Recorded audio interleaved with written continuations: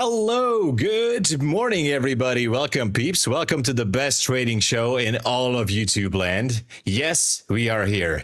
We are here with Jan this morning, everybody. Good morning to Abhishek and Trevor and Nate and Magnus and Aaron and everybody else. And Jan, starting the show with Jan this morning. I'm sure I left out somewhat, but anyway, good to see you, everybody.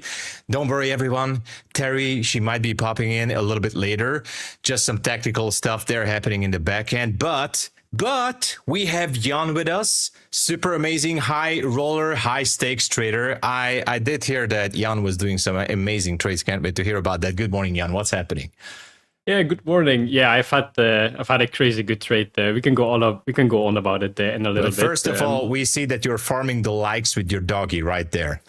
Am I farming? Yeah, the dog might start barking if he's not here, so I need to give him a little bit of attention. The dog is a cool name, everybody. What's the name again? That's so cool. He's called Ozzy, after Ozzy Osbourne, the artist, for the people that don't know, but I think most people will know. Of course, Ozzy is, wow, the Prince of Darkness, right? But we love Ozzy. Cool name and cool doggy right there. Well, I can't wait. Well, let's just dive into the chart first, all right? And then we talk about some details. Let's go.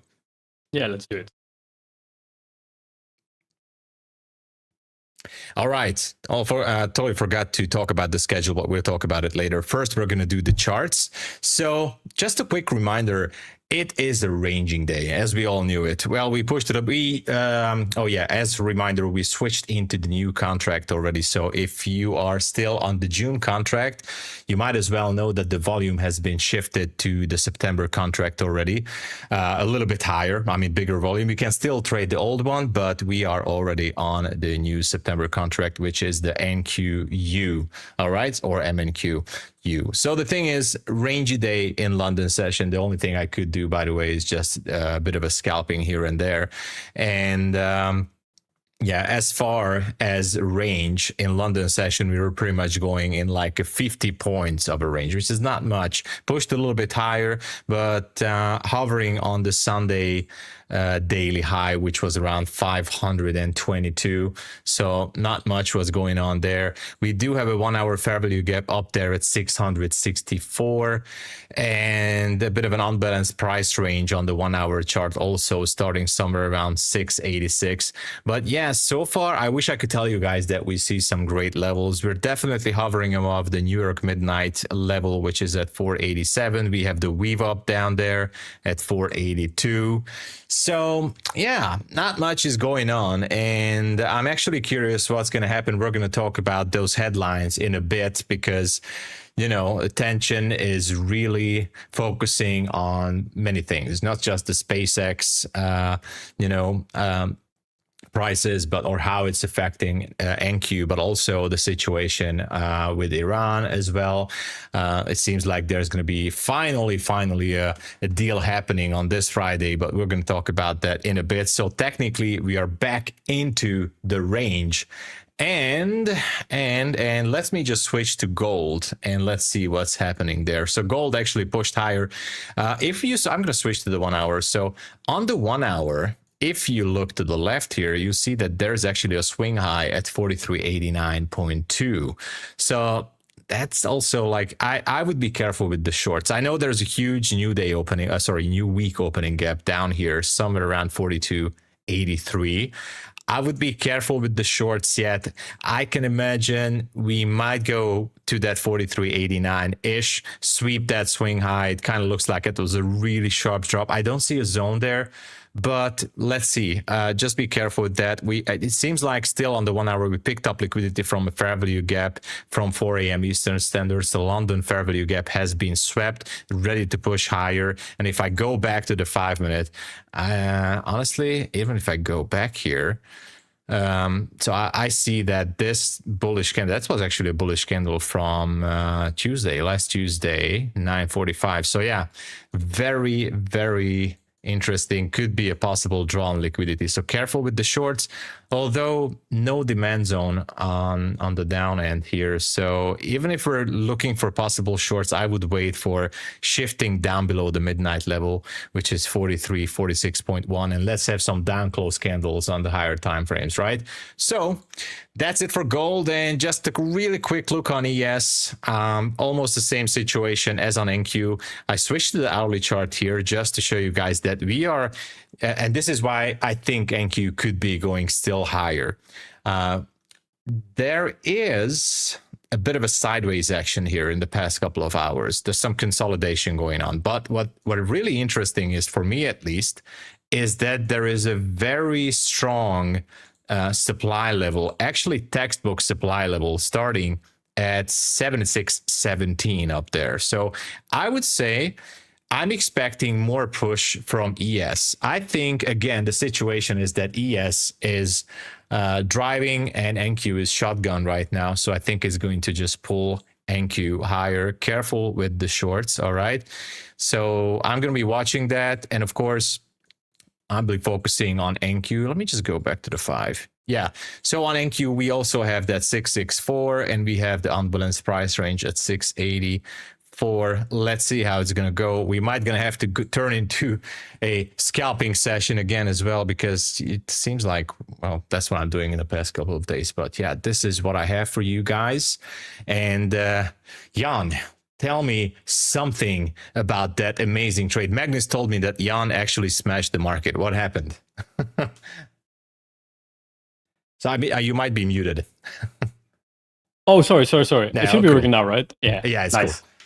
cool. Yeah. So I had actually 2 pretty good trades in a row now. Like this week and last week was amazing, and then the previous week before that, we had the first sign for me that we were having like a pullback in the market a little bit. I did buy some puts at the top of the market. This was around, let's see, is my screen being shared? Yeah. Around this level right here. I did buy some puts on the market close, because for my reasoning for this is that whenever we have like a red candle close in like NQ or indices or whatever, and the next day closes below or within that range, to me, that is a decent indicator for either a pullback, a recession, something like that.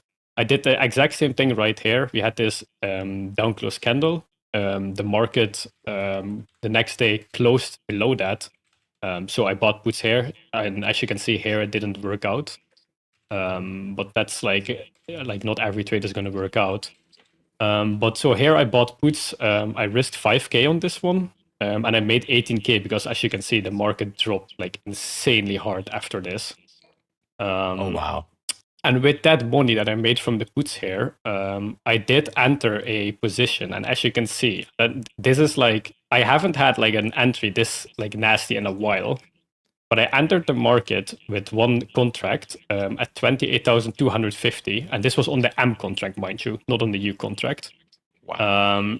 And I was chatting with Magnus about it in Discord, and I said, like, I'm going to do my first entry here, and then I'll start adding at 28,000, and I'll add one more time at 27,900.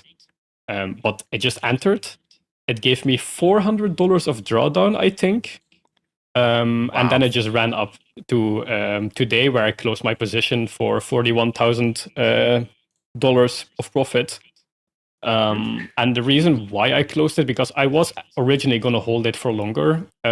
First things, the Iran news is that they're signing a peace contract, which I don't trust at all, because we have been here before. And if this peace contract turns out to not get signed, the market is going to react pretty bearish to it. And secondly, my internet has been very awful for the last couple of days. Every time I want to open or close a trade, it takes like 5 or 6 seconds before I press this button. And I don't want to be in a really big size trades when my internet is acting up. Like right now on the stream, even I'm on my phone's internet, like with a hotspot.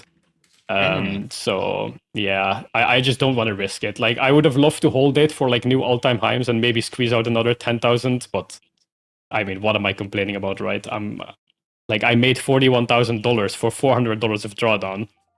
So it cannot get any better than that.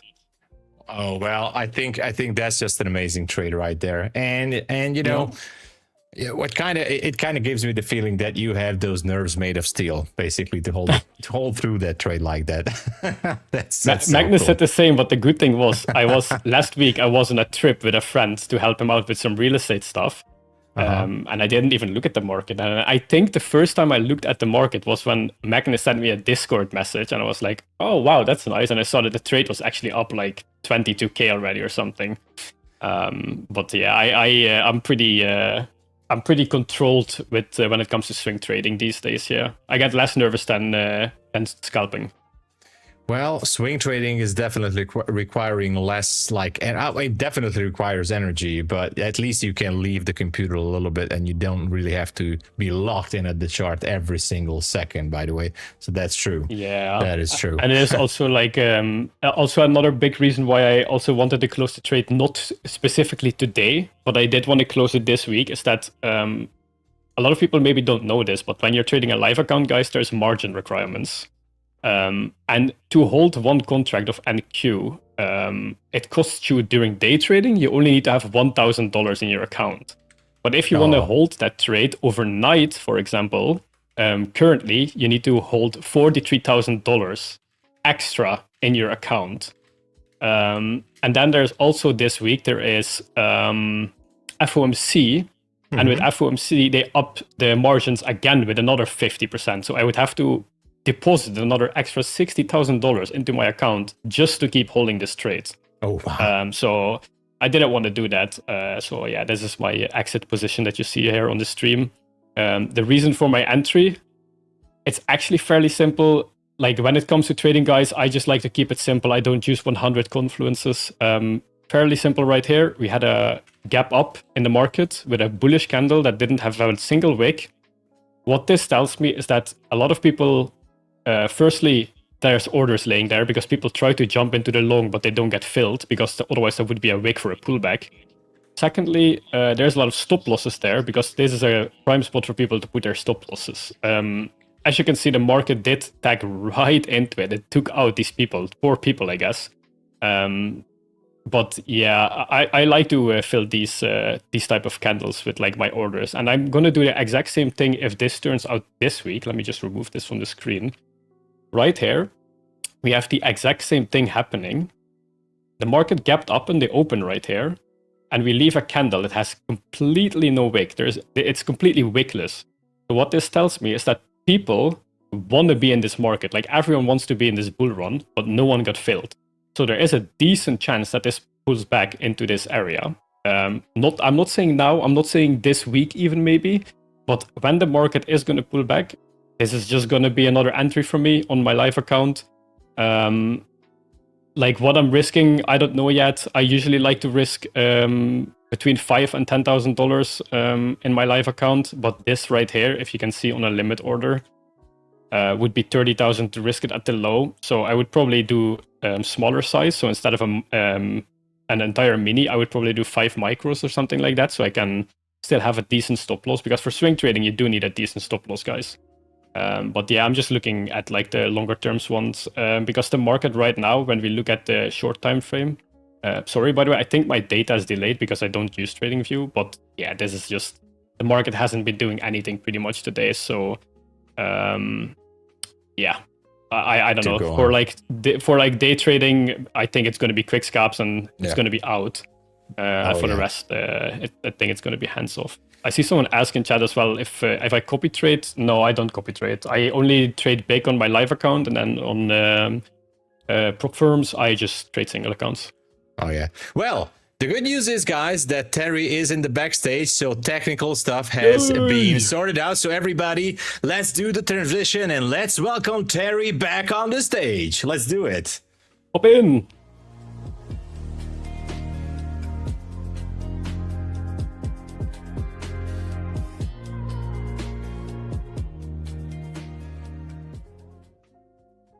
Let's go, our favorite co-host. Hey, Terry, I think you're muted. I'm not sure. Well, let's see. You might be muted. I'm not sure, but don't worry, Terry. It's so we see you at least now. We now see you perfectly. So that's all that matters. You're still muted, I think. But if you just keep going, just scream, constantly. Once we hear you scream, it will be okay. Still muted, but don't worry. Don't worry, everybody. We don't hear you, Terry, no. Just keep going. And by the way, it's good to see Terry. You see, we told you she's fine. She's here with us. But we still don't hear you. But don't worry, it will be sorted out. Okay, but by the way, let me share the screen because I need to go over some promos because we definitely need to keep you guys updated, which is super important.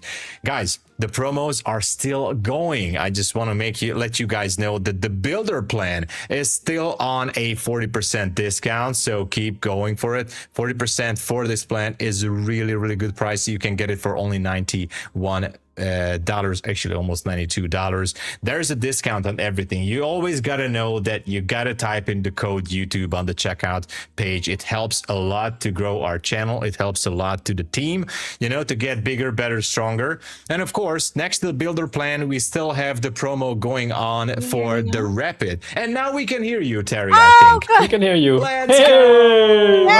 We made it. Guys, I was ready to throw my computer. I normally don't break No, you can't do that. I was like, bleep. We all have the issues here.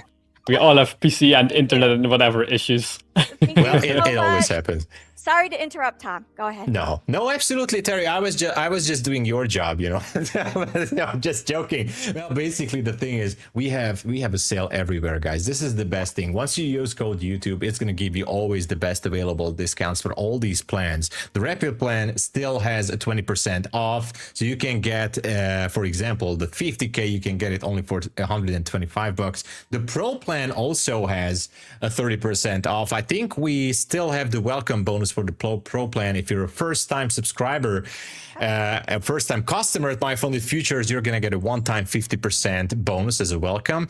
Do we have it on the Rapid as well, Terry? I'm not sure. You know it better than me. No, the Rapid plans are 20% off. Oh, okay. And then if you would love to get a Pro plan, which by the way, this morning I did find out that Pine Tree Trader has run up one Pro plan to over 20K. I think he's at 20K, 21K. Wow. That. Damn. Wow. Oh I my know, gosh. incredible. So the Pro plans are on sale for 30% off for everyone, and that's unlimited use right now. We have the Builder plan. Did you go over that one already? Yeah, Tom? so the Builder plan, I just started the Builder plan. We still have a 40% on it, by the way. Yep, Yeah. exactly. 3 uses, and then after that, it's 30% off, unlimited. Okay, and we still have something on the Flex plan here. We have a 20% off, which is super awesome still, guys. So just type it in. Just type in the code YouTube. That's the biggest thing, how you can support the channel here. Never forget, type in code YouTube, use it, okay? That's the job. And by the way, speaking of job, I need to check how we're doing with the likes, everybody, because I just need to know that we're on schedule with the daily routine. I do see that we have 106 likes. Let's go, everybody. Thank you so much. Go. Thank you for the support. We're over 400 viewers. If you're watching us on X or TikTok, you know the drill. Come over to YouTube, feel and feed the algorithm to just smash that like button. Make sure to subscribe. We're getting closer to 70K. I'm going to be dancing, but we're going to be giving you guys the biggest, actually not we, Luke is going to be, hopefully, he's always super generous, is going to be giving us the best ever, biggest giveaway ever. So let's get that 70K. Thank you for the support. Smash the likes. I love the Monday vibes, everybody. It's so cool. And by the way, Methodical Man right now is not at the couch right now. I think he's driving somewhere on the highway with 160 kilometers per hour somewhere in Italy. But I'm sure he's listening in. But I'm sure he's listening. I watched the vlog. Oh, you checked it. Oh my gosh. Yes. Methodical Man made a vlog, and he's he was trolling vlogging me. his whole trip. Yes, and I saw your girlfriend was on it too, Tom. Oh my gosh. Yeah, but yeah, everybody was on it. And the thing is, Myth was constantly trolling me all the time. So I just need to, I will return the favor to him. But no, we had a great time, by the way. We were having lots of laughing and jokes and everything. Great time. And of course, they're having a great time down in Italy. But yeah, so guys, he's the traveling trader this week. He is the one. At least we know Myth is consistent because he also bullies you on the internet, so it would Everywhere, fit if he everywhere. also I don't bullies know. you IRL. I don't know. Is the universe? I don't know if it's karma or the universe wants to do this with me. But here I am, would watch and I'm out, stuck. Tom. I would watch out, Tom, because usually they say that love starts with bullying. So Oh my gosh! maybe, Okay, I knew it. I knew it. yeah, maybe I he don't know likes what you a kind little of bit too love much. that is. I don't know. I might not want to know that. But guys, it's Monday. We're ready to start the week. I'm just so glad that Jan is here with us. You know, the Yes. market is, and Terry, she's all right, guys. She's perfectly fine. The computer alive. was trolling her a little bit, but you know, everything is fine. But yeah, and the markets are a little bit crazy. How was your morning, Terry? Did you trade or what happened? Yes, I was trading in pre-market. I did catch a bunch of scalps, which was awesome. I've been working on the scalping skills and hope to one day soon, hopefully, Okay. become a master scalper. As we yeah. were discussing last week on Friday, how just $20 a day, if you can consistently do that every single day of the week in one account, how that comes out to be about $5,000 in just one Oh, yeah. account. So it's kind of flipping things, turning things over. It's like every time I take big risk, I'm also risking the account, right? Like Oh, yeah. that high risk, high reward. You can't divorce the two. Anytime no. you see massive amounts made in one day, that also means that the person took big risks too. And great, it worked out in their favor. But sometimes it doesn't, and that's how you can easily lose so many accounts. Mhm. So I'm kind of trying to simplify things. I'm like, okay, can I get 5 ticks every single day in the NASDAQ? Like, so this is my new fun challenge. And so far it's mixed. I can do it. And then what I'm finding is that when okay, so it's all about precision, right? It's all about picking your spot. So what I'm doing is I'm looking for stops. I'm like, okay, I think a bunch of stops are going to be over here or over here. And that's been working out fantastic. What isn't working is if I jump the gun and I'm like, yeah. oh, it looks like the market is going to yeah. head that direction, and I hop in early, and then the market never actually gets to that level, and then it just like reverses. So that's kind of what I've been working on. It sounds easy, but it's also not that difficult. All you need is that proper discipline and risk management. But you know, the good thing, because we talked about this with Terry last week as well, and that if you're doing it right, the advantage of that is you can finish up your day fairly quickly. You know, you make that money quickly, and boom, you're done. You don't need to melt your brain all day long with watching the chart for 12 hours or something. You just get in there, make that profit, and just walk away or do something else. But yeah, that's the biggest advantage. Exactly. Right? And that brings up such a good point, because it's also, so not only is one of the challenges the execution challenge of executing correctly and every single time, like trying to bat like perfectly, but also the other challenge is shutting it down. So like once you get whatever your target is, so maybe it's 4 scalps in one account, which like, you guys, 4 scalps of 5 ticks. And the reason why I shoot for 5 is because 1 tick will pay for the commissions, which by the way, is a huge feature with MyFundedFutures. There's no micro scalping rule. It's just 4 ticks or more. And there's no other company that I can think of that is like very clear like that. And so, what was I going to say? Basically, all the freedom, guys. Yeah. Yes, exactly. So if you love to scalp, MyFundedFutures is definitely your firm to do that with. We love that. We love that. And by the way, I know that I forgot to share the schedule for today, guys, but as you see it, we're already here with Jan, and we're going to have Corey today, by the way. I think he starts at 10:30, right? Yes. So we're going to have Corey. Methodical Man is going to be streaming from his car on the highway while he's driving 200 kilometers per hour, and with Husk. And of course, we're going to have Matt Cowart and Ash as well, and at the end of the day. But guys, you should have known this already. You have to stay until the end. There's going to be lots of fun, giveaways, and all that such. But let's get back to Jan. Jan, what do you see in the market? Yeah, today I think after we had the crazy push-up that we had, this Globex Open, I was expecting a push up, like a gap up. I wasn't expecting like a 250 point. I think it was almost Yeah, it was. 150 point. It was a pretty crazy gap up. And I didn't really expect that because there wasn't any major headlines, and I wouldn't say there wasn't like great news over the weekend either. I think when people saw like the 2 previous daily candles close, that people thought that the market is shifting bullish again. Maybe this caused this gap. But yeah, I think after a push like this, it wouldn't surprise me if we get a pullback today, a little bit of a retrace into this candle.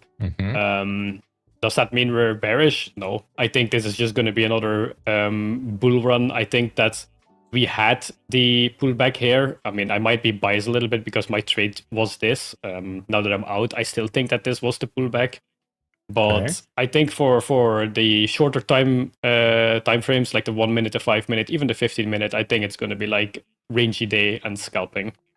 Oh yeah, it might be possible. Especially because we also because we have FOMC on Wednesday, so people usually tend to be a little bit careful pre-FOMC. I totally forgot. Is this going to be a press conference as well, or just a report? Let me just. Press conference, right? Yeah, that's going to be a kicker, everybody. Oh my gosh, yeah. Okay, that's going to be interesting. It's statement plus press. So, and is this the first time that we get to see the new? Yeah. We don't have Powell? Yeah, the new chairman, he's going to be. That's it. Yeah, that's going to be his first. Press conference. Yeah. I forgot his name. Let me just check his name. I forgot his name as well. I don't know, but I wonder how it's going to go and how the market is going to react to it, right? Because we had Powell for like so long. Like Powell has been in here for like ages. So I wonder how this is going to impact the market. So I would be very careful trading on Wednesday, if even. Warsh. And also Sorry. Yeah, Warsh. And also, guys, be sure that if you're trading on FOMC, that you're allowed to trade the news. Because I know, for example, that the pro accounts are not allowed to trade tier 1 news, and FOMC is tier 1 news. So you gotta be careful read into with your that. rules. Otherwise, I think you can trade all the other accounts during the news, right, Terry? I'm not sure. Can you trade? You can't on the Rapid, and you cannot on the Pro. Let me check on the Builder. So not on the Rapid and not on the Pro, but you can trade all the evals during the FOMC. evals you can. The evals, yeah, all the evals, and not the funded Rapid and not the funded Pro. So you got to be careful with that, guys. Yeah. Yeah. All right. And I was also looking if there was like any major earnings this week, but it doesn't seem to look like it. So I think this week we're just going to be waiting for the FOMC statement. And yeah, let's see what they have to say. Because also, guys, remember on the 19th, I think Trump and Iran are signing the peace contract between brackets for now. If they will. So, oh my gosh. And I think if they will sign it, I think this market is going to rally pretty crazy. Like people are estimating that the market is going to take the high, and I think we're going to see a lot more than a new high. So let's see how this is going to turn out. Yeah, if they sign it, it's going to skyrocket new all-time high again. I'm not, you know, but until Friday, there's so much time. It could be just, they could be, I don't know. I mean, I don't even want to say it out, but this peace deal could be torn apart in like 10 times. Friday. They have done it already 2 times. So, the market is open, guys. Market is open. Good luck. Good luck. Good luck. Good luck, everyone. What a drop here. Okay, deep breath, everybody. No problem. It's just, doing the initial spikes here. We actually just how much we dropped. Not too much of a drop. I think it's still kind of in a bullish kind of scenario. Swept the 1 minute. Maybe we can. Are you in a trade, Tom or Terry? No, I'm not. If I jump into a trade, I will let you guys know. I do like the 1 hour fair value gap up there. To be honest, I do like it. I'm really looking forward to jump in. So maybe that's what I'm gonna do. Actually, I'm actually jumping into a trade. So I jumped into a trade to a long position. To a long for 5 micro, it's a little bit heavy. I might gonna take off a little bit there. My TP is 60, So looking for that 60. It looks so good. No, Oh, hey, double All use in the chat for Tom, guys. Right. Mic drop. Let's See you guys next day. go. Right. That's it. Yeah, but it was a good one. Now we're going for that unbalanced price range. And speaking of unbalanced price ranges, some of you guys don't know what am I talking about. Unbalanced price range is a bit of a smart money concept thing, or ICT, whatever. I'm not really using it. Usually I'm talking about those candles, like for example, on the hourly, we have a down close candle, and the next hourly candle is like a couple of points away, and we only have a wick. Now this means we don't have up close or down close candles in this area, which means it is not, it has not been rebalanced, so it's an unbalanced price range. It's only being repriced. So this means the market could be going back into that area with some up close candles. So that's why you got to be careful a little bit. Just saying. Anyway, sorry guys. What are you guys That's actually doing? interesting to Any know, because that is the concept that I trade on my live account for the Cool. larger swings, and I didn't actually know that ICT also rebranded that one for like. I don't know himself, who you know. came out first. Maybe it was Jan and ICT copied No, Jan. no. I don't know. I'm just saying, no. Like what I mean is like, okay, so I actually really, I think this is a pretty interesting topic, right? Because I always hear people say, oh, ICT is bad, ICT doesn't work, like blah, blah, blah. Guys, it doesn't matter, because I think in the end of the day, like the strategy of your plan is a very small part of your actual trading success. But I think what ICT does very well, and I really like that about it, is that he gives patterns and candles and whatever on the chart, he gives it a name that everyone can understand, because everyone can understand what a fair value gap is. Some people call it a gap, some people call it like whatever, right? And then when he calls something an order block, like a break of structure, like I think it's just very nice. You don't have to trade his system, but I think it's very nice to have like a language for a chart that a lot of people understand. I think you just said the magic word right there. Once you maybe I would say you should be, everyone should be developing their own language, quote unquote language for the chart, the way you understand it better. You build up your own narrative to understand what's happening there. And who came up with it first doesn't really matter, by the way. All it matters is that you understand what's going on there, and that's it. You know, but the people that were trading the floor in 1980 have no idea what ICT is, guys, and I'm pretty sure they traded a fair value gap before him. So most likely, who knows?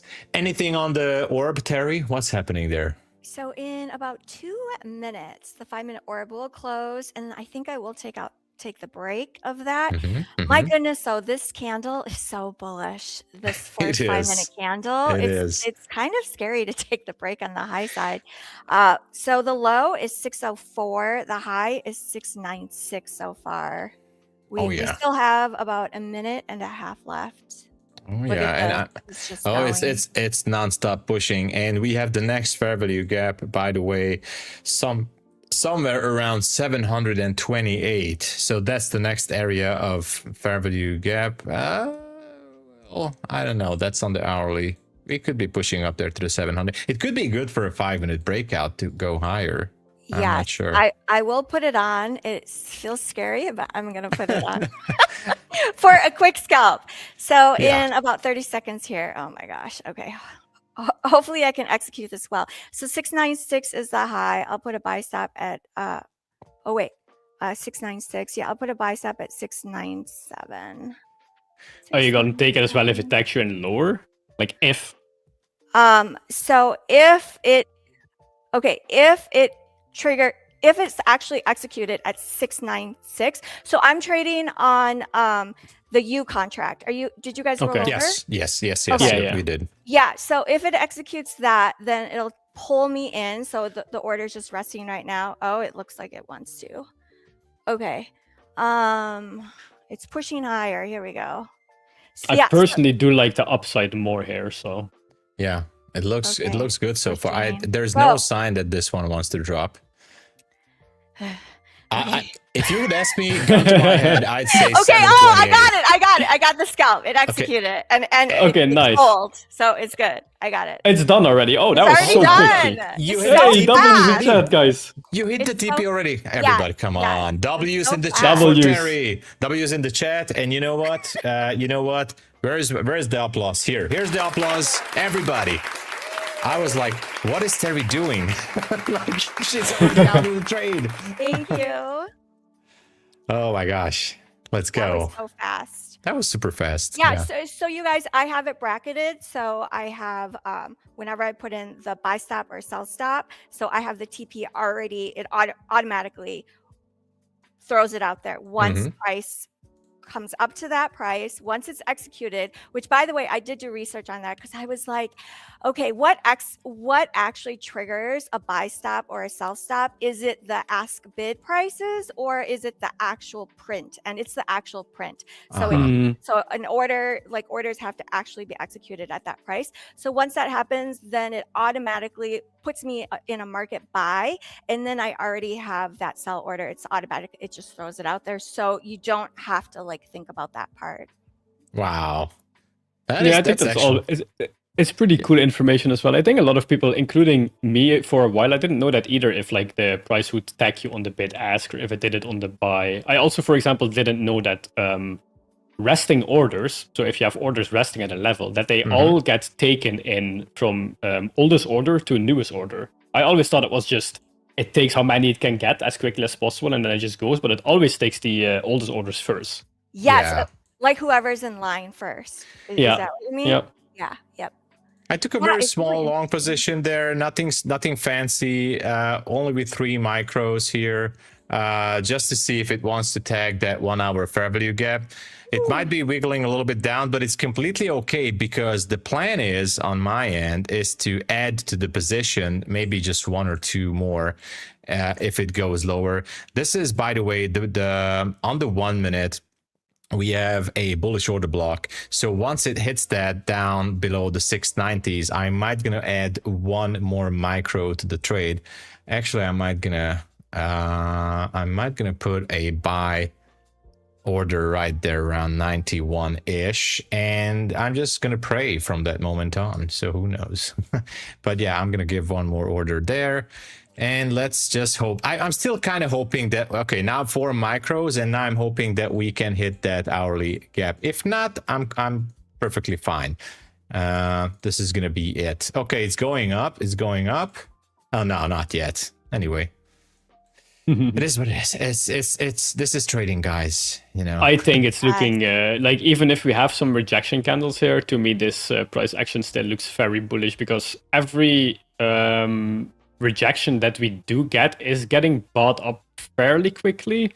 So if we would see like a turnaround here, then I'm expecting a deeper retrace, or the market makers are just watching the stream and they really want to get Tom out of the trade. Yeah, that that could also be the case. But yeah, it's, to me, it's still looking very bullish. It's always risky trading highs, right? But I think you're in a I made nearly 300 on the previous trade, so it seems like nice. I might gonna have to give back the profits with this one, but it's all right, because today I was actually having a really great day. I was scalping, actually not even 300. I might gonna be still in profit after this one. So anyway, today I was scalping all the way, and I was even surprised, like everything turned out to be fairly good. I had some small losses, but overall green at the end, and you know, I'm perfectly comfortable with this. I really wanted to see this go through those highs. Yeah, I'm out, don't worry, it's fine. I'm still in the green with this, but now it would be great if we could sweep that, what's the level, 655. Okay, I have the downside. I have a sell stop right below the low of this candle, which is the low of this candle is 658.75. I have it at 657. Okay. Yeah. And are you aiming for that 5 ticks again? Is it same thing? Yeah, same thing. The 5 tick trade. Yeah. So this is the idea is like, I'm looking for the stops, right? Because like if people they're going to be disappointed, the stops will get triggered and it'll just like instantly put you to your TP is the idea. It's like stop hunting. I'm stop hunting. I'm going to become an expert stop hunter. I like the concept there. I do like it, because what you usually see is that when we have like a swing low, like a clear swing low like we have here, and it does go below it, it never goes like 1 tick, right? It can make an equal, but usually when it goes lower and it takes out a bunch of stops like that, exactly like that, it wicks. You got it? You got it, Terry? I got it. All right, yeah, nice. Terry got it, nice. Everybody. Applause and W's in the chat for Terry. I actually do really like that system. We Thank do see. you. There's a sound, everybody. Quickly go to the chat. So there's going to be a form real quick.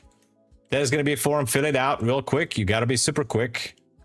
Everyone And get your name on that so, form for a chance to win a free account from MyFundedFutures. Make sure you're here when the names are called because you will have to take MyFundedFutures to claim your prize. Good luck, everyone. Good luck. Good luck. I'm Good luck, already in a Tom. trade again. In another trade. Oh my gosh. I'm really hoping 8 that we will smash micros. that. Wow. 8 micro. I am going super crazy right now Oh because my I think we gosh. should be smashing that 728. Come on, Go, 728. go, go, Oh, go, go. Go. I need to call someone. Why is it not going through that 728? It's going to go. Come on. Go get it. Quick, We blow it got up. it. TP hit. Hey. TP hit. Hey! Hey. Okay. Made it back, everybody. Made it back. W's for Tom. Nice. We're just winning. Just printing Nice, this nice. morning. I was having I was wondering, Terry, with your system, because you're doing 5 takes, take Yeah. profit. What is your stop loss?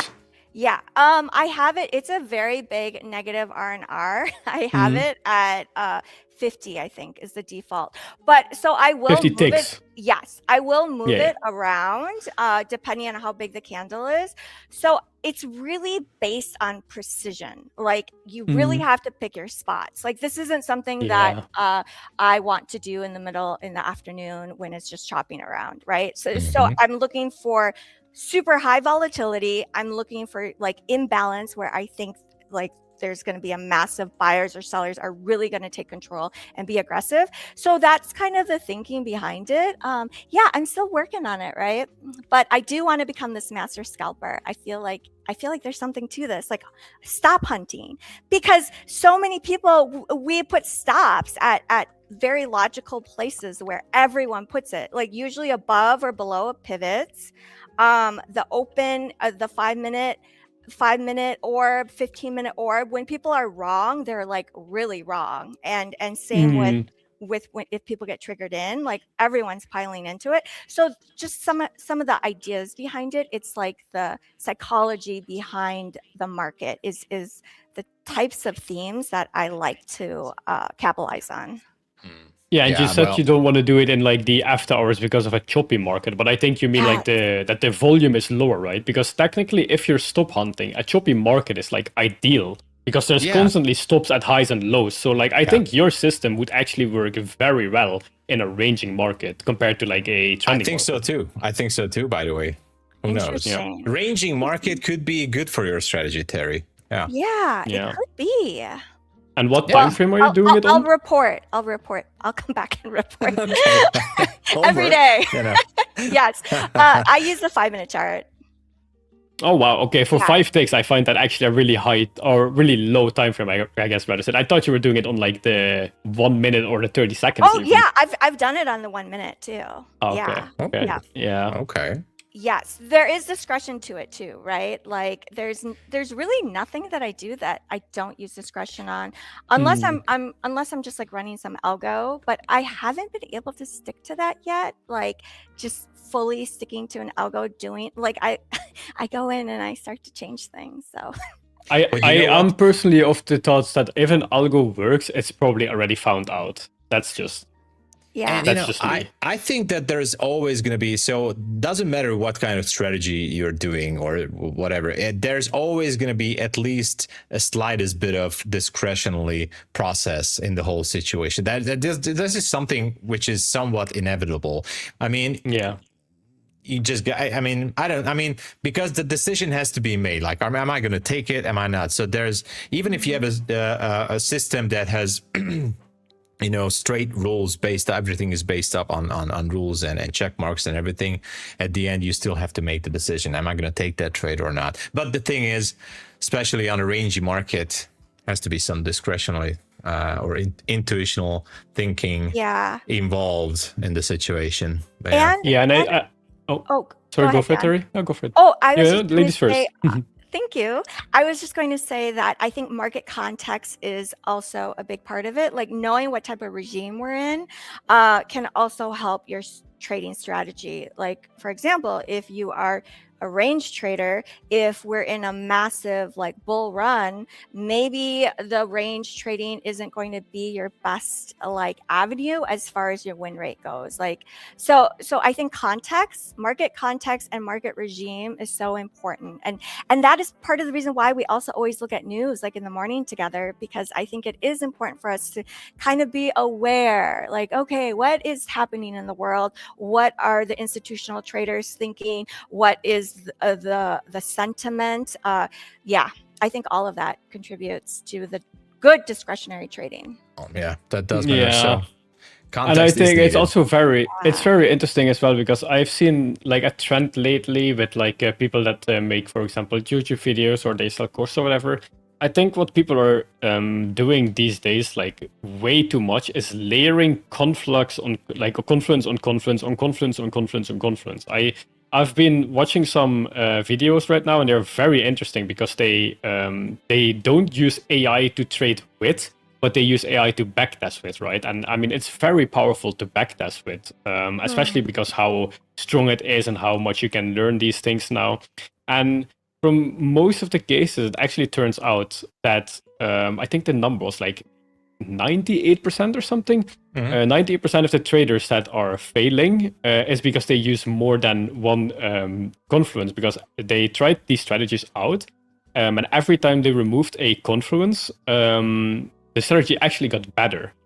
So I think that it's interesting that for example, there's people that look like at the 1 hour, 4 hour time frame for the daily view, and then they trade the 5 minute and the 15 minute. But then the next confluence is it has to be in a fair value gap, or it has to be trending, or it has to be in an order block. And I think the more you layer, the more chance there is to fail.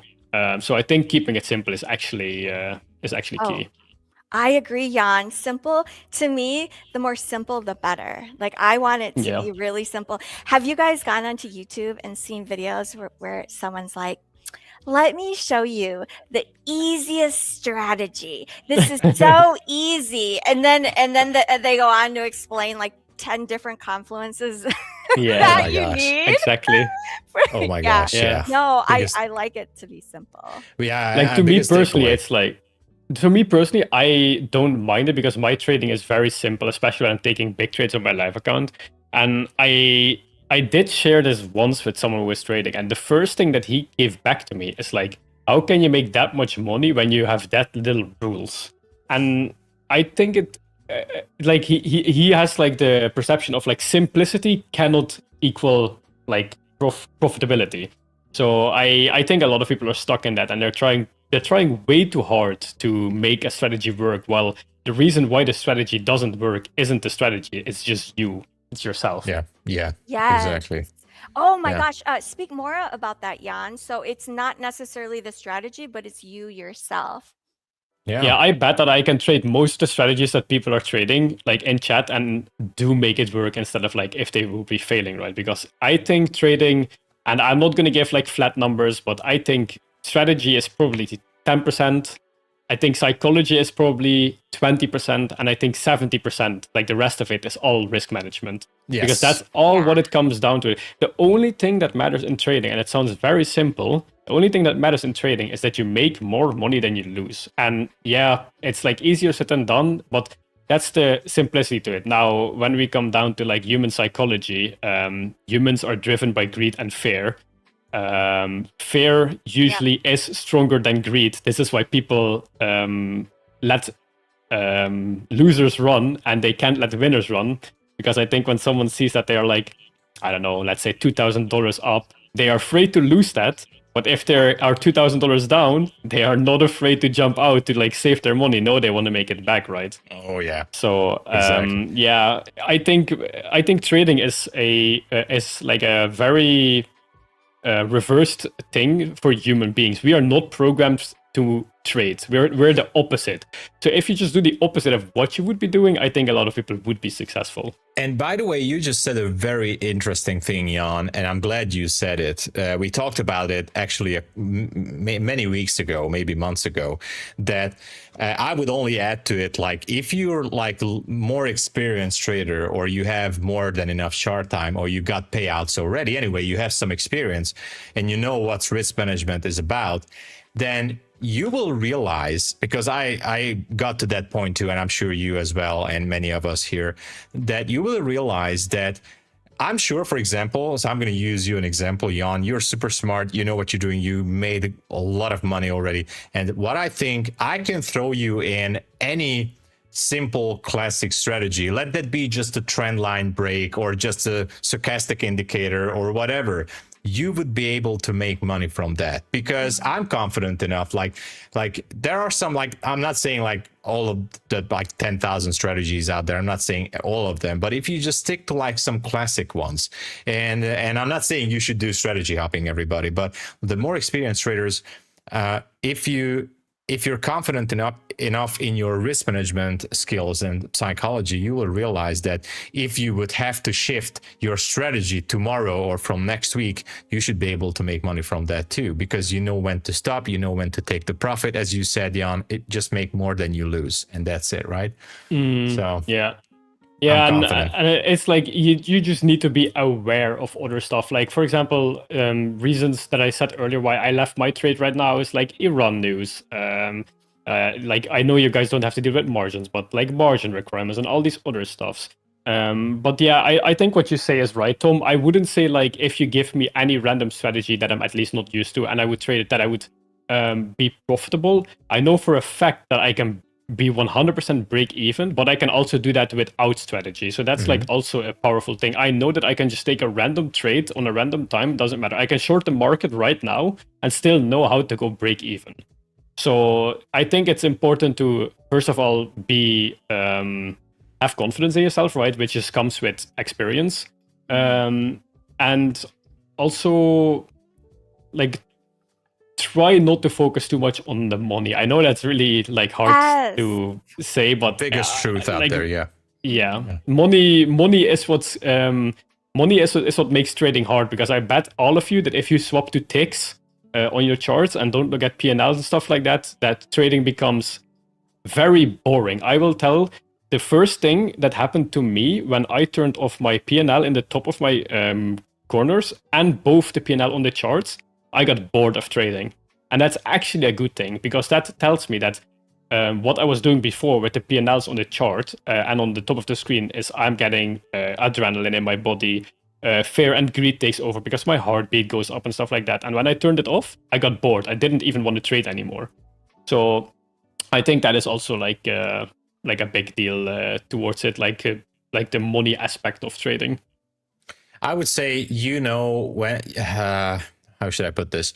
Risk management wise, I would say it's all about to know when to stop, even if you're in profit or when you're in loss. So if you made enough for the day on one particular account, okay, I'm stopping here, but it goes in the other way as well. I'm down $500 on this account, for example. It's okay, I'm stopping with this one. So knowing when to stop, I think, is the name of the game in this one in many cases. Anyway, I just like that, knowing when to stop.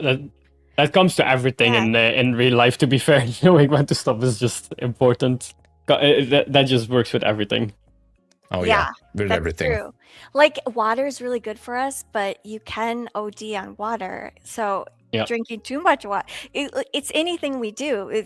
There's a line where it's just too much, and it's knowing when to stop. Yeah, I think that is one of the harder things to learn as a trader if you're not taught the correct way from the beginning of when do you stop, right? Like, when do you walk away? Yeah, I actually want to see that really quick. Magnus, can you make a poll that asks people if they trade with ticks or with P&L on the chart? I'm really curious about that. Oh yeah, that. Hey, I'm seeing Pine Tree Trader is on deck to join us, and guess what?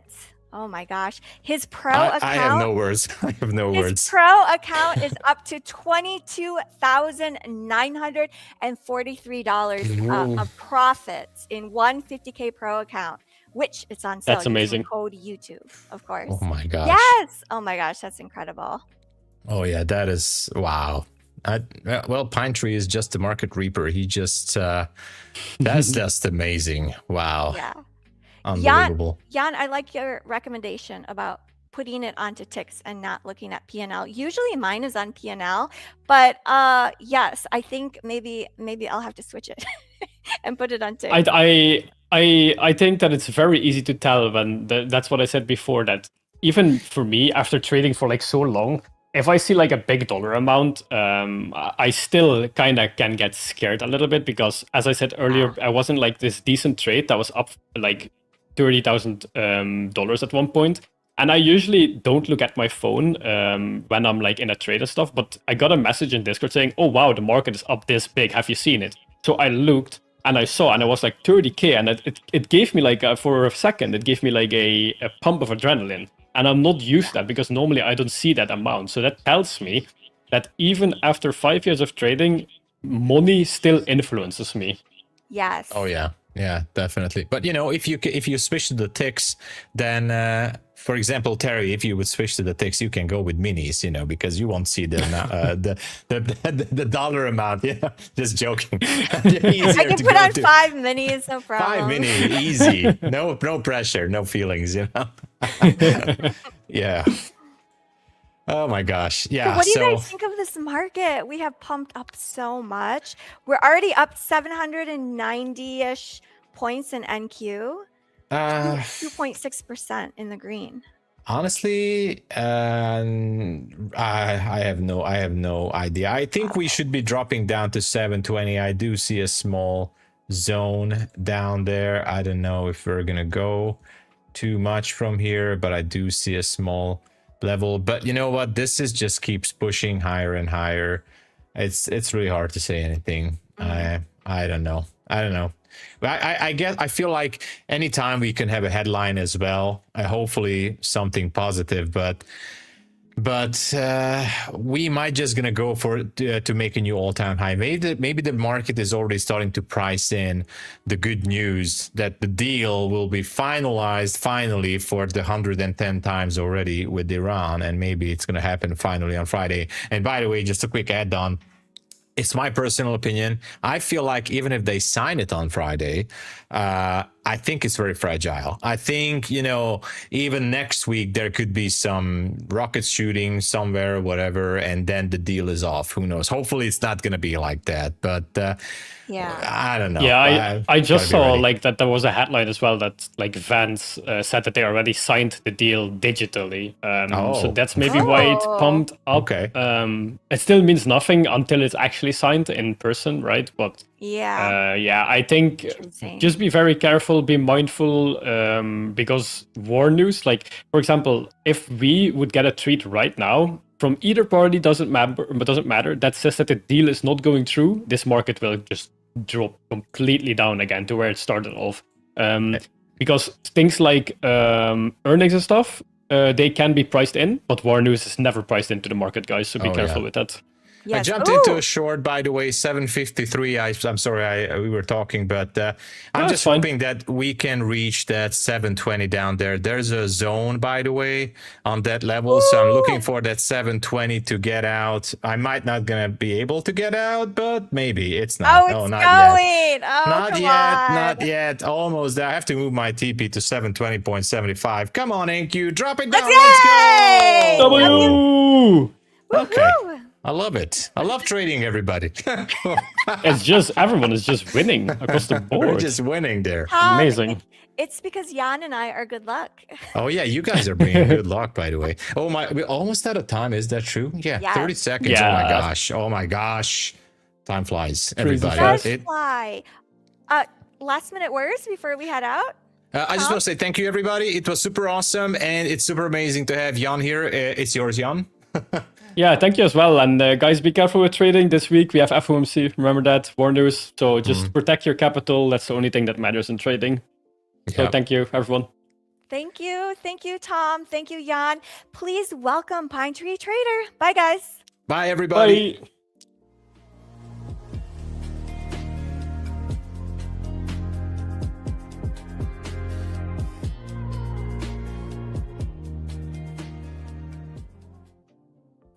What's up, everyone? What's going on? Good morning. Good morning. Wafa, what's going on?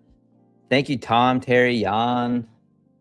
Little epic segment there. Tom just slinging some contracts, scalping like a maniac. Pretty awesome. Terry as well. We're going to start calling Terry the master scalper here. What's up, Piro? Wafa, Peter Green in house, Bernard.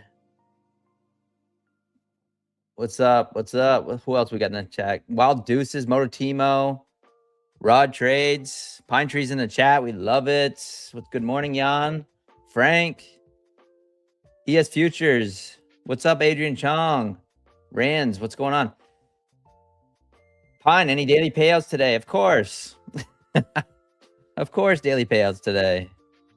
Accounts are already locked up. But what we're doing is working on this MyFundedFutures Pro account, which currently is up to $72,943 for a total of $22,943, which gives me a drawdown of $22,843. And today I'm up $3,417 on the account, trying to get on that leaderboard, but man, they keep knocking me off. What, 4 days ago, I was just off the leaderboard by $100. And then this morning I was off by like $400, $500. It updates every morning at 8:30. And then we'll see what happens tomorrow. Hopefully I can be on that leaderboard, and we will sling this contract or sling this account around if I see something. We'll see. We'll try to scalp. We'll do it. Are you not taking live yet? Because I don't know. I haven't taken a payout out of this account yet. That could be a reason. Because there is a chance I still blow it.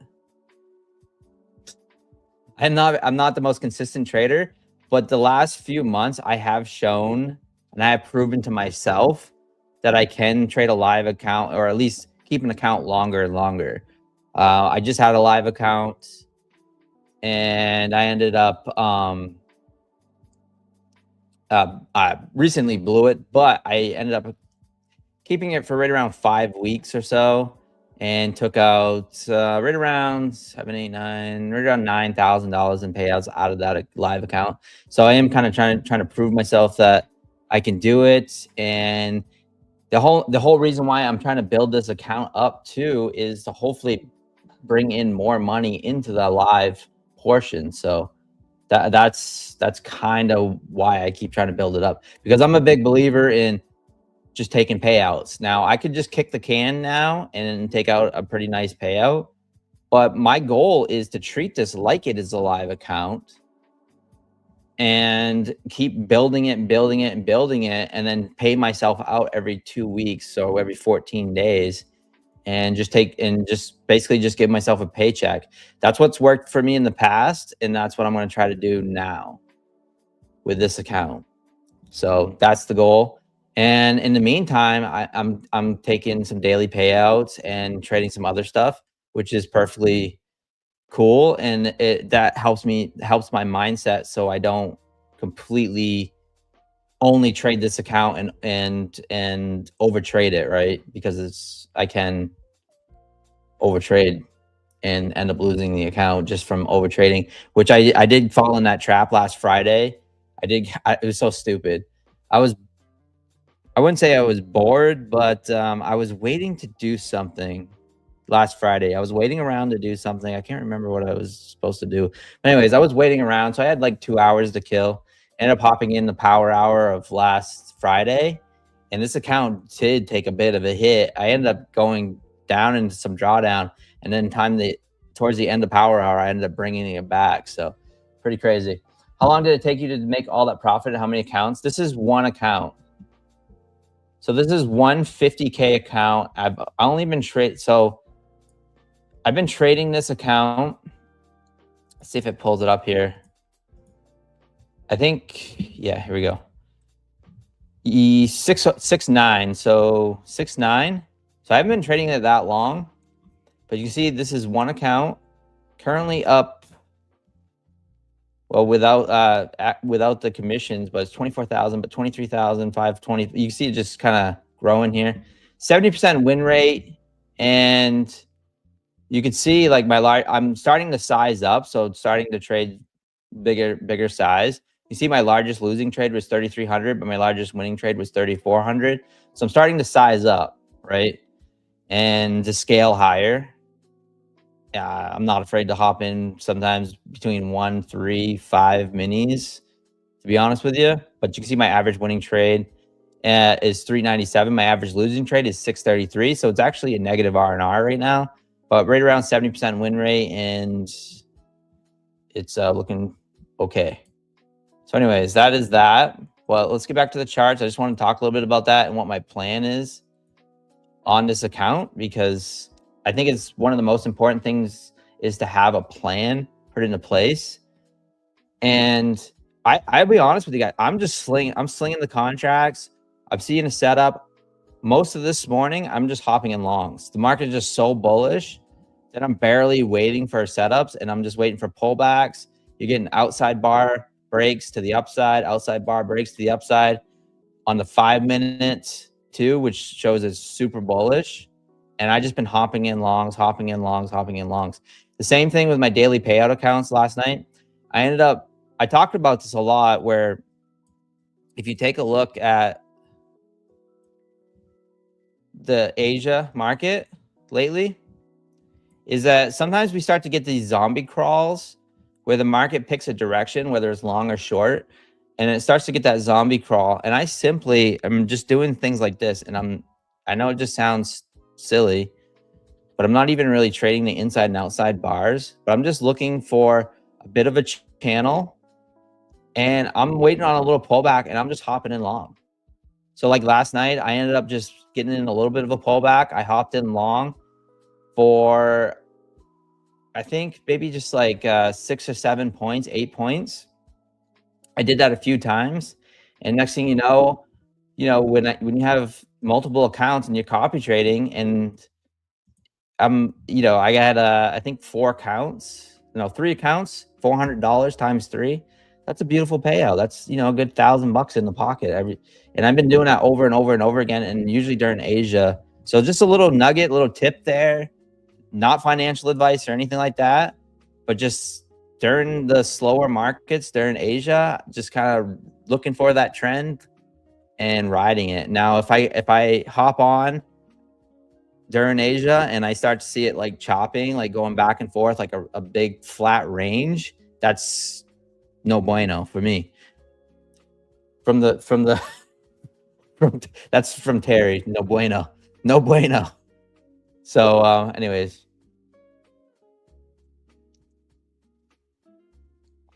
Who else we got in the chat? What's going on? 44 the Punisher in the house. What's up?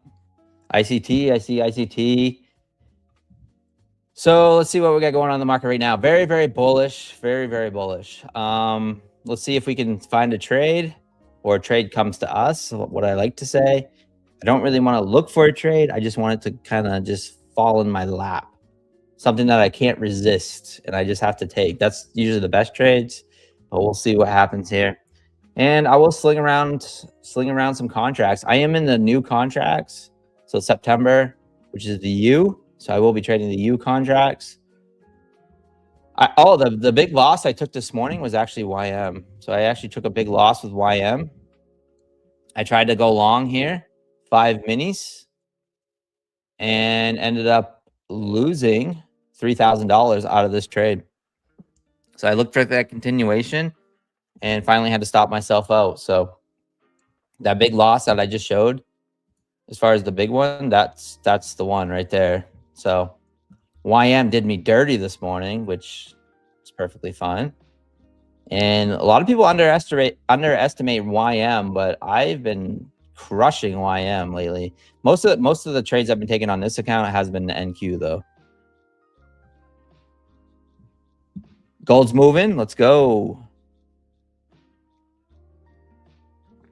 First of all, I want to ask you guys all to smash that like button and to make sure that if you're picking up any of these pro accounts, and by the way, I just want to say that I think these pro accounts, they stand out. There's no other account like this in the industry. I dare someone to do their research and find an account like this pro account that's better than these pros with MyFundedFutures. If you're someone that's to that next step where you can build an account, push an account, and looking to get a big live account, get big payouts.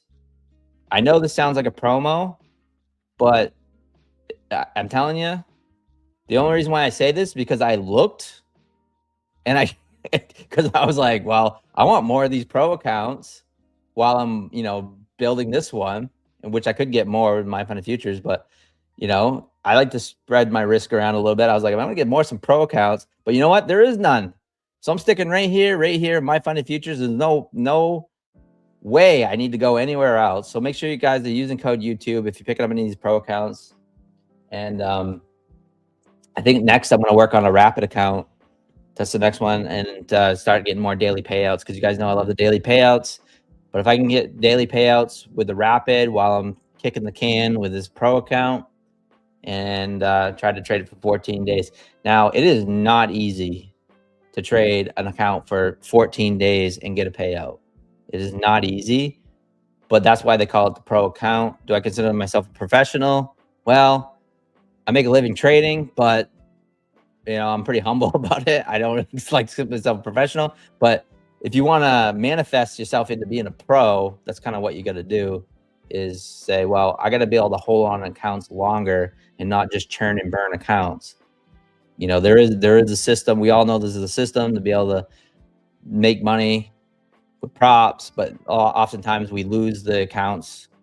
That's my next step with these, is to get live accounts. I've been live this year already, and I want to go live again, and then hopefully have a nice, decent sized account. I'm talking like a $15,000, $20,000, $30,000 live account, maybe more, with MyFundedFutures, and then just keep it forever.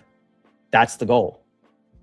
So, I like to look to what's right in front of me, but I think it is good to have some sort of goal or some sort of plan in place when you're trading, especially with the props.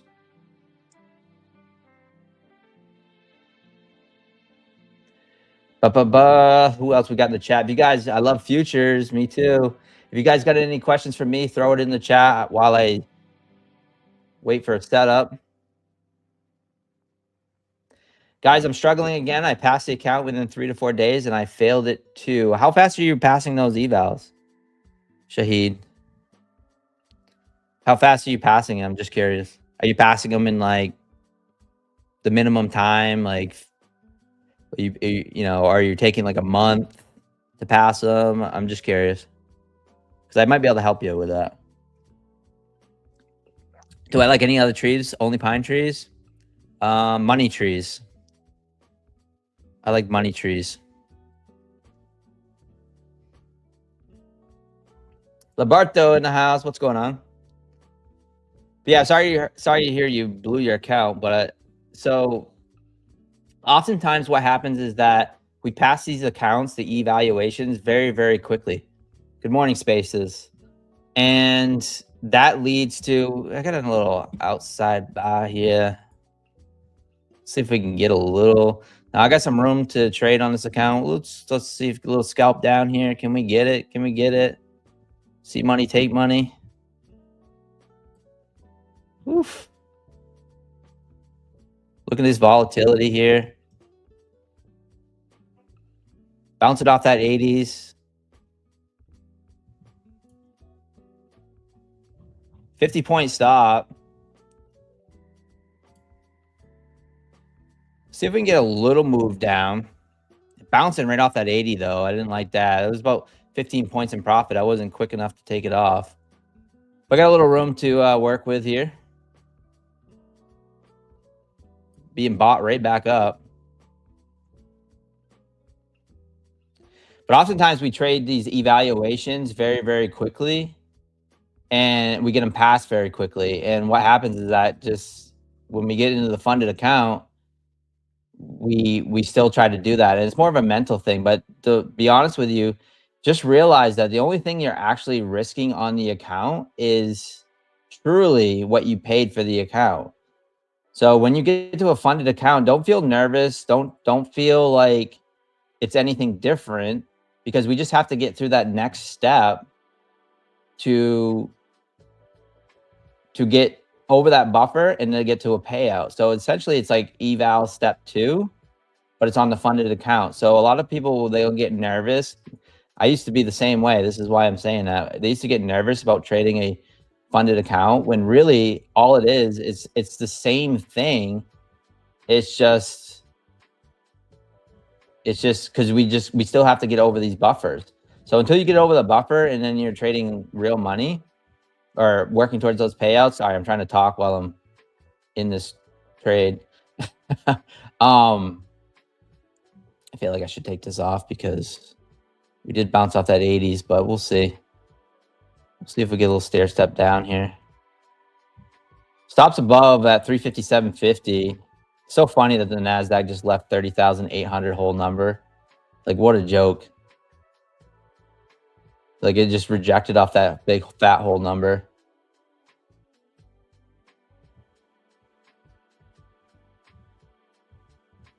So slinging around a little bit of size here, mini, because I have the room to trade. And if we can actually get a nice push down towards that 50, I'll add to it. But taking a little heat here. This is why when you trade minis, when you're first starting the account, it's a little bit dangerous, because I was just in $800-900 in drawdown right there. If you have a 50K account, that's half your account. If you're in a 25K account, that's what, 3/4 of your account. So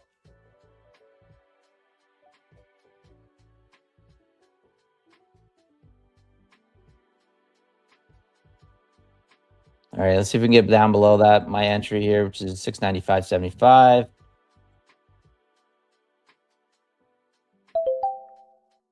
Ooh, I hear something, guys. I hear something. Get ready. See, I'm not on delay. So you guys, I'm giving you guys a little bit of a warning, but get your fingers ready.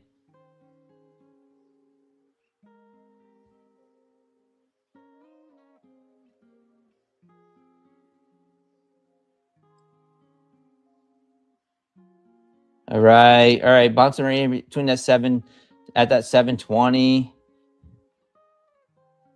Got an inside buy here. I feel like I'm trapped here. It was a nice little scalp. I didn't take it off soon enough. It was 15-20 points, which is usually what I look for, but you know, all in hindsight now, I mean, it could have just shot down to 600s for all I knew. About 10 minutes left in the segment.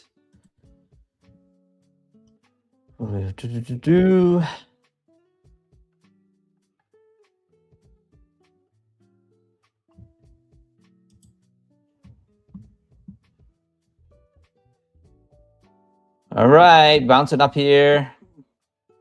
Currently down about 30 points. Look at the 5-minute, just chopping, just nasty chop action.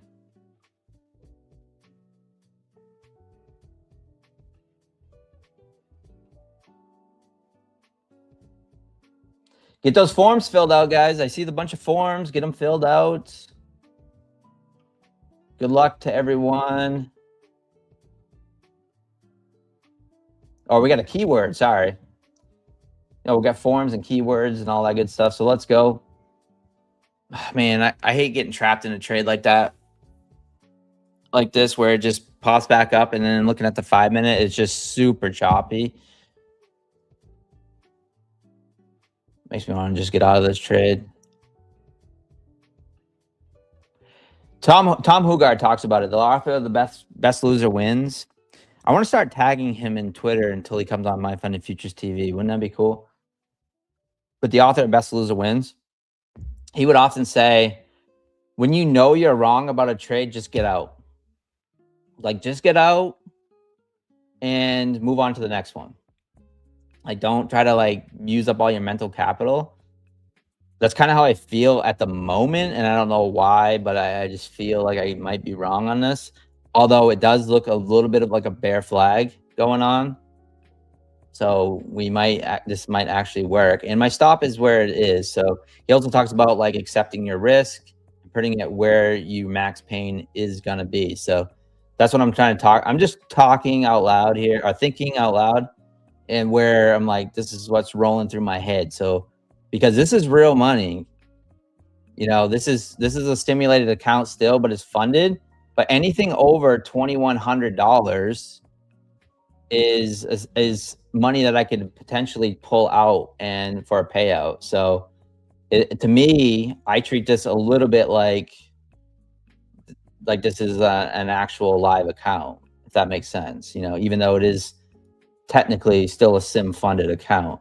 But once you're over these buffers, so like once you have a rapid account in daily payout land, so you're over the buffer, then you can start treating it a little bit more like real account, even though the max risk that I have on the account is what I have invested, which is $200, which is what I bought the account for, because I did buy the pass in 1 day account. So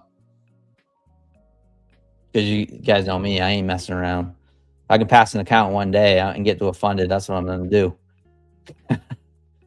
All right, get that push down here. 90s. Can we break below that 80s here? Let's break below that 80s here. Building up this account. Trying to get on that MyFundedFutures leaderboard for Team MyFundedFutures TV. And trying to represent, be in the top 30 of the whole firm. Come on, break. See how he's bouncing off that 80? We just needed a little break of that, and then we might be able to get down. There we go. Come on. Do it. Do it. Nice. All right, we'll lock in $420 for my fellow peeps. I'd say for my fellow hippies. So up $3,847. So like I said, a little negative R&R trade. My max pain on that would have been, I don't even know, $1,100, $1,200. But where I'm kind of building momentum on the account itself, and I can just keep trying to grow it, you know. So current drawdown right now in 23,274, and currently up, 73,374 on the account on a 50K. And $3,847 on the day. So trying to build up that momentum. This is something that Celebrity Terry Trades 100, the host. And by the way, we love Tom and Jan, but when MyFundedFutures TV started today, I was thinking, boy, just not the same without Terry. And we love Tom and we love Jan, but I was like, what happened? There's something missing. A little technical difficulty, which happens. I mean, I hate technology. Well, I love technology. I just hate when things don't work. And I'm very much a plug and play person. If I plug it in and turn it on and it doesn't work, then it goes into the trash and then I get something else until I plug and play again. I hate that stuff. So let's give some W's for Terry in the trade. The best MyFundedFutures TV host, in my opinion. All right. So nice little take profit there. I pretty much bottom ticked that before I decided I wanted to bounce and put me in some more pain. So it's holding the 680 level. I put in a little harami and looking very, very much like a big bull flag.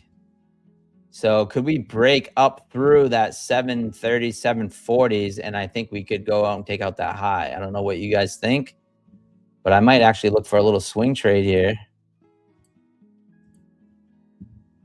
if we get that push up. But I want to see a nice little break, maybe above this inside bar. If this puts in an outside bar and then it closes up in here, I'm going to take a long back up through that 30,800. That's the game plan right here on this trade. If I see something, and I'll probably do it with like 5 micros, because I'll look to swing it into that high instead of looking for a quick scalp. You know what I'm saying? So we'll see what happens there. How's everyone else doing today? You guys doing all right? If you guys got any questions, feel free to throw it in the chat.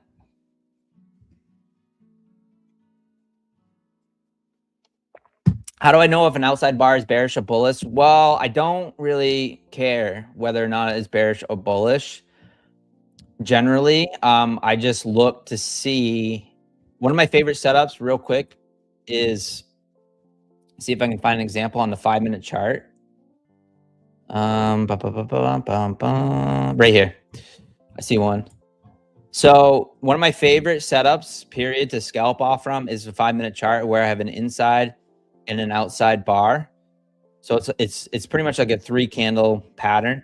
And so I see an inside bar, and what it tells me is that it's consolidating, right? And before, so I've evolved my trading strategy. Before, I would just take a break of an inside bar.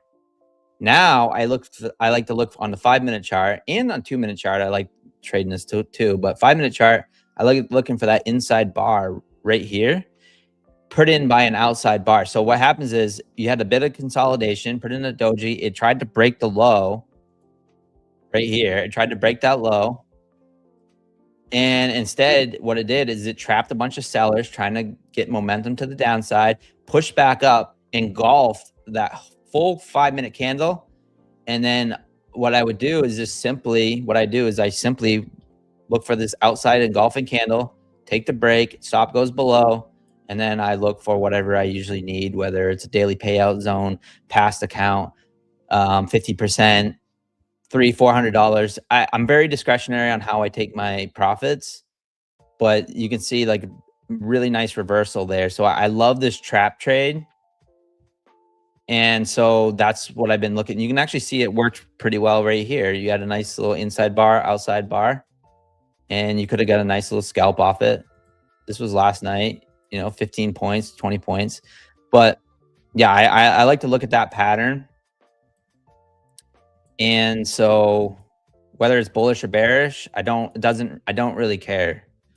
I'm not really looking for that, whether it's bullish or bearish. But that doesn't mean that you have to trade that way, or you can just, and like maybe you can come up with your own confluence on how to do it. So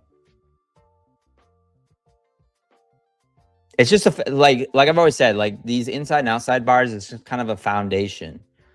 So it's a foundation, trying to read price action, trying to see what the market's doing, because you got 2 options. The market's either going to go up or it's going to go down.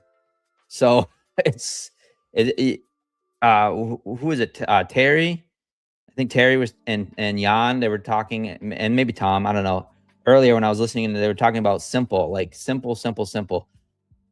think it was Terry. She's talking about how simple she likes to make her strategies, or have her strategies. I'm the same way. I want to be able to, I can take my 6-year-old niece, 7-year-old niece, and just say, like, here, look for this. When it goes above this, go long. When it goes above this, go short.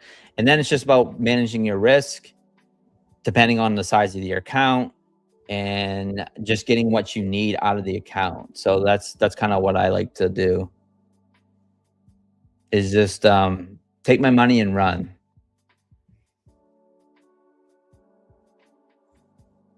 So an inside bar is when it closes within the range of the previous one. Yeah, okay. Yeah, so an inside bar on the 5-minute. Now I have an indicator if you guys are trading with Trade of 8. It's right here. It's available. It's available for $9.99.99 on my website, and you just download it. No, I'm just kidding. It's free, but it's right here. It's LDT inside and outside bar, and yes, it's the previous. The wick and the body is within the wick and the body of that previous candle. So, and then the outside bar is simply just like that. It's outside. See, I'm a little distracted. I think we're gonna take out that high. We are breaking that full flag now, but that's all right. That's the end of my segment. And we got Corey, the phone trader, in the house. We're very excited for that. So I'll see you guys tomorrow. All right. Peace.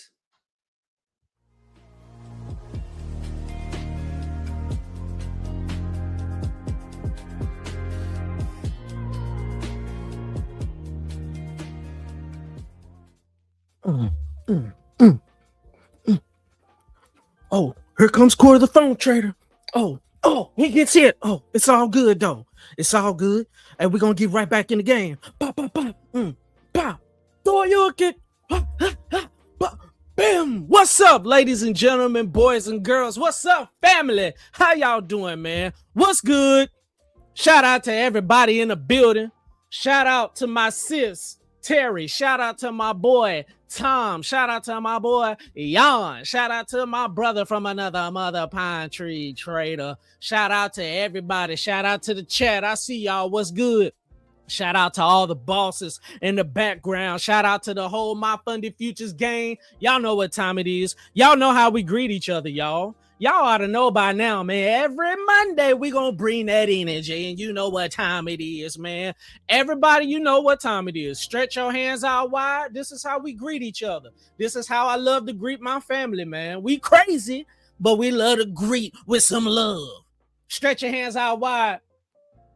Lean your head back.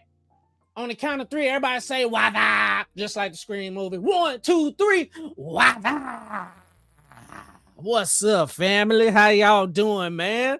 Hopefully y'all feeling good. Hopefully y'all feeling great, man. All is well, man. It's all good, man. Man, what a crazy week last week, and starting off today, man. Starting off last night, boy. This market is bananas and pajamas, man.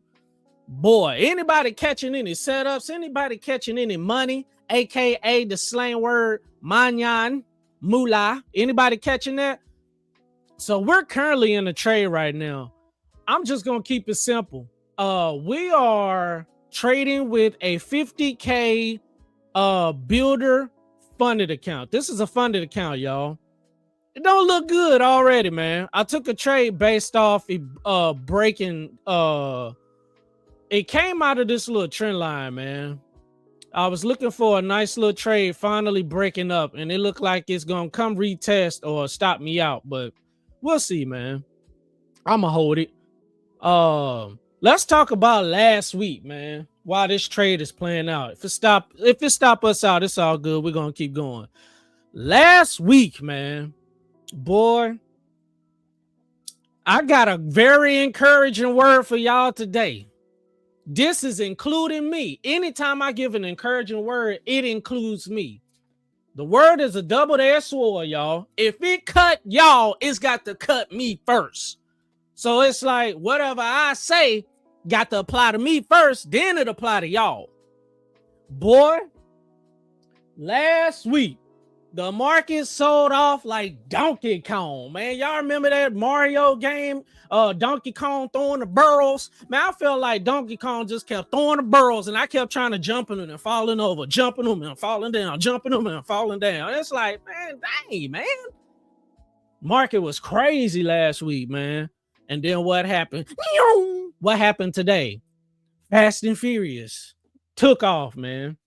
But last week, we got to talk about it, y'all.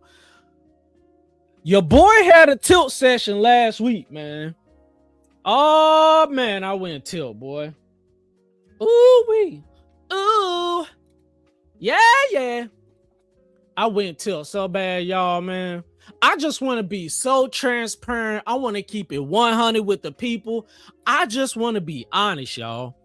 And I feel like if I don't be honest, there is no growth. I'm not held accountable. So by me being honest and by me being truthful, I got to keep it real, man. I got to be honest with y'all. And that means with the good and the bad, the slow and the fast. It is what it is, man. Your boy went on tilt session last week, man. It happens, but it got me bad last week, man. Y'all remember So we're gonna I don't know what this trade gonna do. It might stop us out. It was looking good for a minute, and it's rejection. We're just gonna let it play out, man. Just a simple trade, man. If I go to the 1 minute time frame, I basically took this trade breaking out of a small trend line. I hope it's coding for it to go. That's what I'm hoping, but we'll see, man. We don't know. So kind of creating a little bit of consolidation. I like taking trades like this sometimes, man. But normally, I've shifted to liquidity zone trading, then supply and demand, and breakouts. So I'm just looking for a simple breakout, y'all. As soon as the market started breaking out of all this craziness right here, I'm just looking for a small breakout, man. If it stop us out, it's okay. But we're going to go back to this right quick. So, guys, what you're looking at is a 50K builder funded account, man. So, last week, I ended up passing 2 of them. All right. So, I was like, where's my other account? Where's it at, man? I don't see my other account.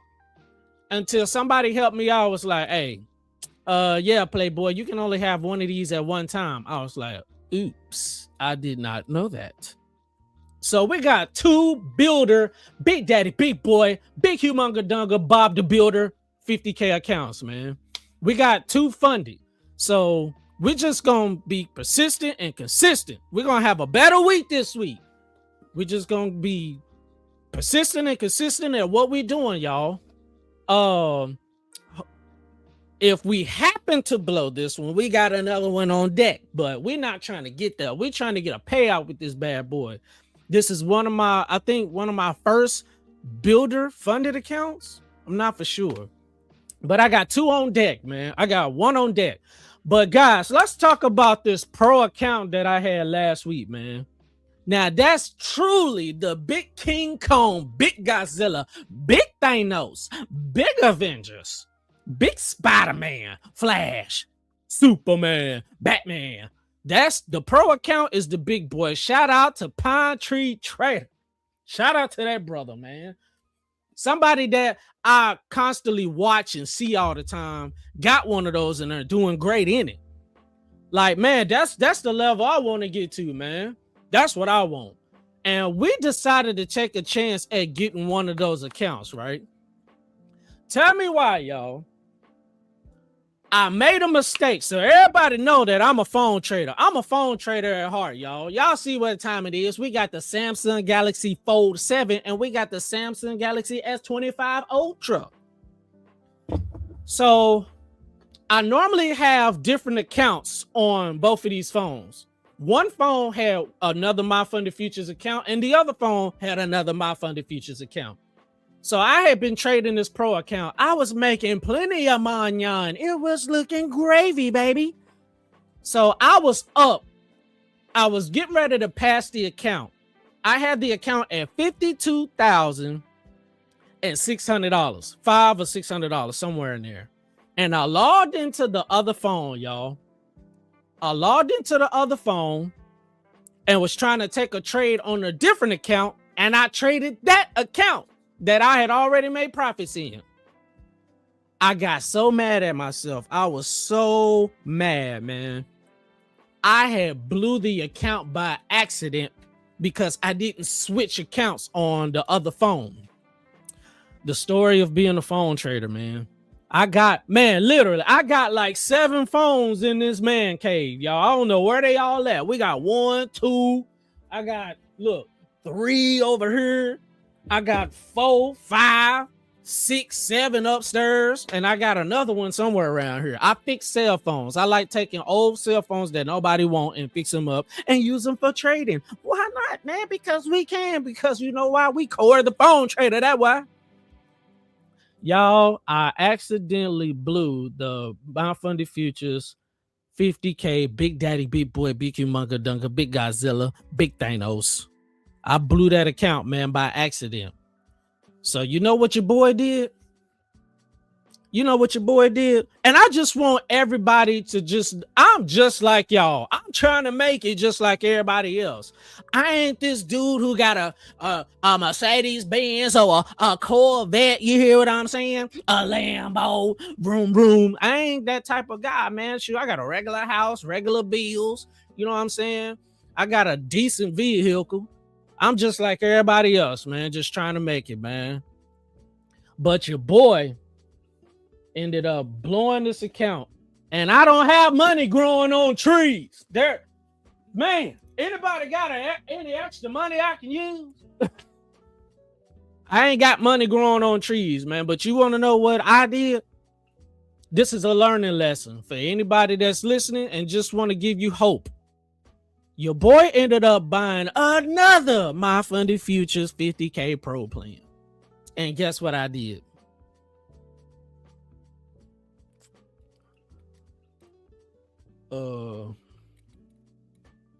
Say what? What you say?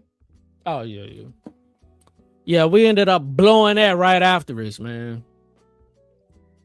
Last week was so bad, man. I felt defeated, man. I felt like, bruh, what are you doing?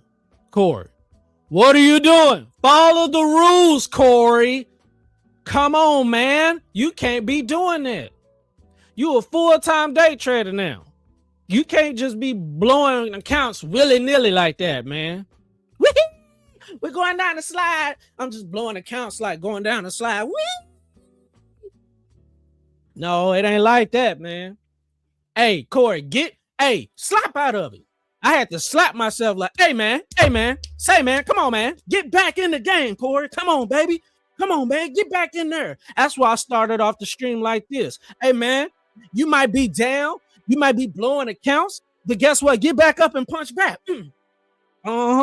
Yeah, it's all good. I might have blew that account. Just don't be stupid and keep blowing accounts like a dum-dum. We're going to get back in the fight. Street Fighter style. Oh, we're going to throw another punch like Tyson. Like here, end the fight in 20 seconds.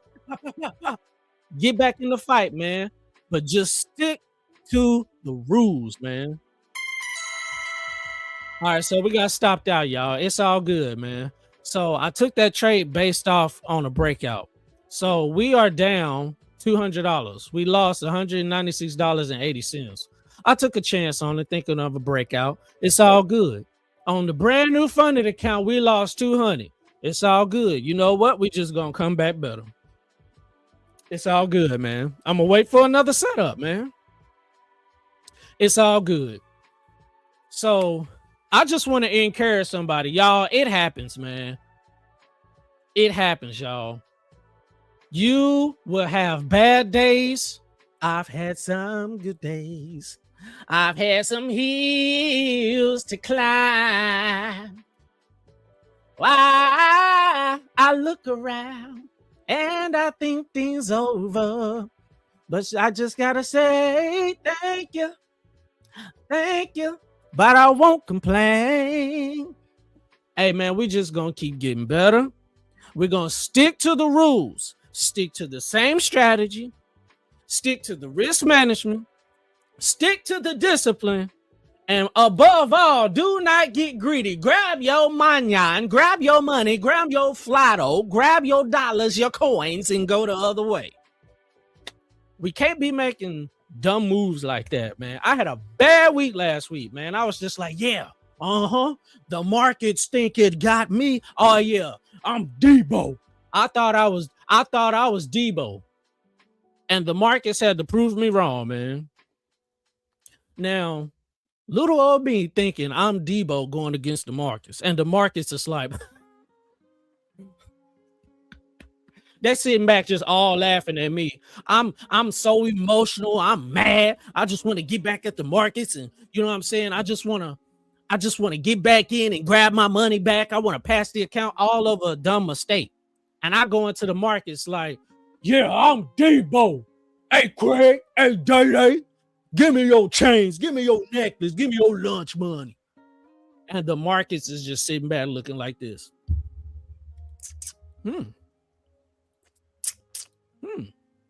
Hey, market makers. Corey thinks He's Debo. Oh, poor little Corey. Poor little Corey thinks that he's victorious against me. Come on, boys. Let's show him how it's done. Does anybody, hey, drinks on me because Corey the phone trader thinks he's better than the markets. He's emotional right now. Let's show him what the dealio montilio is. And man, I got cooked, rotisserie, rolled over, man, like roadkill, man. Oh my gosh. Man, it was tough, y'all. I had a bad week last week, man. And I'm always trying to encourage. I'm always trying to uplift. But your boy had a moment last week. But guess what? This is a brand new week. We got 2 big, beautiful 50K builder funded accounts at that. We're just going to keep maintaining. We're going to keep these things, man. And we're going to get a payout. Everybody say it with me. On the count of 3, pay out. 1, 2, 3. Pay out. On the count of 3, 1, 2, 3. Pay out. Somebody in the back say pay out. Pay. We're going to get a payout, man. Jeez. That's my spiel, y'all. I just want to let you know that we all go through it, y'all. But we got to stay on the course, y'all. You know, like when you go exercise, you go like on a trail somewhere and you so locked in. That's how you got to be. Thank you. I just got a revelation, man. Check this out. When it comes to trading, and I stay in Kentucky, where we have squirrels, where we have Kentucky Fried Chicken, and we have our horses that you see when you ride down the road. You notice when you see horses, like we have Mennonites here. Shout out to all my Mennonites, anybody that's out there watching that and changed over or whatever. It doesn't matter. But shout out to all the Mennonites, man. Shout out to them brothers and sisters. When they're riding down the street, because I see them all the time. When they're riding down the street, you know what I'm saying, using their horses as transportation, the horses have blinders on. I'm speaking to somebody. I'm talking to somebody that had it rough last week, having a bad morning already. Check this out. If you stick to the strategy, the risk management, the discipline, and don't get greedy, and when you maintain all 5 of these, we are Captain Planet. We are superheroes. When you use them them horses have those blinders on. That's exactly how we got to be, y'all. We have to be like the horses with the blinders on, man. We got to. We got to, y'all. This is how we gonna make it, man. The market is going crazy. It's chaotic. It is our job as traders to get the money and get out. I'm talking to somebody. Today, put your blinders on. That ain't the encouraging word, but man, I just want to help somebody out. Put the blinders on, man. Put them blinders on and tune everybody out. Tune everybody out, y'all. You got your family over here that's tripping, that don't believe in what you're doing. They think you gambling. They think you, man, that trade stuff ain't going to work. What? But man, you need to go get a 9 to 5. Well, maybe that's what you want to do. I see something different that can change my family, that can open up so many doors. I want to be financially wealthy. I want to create a legacy for my kids, man. 3 girls at that. I got 3 girls, man. And I want to be an example for my girls when they find their husbands. You know what I'm saying? I want to open up a door for generational wealth and prosperity, man. You got to put them blinders on today. Tune them out. Yes, you done had a bad morning. If you made money, great. Let's go. Get your money, man. Get your money and get out.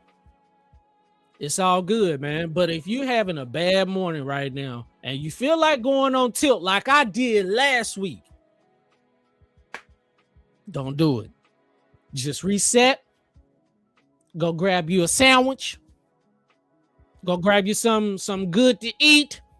Grab you a coffee, a donut. For me, I like to eat ramen noodles. I like to go get me a little Chick-fil-A. Man, just reset. Read a book. Watch TV. Go out, shoot basketball. Go run down the street with your shoes off, with no socks and shoes. Run on the pavement, barefoot. Just get yourself back together. And guess what? Put them blinders on, man. I just want to encourage you. I want to give you hope. And I want you to understand days are going to be bad, but it's how you come back from those bad days, man. You will prevail. Just like the movie 300. Traitors, prepare for glory. Prepare for it, man. You will be victorious today, y'all. You will come back. Prepare for glory. We gonna come back, man. So the markets is doing nothing. It is consolidating. It is coding. It is staying in one range. Toodaloo, tweedly. It's not doing nothing. I refuse to get in for a trade when it's just consolidating like this. Like it's literally doing nothing. Now I've been trying to I've been trying to do better at scalping. So I've created for myself like this new strategy where it's like at it's like 12.50 points. Boy, this is risky. Trade at your own risk. Not a financial advice. But I got something new that I'm trying out to where like if I see certain levels and stuff, I get in for a 12.50 stop loss and get my money and hurry up and get out. These are normally like $100 to $200 trades. I might take a shot. Because we're getting some movement. We're getting a little bit of movement. If we get up here, we might take a shot at this. We might take a shot. We might take it here live on MyFundedFutures TV. Reporting live. Ladies and gentlemen, boys and girls, we have Corey the Phone Trader that's live with us now. Corey the Phone Trader, what are you looking at? Hey, man, man. Hey, man, give me my money, man. Yeah. So we may be possibly looking at this little trade right here. You know what I'm saying? It's kind of breaking out to the upside just a little bit. We don't know. I might get in. I might not. But just watch and see. You know what I'm saying? Just stay posted. We're going to see how this is going to work. Ladies and gentlemen, boys and girls, Corey the Phone Trader says just wait. Tune in a minute. So we just have a bunch of consolidation, y'all. I hope you guys are entertained, man. You know what? I love making people smile. I love making people laugh. You know what I'm saying? While we're not trading right now. It's just consolidating. It's not doing nothing. Why not tell a joke? Why not make you laugh? You know what I'm saying? Why not, you know what I'm saying? Just make you smile so far, you know? That's one thing that I like to do, man. Make people smile, make people feel happy, man. Some people got it worse than others, but I love putting a smile on somebody's face, man.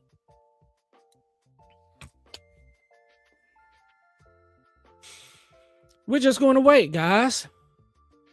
Let's read the chat, man. How about that? Chat, what's up with y'all, man? Danny Trey said, Chris Tucker, don't you know that I got, hey, man, I don't want that on here. Get away. We might take this. Hold up. I'm going to read the chat, but Danny Trades, shout out to Danny Trades. Danny Trades said, Chris Tucker, don't you guys know that my nieces and nephews call me Chris Tucker all the time?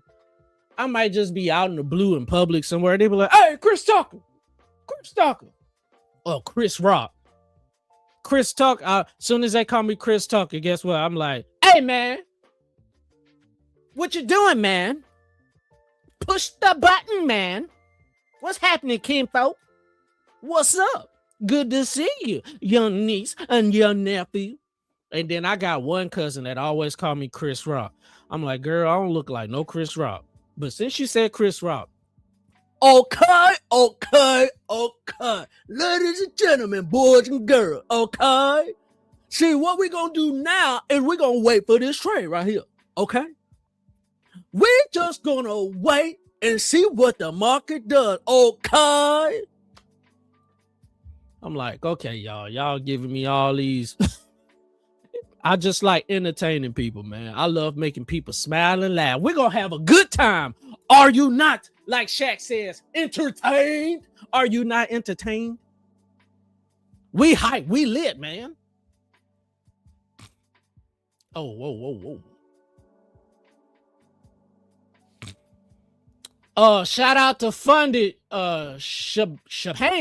Funded Shabham says trade and laugh. That's what I like to do, man. Shoot, what's the point in just sitting here looking at the markets and just, I like running my mouth a lot, man, as you can tell. So we just gonna chill, man. We just gonna chill and chop it up and have a great time. We're gonna have a good time, ladies and gentlemen, boys and girls, cats and dogs, woof woof meow. Sometime I can go overboard, man. But y'all just bear with your boy. We're gonna have a good time, man. I'm 0 for 1 so far. We're just looking for a decent setup, man. I'm gonna see if I can pull the trigger on this. Ooh. Are we gonna do that? Are we gonna do it? Man, I might have to drop down. I'm looking for $100, possibly 200. Yeah, I'm gonna be smart about this. We're looking for 200. Yeah, we're gonna aim for that. Ooh. What are you gonna do? Huh?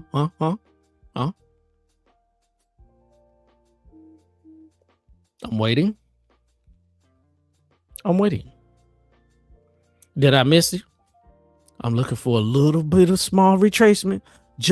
Oh man, this thing that left me.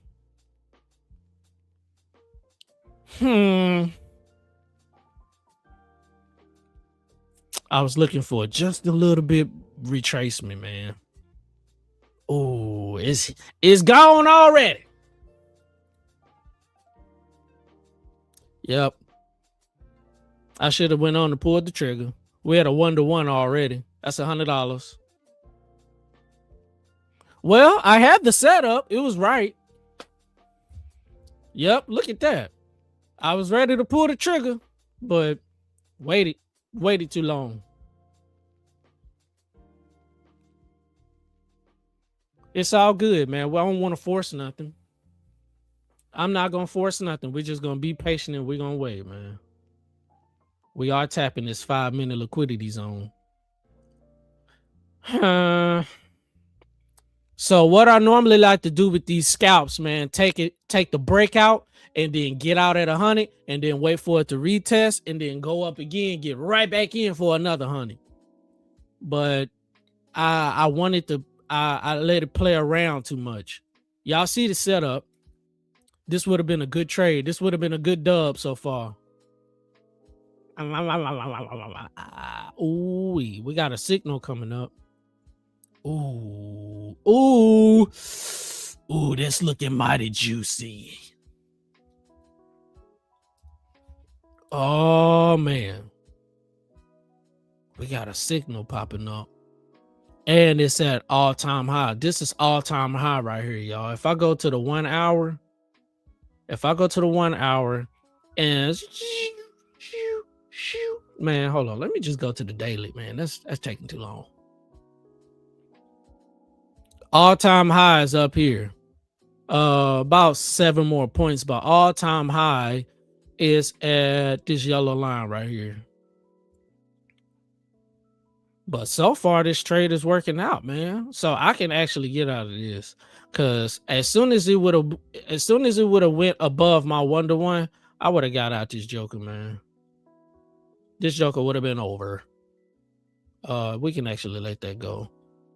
The trade setup would have been exactly like this, a 1-to-1. Once it goes past a 1-to-1 up a little bit, I would have put my stop loss at $100. So we good on that. That's done. Now, what I might do is take another shot at this. But in order for me to take this trade, it's going to have to go past it, then retest it, and then continue to go up.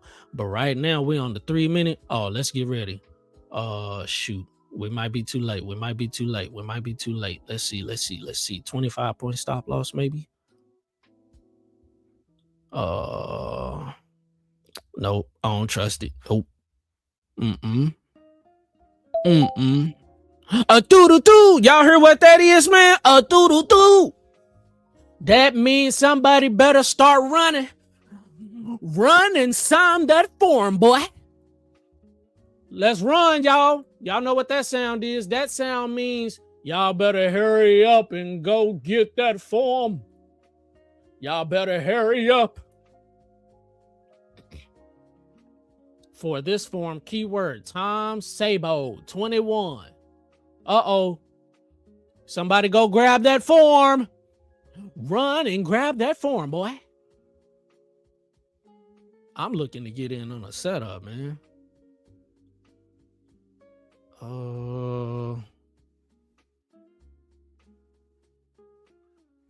You know what, guys? I might take a shot at this.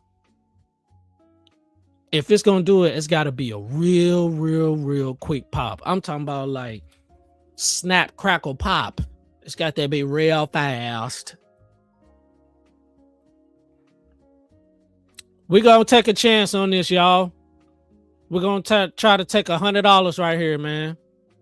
I'm looking for a breakout past it to hit my stop, to hit my TP, and then probably come down to retest it again. So we're looking for that quick pop, that pop, snap, crackle, pop. We're looking for that quick one, y'all.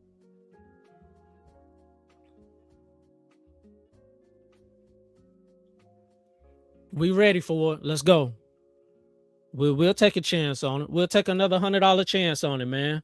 This is the 50K builder funded account.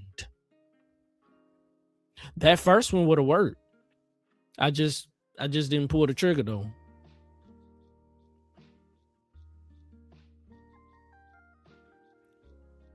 Let's see what you gonna do. What you gonna do? What you gonna do? What you gonna do when it come for you, bad boy, bad boy? What you gonna do? What you gonna do when it come for you? Hey.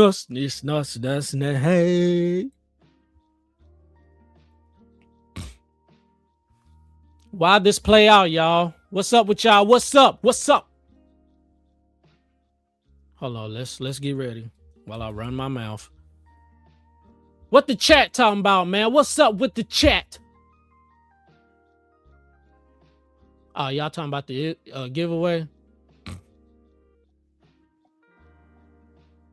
Somebody said Corey and Madness vibes are the same. I feel like Madness is so more laid back, man. Madness is like Batman to me. Just real calm, very intelligent, and will pull one of them pieces of technology out in a heartbeat. Like I feel Madness is real calm. Oh, did we in there? We in there. Can we get it? Can we get the quick pop? Come on. Give me that quick pop. I need it. I gotta have it. Don't do me like this. Don't do me like this. Come on now. Come on. Give me the quick pop. Snap, crackle, pop. Come on. I just need that quick rush. Just give me that quick rush. We in there. Come on. Come on. I just need that quick rush, that quick pop. We done already came up here already. I'm looking for the market to push past it. Yep. Oh, come on, man. Are you gonna do me like this? Oh, Lord. Oh, it's doing me dirty. Oh, my goodness. Oh, it's doing me dirty, y'all. Oh, I might be telling Elizabeth I'm finna go home. Oh, goodness. You see how honorary that is? Oh, my goodness. The market makers are watching me. The market makers are watching me. That is dirty. That's honoring. You know what? I got a problem with you. That's honoring. Man, y'all see that? Man, that mud did not hit my TP. Look, you can't make this up, man. Look at this. What in the heezy for sheezy, mine easy? It did not get me out, y'all. Y'all see this?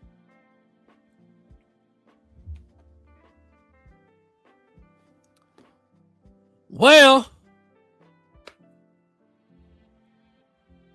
oh, shout out to Funded Shaham. I think he got one of the free accounts, man. Shout out. The winners come out. Shout out to all the winners, man. Let's go. Winner, winner, chicken dinner. Man, y'all see that? Only grabbed like, man, only grabbed out of that like $12.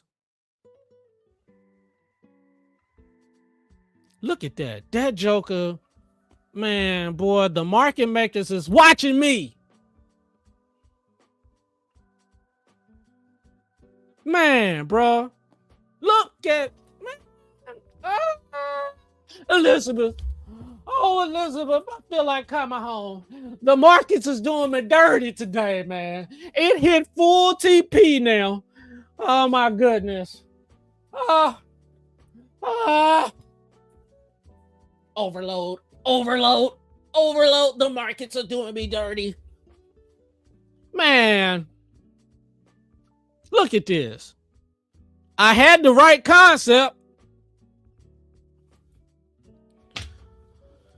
Live to trade another day. Man, that's crazy, man. Isn't that ironic? That is some filthy stuff. Filthy, I tell you, filthy. You know what? We're just gonna wait for another setup, man. We're just gonna wait for another setup.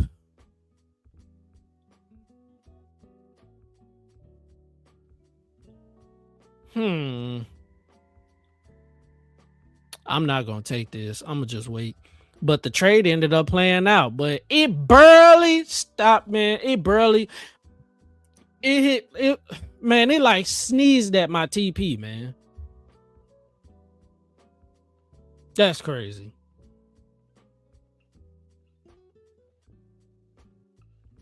That is bananas. We're gonna try it again, y'all. I see this signal. We just made all-time highs, guys. We just made all-time highs, y'all. I don't know if I want to go against the trend like this. Shoot, the next level is like maybe 900. That's way up here, though, man.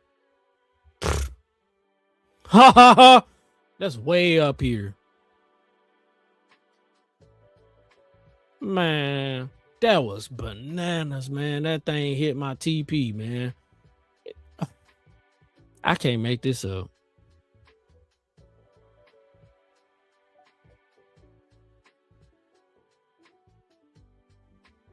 Oh, that's the wrong one.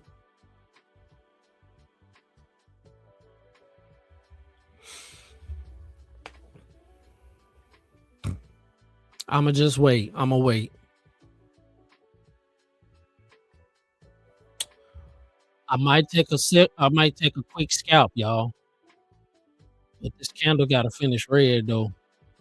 If it don't finish red, I ain't gonna get in. It's at all-time highs, man. I'm not finna chase this. I need to see some type of retracement.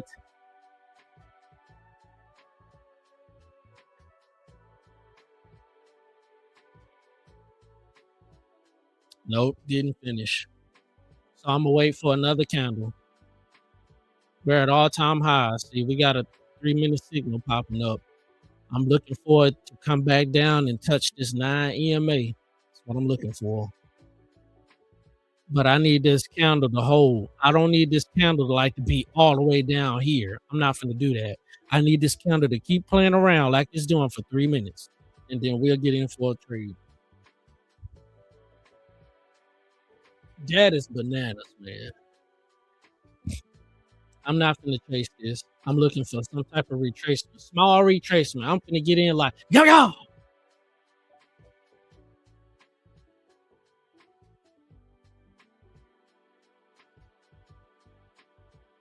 Congratulations to all them winners, though, man.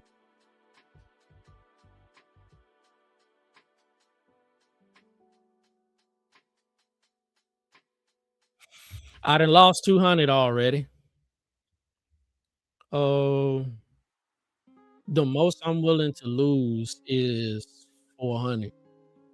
I'm gonna try to scalp it back if I see a setup.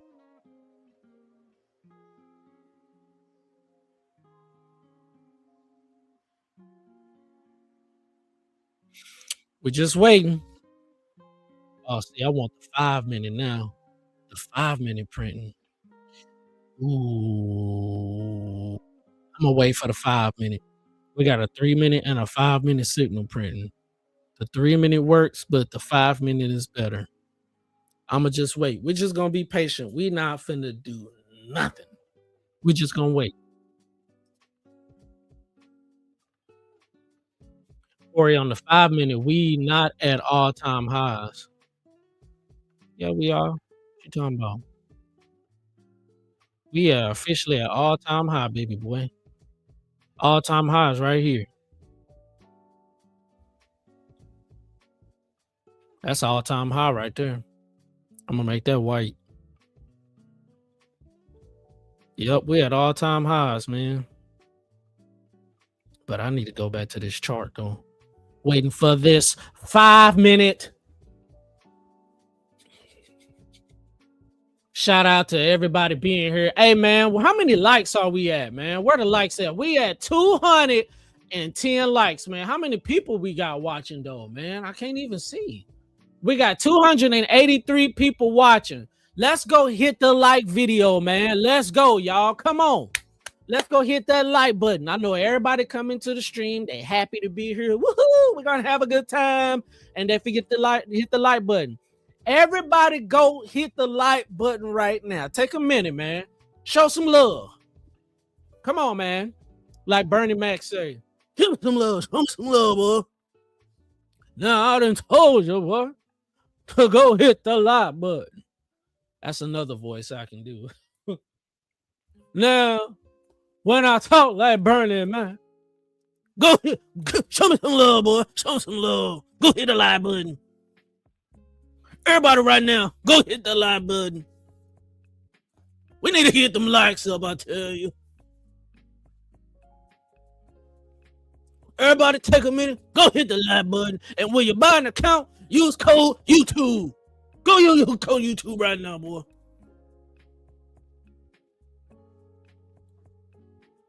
What we like to do around here, we like to show some love. Come over here and give me a big old hug, boy. Go hit the like button. Use code YouTube.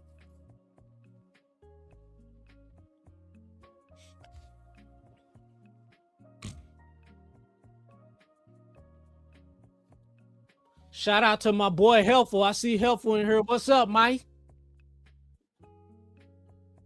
What they do, Mike? I'm willing to take a $200 trade on this. If I lose this, I'm done for the day. If I lose this, I'm done for the day. I'm willing to take a $200 trade on this right here. We just broke structure, and then we got a signal coming in. Those are my favorite ones to take, y'all. After creating a new high, that's anywhere. After a break of structure, then a signal to follow it. Yeah, that I'm willing to take a chance on that, man. I got to take a chance on that. And I'm gonna take a $200 chance. 200, but this candle gotta stay red though. If this candle don't stay red, I'm not doing it. So we're gonna wait. Ladies and gentlemen, Corey, the phone trader, is about to take another trade. If this candle stays red, we're gonna see.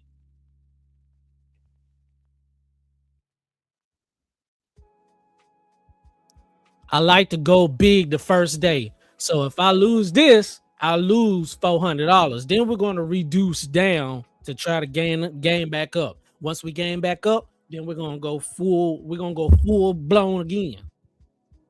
Up 15 seconds and we not red. 15 seconds and we not red. Let me get ready. 10, 9, 8, 7, 6, 5, 4, 3, 2, 1. We in there. Sell. We're gonna take a chance, y'all. Here we go. What is the market gonna do? What is the market going to do? This is another $200 trade. Yes, we're at all-time highs. Yes, this is risky going against the trend. Very risky. Probably crazy if you ask me. But I'm gonna take a chance, man. Anytime we break structure and then we get a signal, I gotta take a chance. That's my setup, y'all. That's my bread and butter. I gotta take a chance, man. I don't want to be like, man, I don't know. And you see, I just did a I don't know and missed the whole trade, man. Yes, this is going against the trend right now, y'all. It's very risky, but I'm looking for a quick pop.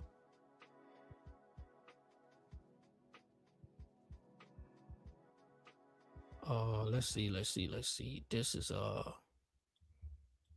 got the white line. Yep. Now let's go halfway. Halfway is about $100 right there. Okay.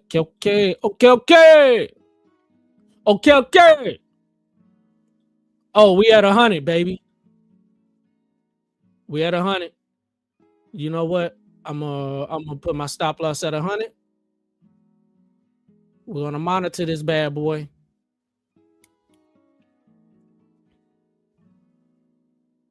Now I'm going to put this at 12.50. 12.50 is $100. Somewhere in there. Yeah, something like that. Oh, we good. We took some of the risk off. Once it go past this a little bit, I'm putting it at break even. I ain't finna play with this. If it get to that yellow line, we out of there. I'm putting it at break even. I mean, yeah. No, if it hit the yellow line, I'm gonna put my stop loss at $100. I'm trying to give it enough time to play around. What you gonna do? What you gonna do? What you gonna do? I'm waiting. I'm waiting on you. I'm waiting on you, big dog. I'm waiting on you. Cause I feel like it want to go down some more. Up. I ain't playing with you. I ain't finna play around. I'll take it. I'll take it. That's what I'm talking about. That quick pop. That rah, like Fruit Ninja. Yeah. Give me my $100 back. Now we only down $68.50. I'll take that. That's that quick pop, man. That's what I'm talking about. Getting in them quick pops. I'm going against the trend. That's very risky. What is today doing so far, y'all? We are in a serious uptrend from last night. Like, look, we're in a serious uptrend. Look at this. And then what you got? We all on the roller coaster. Oh, I'm hit the mic. We all on the roller coaster. Look what the market did, y'all. Now I'm messing up my mic. Look at this, y'all. The market, you see what the market doing? Look at this. This is how I'm seeing the market right now.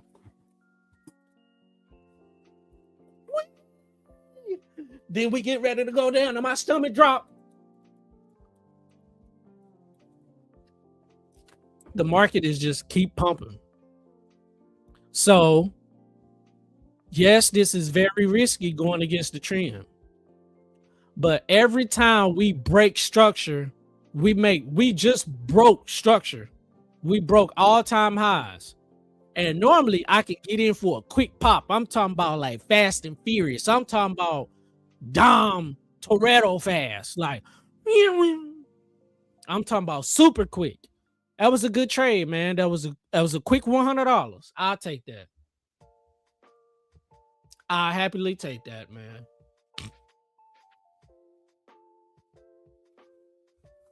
Just getting in where I fit in, man. You know what I'm saying? I ain't the most intelligent, most money-making dude trading. I only been trading 2 years. I see certain stuff that I'm comfortable with. That's one of the things that I'm comfortable with. Now, I know a bunch of y'all like, man, he crazy. He going against the trend. What is this fool doing, man? This boy is out of his everlasting daylight minds. Just, hey, man, I'm used to seeing it. Just let me get in for a quick pop market. Just, you know what I'm saying? Let me get in real quick, man. So we can officially erase this. We done. I'm done. I don't want to trade this account no more today, to be honest. I took 2 trades in this. I'm 1 for 1. If I happen to catch a crazy setup, the only other trade that I see, y'all, is right here.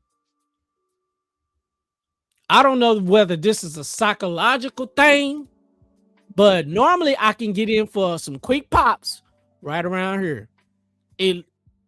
Maybe it's just me, but the market loves like these 800, 900, 700, 600, 500, 400, 300, 200, 100, or the main numbers like 20K, 30K, 40K. It like them numbers like that. 25, 30, 35, 40, 45, 50, 65, 70, 75, 80, 85, 90. 45, 47, all about the Benjamins. 45, 47. Shout out to Mike Elps, man. Hey, man, come on, bro, man. Come on, man. Call the phone trade over that train, man. Come on, man. That's the only trade that I see next, man, is at 900 level. That's funny. Hey, this dude named AB the Don Beats, shout out to you. AB the Don Beats said you could tell Corey had a DVD player. Yes, sir, I did. I had about 3 or 4 of them. That's funny, man. I'm really telling my age, y'all. I'm 40. I'm a 40-piece nugget. I'm a 40-piece nugget of a small or medium fry with a large Sprite with no ice. I'm telling my age, man. Anytime that I say with all powers combined, I'm Captain Planet, a lot of these young bucks do not know who Captain Planet is. That cartoon is so old. Man, that cartoon is super old. Captain Planet, he's the hero. Gonna take pollution down to 0. Do all y'all young whippersnappers know anything about that? I doubt it very seriously.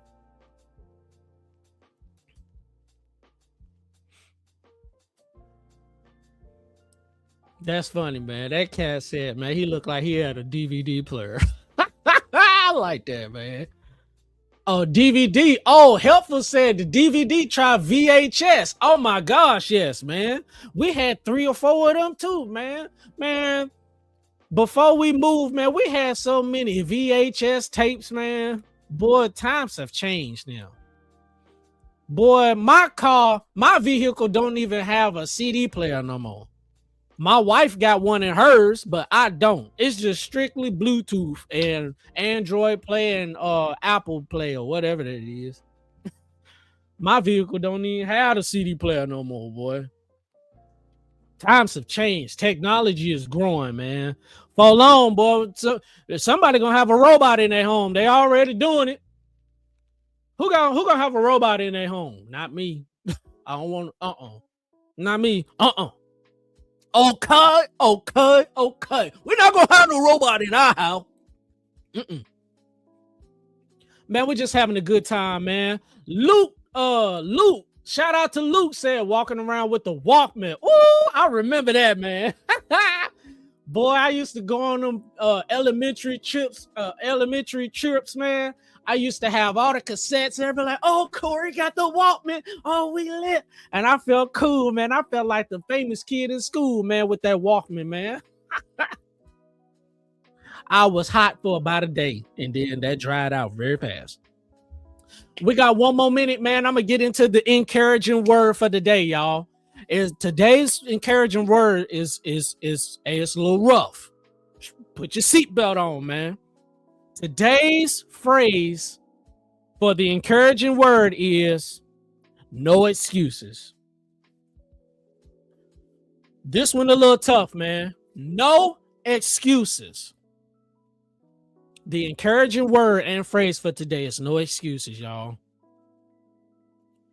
You should not be going on tilt like I did last week. We talking about me first. The word is a double-edged sword. So if it's hitting me first before I talk to y'all. Boy, I got burnt so good last week. Right now, as I'm talking, boy, I can just feel the knives. I can feel it, man. No excuses, man. If you want to do trading, find time to do it, man. No excuses. You want to know why? Because I used to work a 9 to 5 trading in the bathroom, trading in the break room, taking a walk outside to go trade. No excuses, man. You blowing accounts every day. You're not always following your rules. Stick to your rules. No excuses. You just lost money in one of your funded accounts and you want to hurry up and go back in. Don't do that. Follow your routine, your setup. No excuses. You just blew an eval that you was almost getting ready to pass. And then you buy another eval and then you blow that. You buy another eval, then blow that. No excuses, man. It happens. It's going to happen, but no excuses. Let's start from today, man. Let's start being better traders today. Let's go. No excuses, man. No excuses. It does happen, though. But no excuses, man. No excuses for me to blow 2 MyFundedFutures Pro Plan accounts last week. I had one for about 3 to 4 days and blew that by accident, then bought another one and blew it in 15 minutes. No, actually 10 minutes. No excuses, man. Don't be doing that. Take your time. Use the strategy that you're comfortable with. Proper risk management. If you got a 50K account, and you got a $2,000 drawdown, don't be risking $1,000 for what? $1,000. Don't be risking no $1,000 for what, man? Take your time. No excuses. Hey, man, it's time to go up now, man. It's time to run it up, man. I'm setting the standard for myself because I was trash last week. Trash. I was shooting trash 3-pointers last week. Curry style. Stephen Curry in the building. Trash. We finna buy another account. Yeah, I'm mad at the markets. We finna blow some more money. Trash. I ain't done yet. I'm still mad. I'm in these trades with emotion. I ain't thinking right. I ain't got my hair straight. Trash. No excuses, man. I gotta become a better trader. I gotta stick to the rules. Stick to the strategy. Risk management. Be disciplined. It's hard to be disciplined, but you can do all things. You can do it, man. No excuses. And above all, do not get greedy. Grab your money and run. Like my boy DC Young Fly, the comedian, would say, get that money and run towards that money and get out of there, boy. Bring that money over here, boy. No excuses, y'all. We're going to have a better week this week. You're going to get payouts. You're going to pass some evals. You're going to get funded. You're going to get these payouts this week. Let's go. No excuses, man. Let's go. Okay. Get them payouts, baby. Greatly appreciate y'all. Love y'all, man. Thank you for a great segment, man. Shout out to MyFundedFutures for having your boy on here. I love being on here. I love y'all so much, man. Y'all are so good, man. I'm greatly and I'm very humble and I'm thankful for the opportunity. We love to trade. We love to make people laugh. We love having a good time. That's my time. I'm out of here, y'all. I love y'all. Peace and blessings. You're gonna have a good week this week. Let's go. Shout out to my boy Methodical Man and Husk on deck. Let's go, man. And by all means, no excuses. Peace, y'all.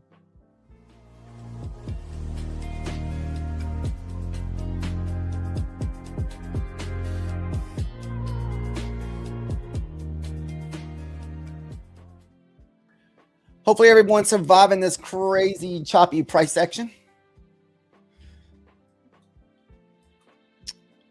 So today has been a pretty good day. As you guys can see, Methodical Man's not going to be joining us today.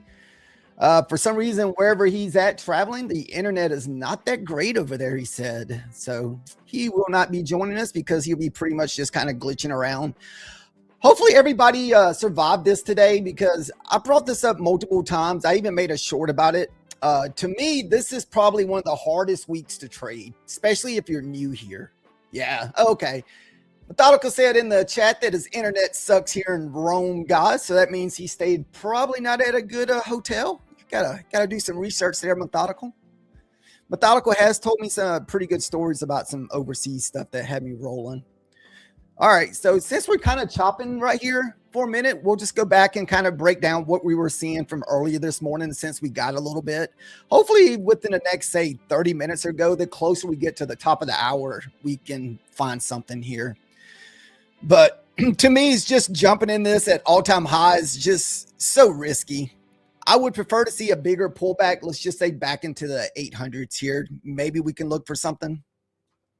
All right, from this morning, we did not take our opening range play. As you can see, we had it marked out.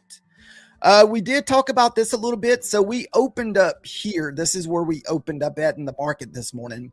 And we pull back, filling this imbalance spot here around the 800s. But it wicked so fast, I had no opportunity to grab this. I feel like we only had one good trade today. So we had about a 40-point trade today in which we took off around the pivot. So we sat around for what? See, 5, 10, 15. So after the 15-minute candle broke, we decided to get long. And that was off this pivot here. So we ended up taking this one good candle, literally the only one good candle we had all morning, which was about 80 points. And we took about 40 points out of it, which would allow us to get about $150 away from another payout. So hopefully this week we can hit that and save our account. I did take a long while ago down the 800s, but I ended up getting stopped out because it was kind of a teaser trade. And that was just based off on what my Rico candles were doing.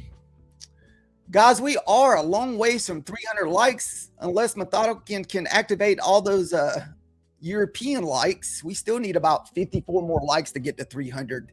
The reason why we push the 300 likes so much more during the stream, it kind of helps push the stream out there and allows the more people to find our stream. So if you kind of go back to Friday morning, where I think MyFundedFutures hits a very high watch, like 700 to 800 subscribers, and it's because they hit those 300 something likes. People just smashing the likes, and it helps push the stream. All right, so how was everybody else's trading today? If anybody feels like sharing, maybe put a 1 in the chat for good and 2 for crappy, maybe a 3 if you had a tilt day. This is a very big tilt day, and I can break this down why I said it's not a very good week if you're a new trader. So if you're new, I always encourage you not to trade this week out of the quarter. So first of all, starting off is rollover week. And so what that means if you're new to trading, so basically when you're trading futures, you go from contracts to contracts. So like we just got out of June contracts, we're going into September contracts. So what's happening is our community is split. You still got a lot of people over there in June contracts, where like myself, this is September contracts. Maybe put in the chat, let's figure out where most of the chat's trading today. Put in the chat if you're a 1, if you're trading June, and 2, if you are a July, or maybe we can even do a poll. This way I can make sure I'm on the contracts that most of you guys are trading, because this is September contracts. And there's no reason for me to be on September contracts if most of you guys are all trading the June contracts. And I didn't really look and see where the volume was to see which one would be better to trade today. The only reason why I went over to the September contracts is because my trading view just switched over. So I was like, screw it. I'll just follow the trading view. Excuse me. We are up, I want to say $100 on our account at the moment. So we're still going to be looking for trades. We're up 126, and we made that while ago off of that 800 bounce. This is why I said I missed out on a lot while ago. So I got long at 801, 802. For another entry, I may try to scalp if we push back into the 90s. All right, let me take a look at the chat here in case I'm missing stuff with the chat. Nope, no love. Oh, wait a minute. Oh, Methodical hit the 1. So Methodical had a good. Methodical said, oh, okay, he's rolling over tomorrow. So I will try a scout somewhere around the 90, 80 level, looking for 5 points in a runner if we get that push down there. So what is that, 88? And we'll only give it about 10 points. And that's pretty much to the top of these wicks in here. So I'm kind of anticipating a bounce down here. And so since the market's kind of moving slow, what we do is we'll look for, what do you want to call it? Like 5 points in runners. That way it kind of helps protect our profits.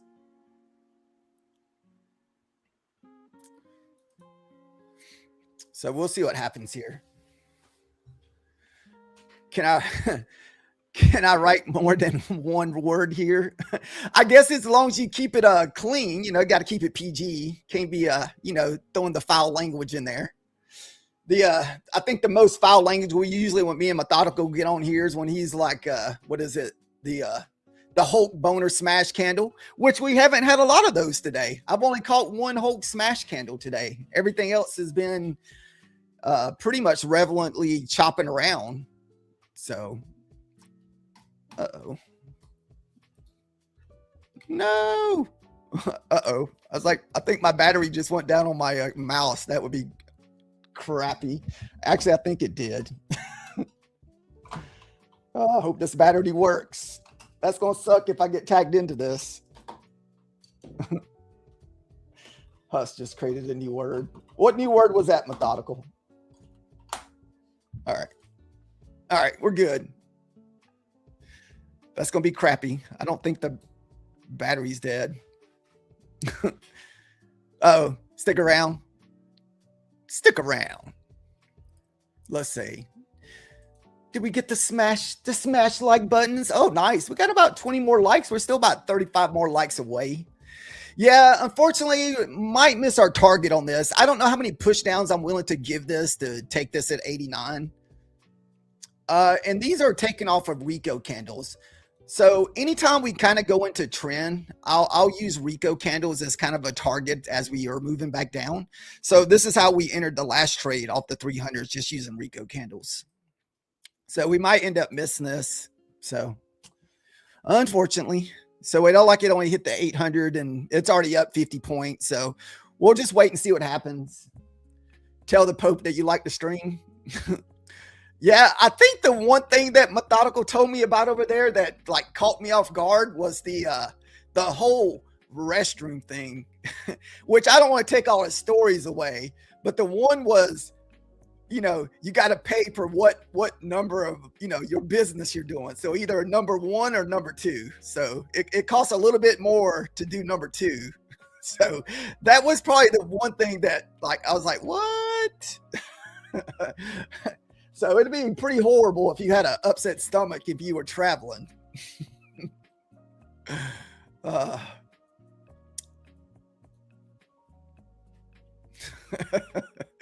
So he had a couple more. Yeah, you got to pay to go potty over there. What's up, 44? How are you doing? Paper number 1 and leave number 2. Oh, that's a good one. Yeah.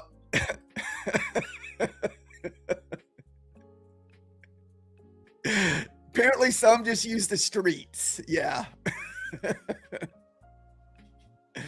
But hey, if you're used to it, it's not a big deal. You know, here, you know, traveling the US, you just stop at your local Loves or Buc-ee's or something, you know. But I think they still get you for money because you're constantly, you know, you're going there to buy stuff. Oh, I couldn't help it. Remember also, if you're planning on using a prop firm account for MyFundedFutures, remember code YouTube for the best discount on the streets. I still will try this 89, guys, if it itches back, if it kind of just slowly grinds back down there. And so this is one I kind of like will change my strategy to kind of like a bounce strategy where I'm just looking for levels to take off of when we're just chopping like this. I'm not going to long up here. Even if it goes up, there's just no way for me to jump in this at all-time highs. Let's go to the higher time frame. No. This has no, that's the ES. No, it's not. See, I don't understand this. See, I thought we were already at all-time highs, but did we break the 31,000s? It kind of looks like we did. It's up there almost. That's right. I think we did get up to almost 31,000. I forgot about that. I was thinking this was the old all-time highs before we got up there last week, which was around the 30,800. So we still got another 1,000 points to the all-time highs up here. What a bush.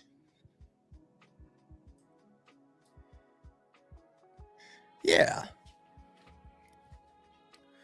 Let's check out the likes here. Pretty close, pretty close. We're itching closer. If you're just joining the stream, guys, if you wouldn't mind smashing the like. Now, could we try the range here? I'm almost willing to try the range here and see if this kind of goes back down and use the top of this as my stop loss, because that is something that I've been trying to get better at, is range. But it's this fact that I have to risk. So don't try this. I don't recommend trying this. This is just me practicing range. I'm only going to give it about 10 points. If it gets back above this wick here, we'll close it. So this is not a trade to follow unless you're working on range. So we're up a little over, what, $126 or so. So we got a little bit of profit that we can try this. This is something that I've been wanting to work on and get better at, is range trading. Even though we did not run that wick. So 49 is kind of the line in the sand up there if it pops to 49.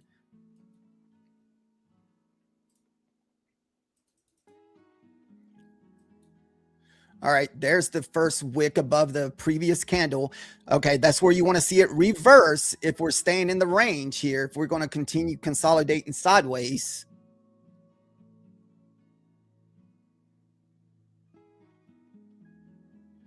We'll give it a few minutes to go down. If it don't go down, we'll just close.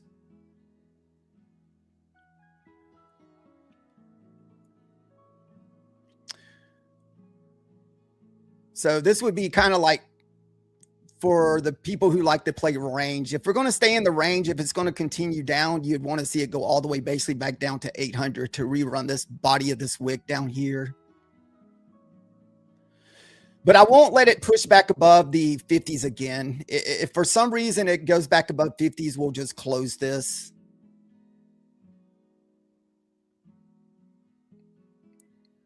This way we're not sitting through drawdown.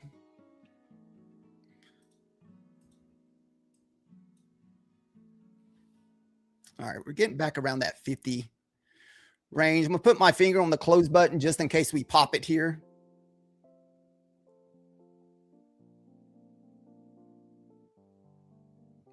I don't know. Is anybody else in here trade range? It is something that I've been wanting to practice more. So this is why I'm informing you what I'm doing, because for this time of the trading session, it is almost ranging every single day. I mean, don't get me wrong. Last week was kind of an exception. We do not get that type of price action that we got last week. That hardly ever happens.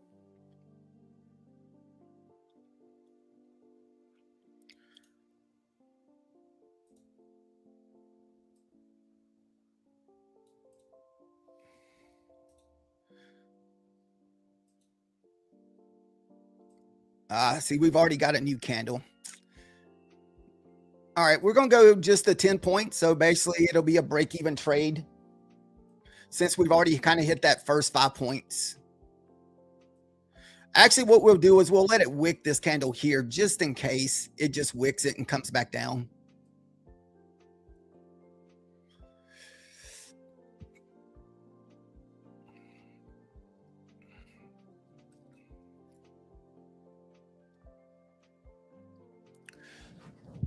Like I said, we're just practicing a range type trade here. This is all this is. This is not a setup that I would normally take. This is why I'm letting you guys know what I'm doing. And I'm only in it for 1 micro also, because we went in it very lightly, 3 micros.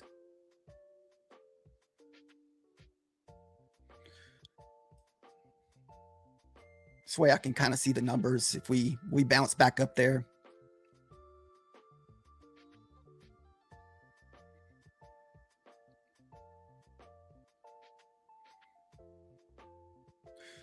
So there's something else that I do sometimes on these trades. I do this mainly in Asia market and when we're chopping.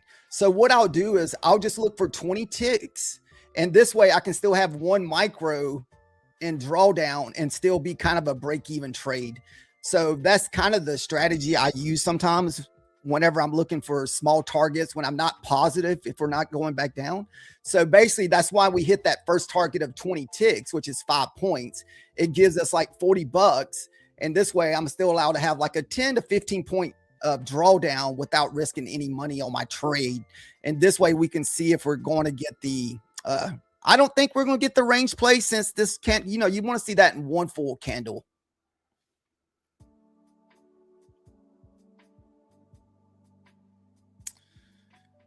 Chippity chip chop. See, we just broke it. All right. So my runner got stopped out there, guys.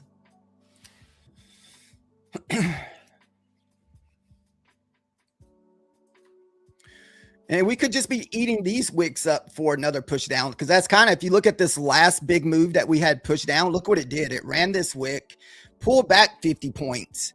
Then this candle ran this wick to push back up. So that's kind of what we mean by range.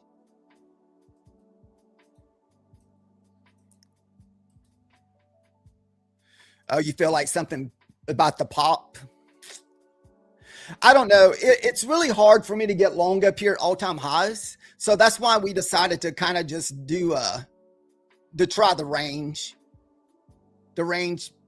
play. So now we'll just kind of have to sit on our hands. We're still over $100. So I think that trade cost us a total of like maybe $10 at the most. So didn't cost a lot at all. Remember, guys, if you're just joining us, we got over 300 people watching. If you can help us push 25 more likes to help us get to 300. Is there anybody else in a position? Is anybody in a long or short here?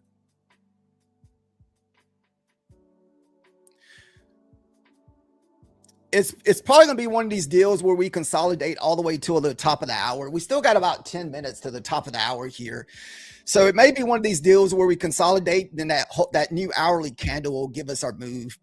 That's something else that I like to do too at the top of the hour is, if the trade offers it, try to get in a position right at the top of the hour. Then a lot of times you can catch that bigger move. Guys, I found it that locked this girl. Oh, goodness. Yep. Methodical got to go spend a couple days with Tom Sabo. If you go check out Methodical's stream over there, he's got a few little videos and stuff of shorts with him and Sabo on the streets or riding around in a car or something. Not really sure what they were doing, but they were out there. So hopefully they were being good. They don't seem like the two type of people to cause trouble. But hey, who knows? Who knows? She can't drive his car. Well, most people, you know, if you got a nice vehicle, you don't nobody, you know, driving it, keeping it parked in the garage. He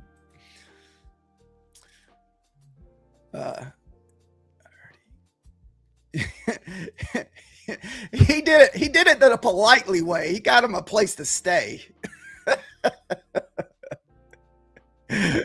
Oh, he's like, you don't got to go home, but you can't stay here.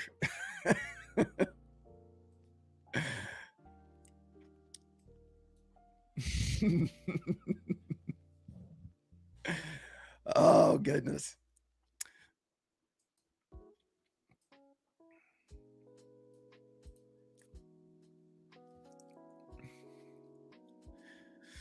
Maybe from the 75, we can get another push back down to the 50 level here and take it back up to what, 900s here. Oh, goodness. No, shoot. That's why I can't have my stream jars over here. I hit the wrong buttons, man. So like, there's another thing that I don't do is chase 5-minute candles, guys. So that's why a lot of times if the 5 minutes is already kind of 2 minutes into it, I just do not touch it. We just have to wait for some kind of pullback here. So as you can see, we broke our range here. So that range play that I was trying, it did not work out. We pretty much got what, a 30-40% pullback on this previous 5-minute candle. So we did not stay in our range. So this is why I was saying that was kind of a teaser tester trade a while ago.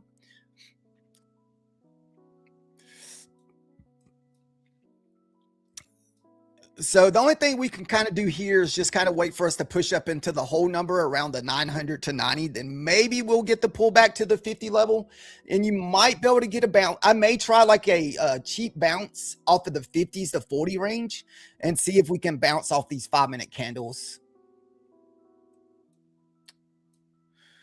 Then see if we can grab a 5 points and runner.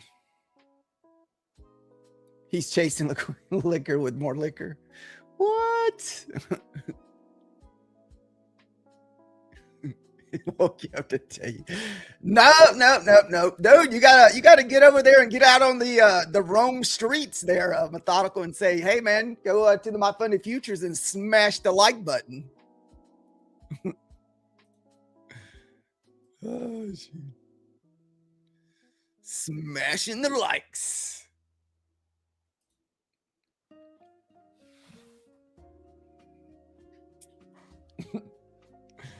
Oh, goodness.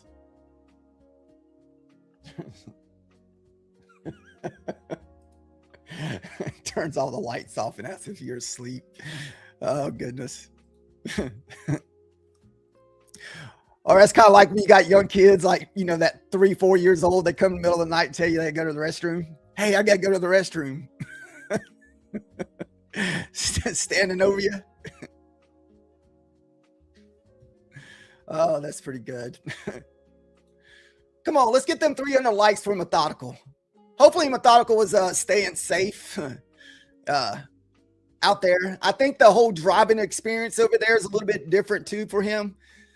He said I probably couldn't handle the driving over there because, you know, I drive pretty much like a older 40-year-old does, kind of slow, and I'm never in a hurry to get nowhere.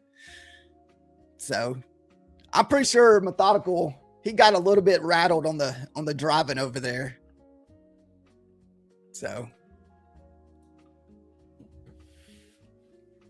at least I'm pretty sure he did. He should have rented that sports car. That way he could have opened it up on one of those like long straightaways. Guys, we may not even get the pullback. This, to me, when you're like trading in the highs after high after high, it is so hard to catch these because you don't want to chase. Because you know, as soon as you chase this, it's just going to come back down. Then you're sitting through 30, 40 points of drawdown. So it's best to just wait and see if we can get a pullback back into this resistance here, support down at 50, and see if we can get a bounce here. Call the dibs. Created 50 ATO accounts. Oh yeah, you never knew who you're gonna get in some of your oh yeah, very tough day, smoker. This is the what I call like the triple death of the a quarter. So if you're new to trading, you're just joining us. If you're new to trading, I always recommend do not trade during this week of the quarter. This is rollover week, FOMC week, and OPEC Friday, and we're going into a holiday. So my last bad trading week came in the third week of March, during rollover week, during FOMC week, during OPEC. It seems like this is usually when I struggle the most, is because our community's divided. So you just got half the community still on June contracts, half of us on September contracts, and it makes it a very, very tough trading session. So if you are going to trade, maybe downsize this week. Like, you're just not going to get the normal like levels or support and resistance that you're used to trading off of, because you know half the community's divided. That's why I was asking you guys a while ago if most of you guys are trading in the June contracts or September contracts, because we'll switch over to June contracts if most of you guys are trading June contracts. And I haven't really looked at June contracts much today.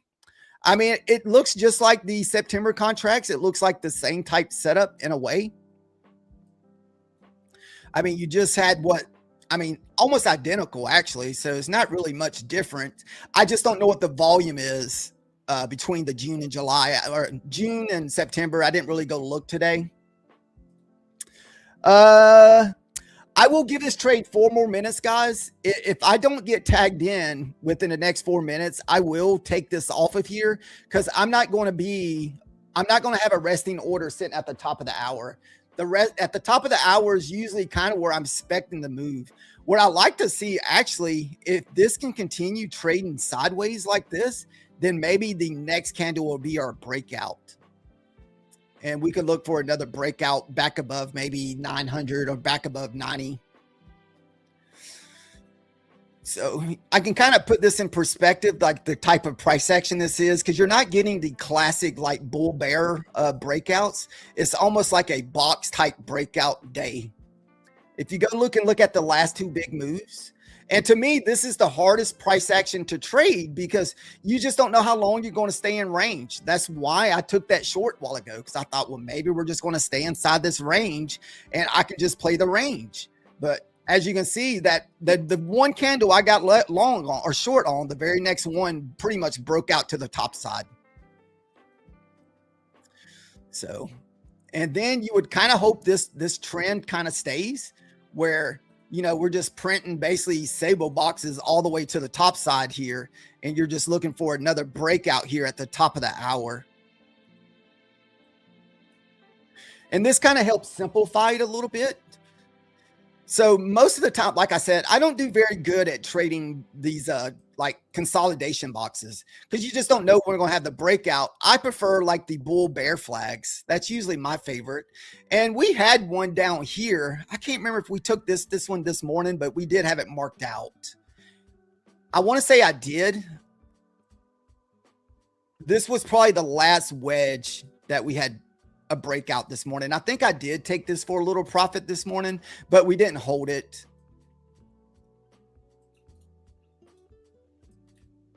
All right, so we got 1:30 minutes here,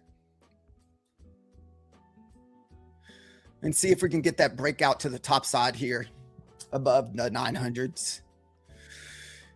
It may be one of these deals where we just go straight up all week long until FOMC drops. I don't think there's supposed to be any interest rate decisions this week. I think they're planning on interest rate staying decision. Also, guys, there's another thing I looked up. I thought Jerome Powell was retiring. Did he not retire? Did we not get a new chair member for the Federal Reserve? I don't know if anybody knows the answer to that. I looked that up this morning because I thought it was going to be the new chairperson, but I think it's still Powell.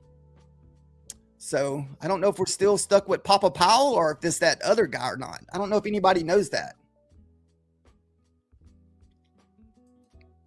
All right, 30 seconds left. Oh, new chair is washed, but Powell is staying. Oh, okay. That makes sense. That's why when I pulled it up, it says he wasn't retiring.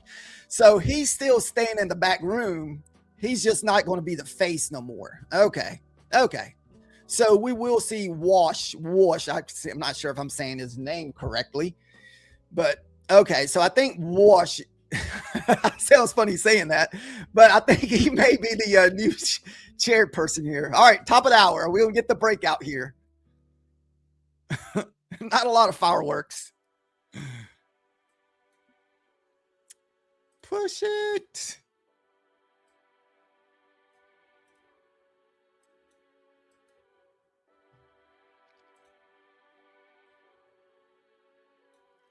Nope. All right, so this is going to be like a new 5-minute, new hourly, new 15-minute candle. So this is most of the time you'll get like a little bit of price, you know, a little bit of volume kind of jumping in at the top of the hour. I was still kind of anticipating the pullback to 50, but we may not even get it. It may just be so bullish today that we just continue going straight up here. Unfortunately, guys. It's so hard to jump into these breakout candles like this on these Sabo boxes. Plus you're heading into the whole number here. So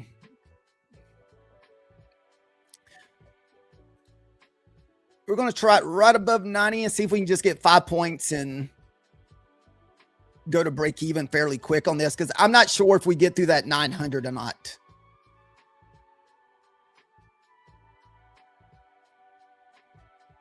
And we're only going to be risking 10 points on this. So 60 bucks, 3 micros, very cheap. So now it's a free trade. Just now, can we get through the 900 here? That's kind of going to be the key. So like I said, we kind of switched up our strategy a little bit, looking for quick 5 points. This way we can make sure that we're going to get the breakout candle out of this consolidation here. So you can always anticipate like a lot of back and forth around here, around the 910s, back to 900s, back to 91. Maybe if I pull back to 91 after hitting that 910, maybe I can add in. Oh, wow. I have no idea. Oh, that rejected. That was nasty. Come on. Did somebody say something? Oh, that was like a 40-point just whip me. Did I at least? Wow. That was so dirty there, guys. That was dirty. Hey, the same thing happened to me last Friday. I took what was crazy is I was on the Tom tweet. Man, it's like, do we jump back in this? Oh my goodness. Probably not.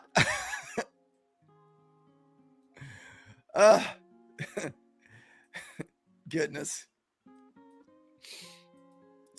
At least we were only in it for 1 micro. That was the plus. So that's the reason why you got to have your stop loss in, guys. If you're going in heavy, let's see if we can break back out. I don't know if we want to break back out of this. All right. I'll give it 10 points. If we can't break, maybe 6 points here.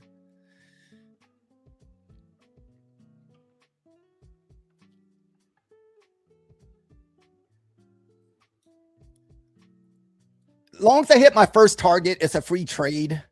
Unless we get some nasty whip price action. All right, looks like we're struggling a little bit to get back up there. Because like I said, I'm still anticipating a pullback to the 50s here.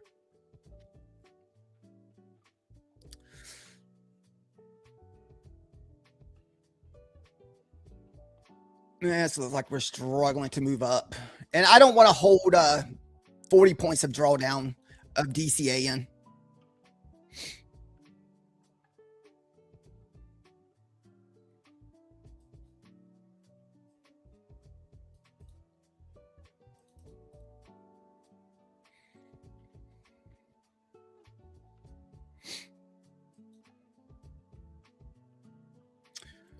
We'll give it one more push. If we can't hit it this time, we'll just close it because it's done tried 3 times to get up to that area, and we've been struggling to get up there.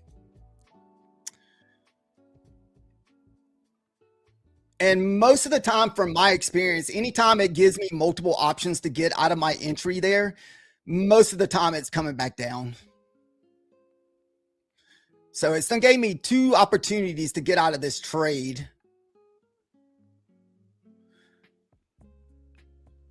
All right, guys, we are hearing the, oh, I didn't know it was that close to a brand new candle here.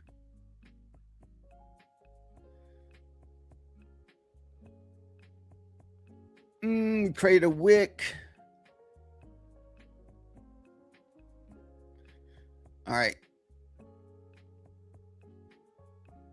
It's so close. All right, may have to close this. Don't want it back inside of our consolidation box here.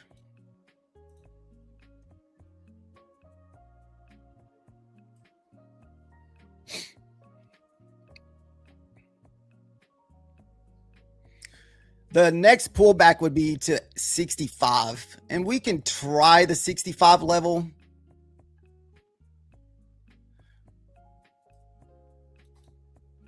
For one bounce.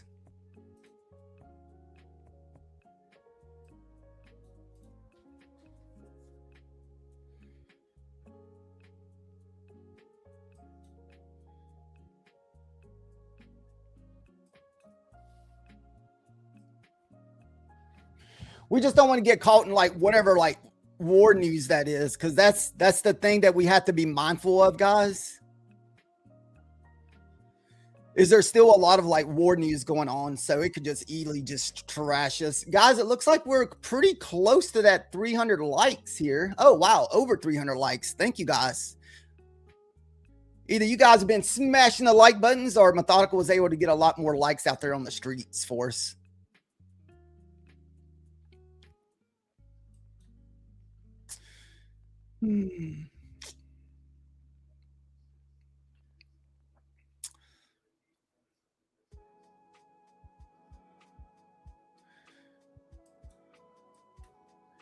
I want to say 78 is probably where you don't want it back below. If you lose 78 here, you can see we've already bounced off it once.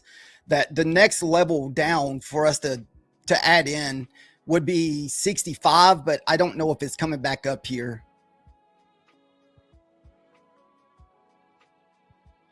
All right, so it's giving me another opportunity to get out of this.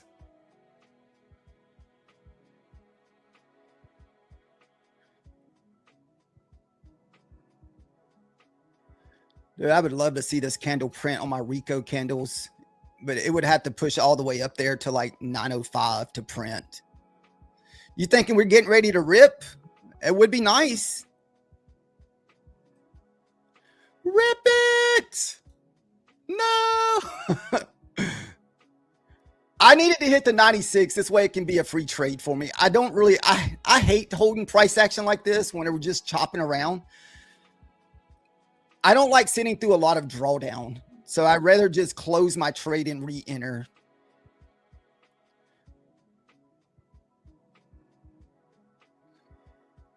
And we've already hit up there, what, 3 times already? We've already hit our break even 3 times, right there at our take profit there 3 times.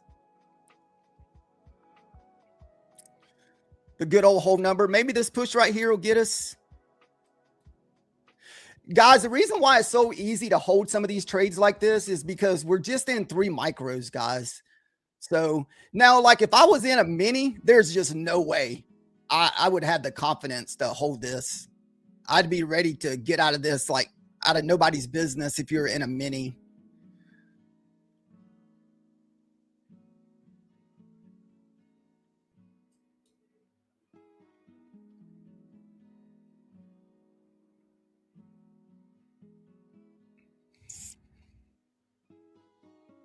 Oh, that's just dirty.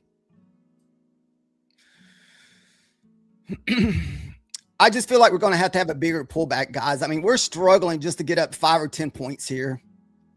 So we may just miss the breakout here. 65 is still my next target to pull back. And if we do get out of this, like just say if we end up closing this, we can always try another entry down at 65.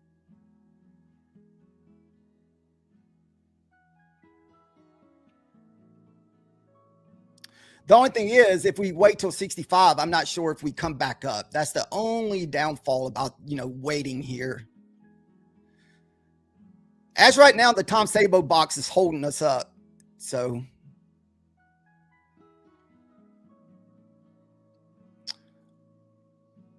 I'll give us, see, there's no wick on the bottom of this 5-minute candle here. We do have an inside bar 5-minute candle.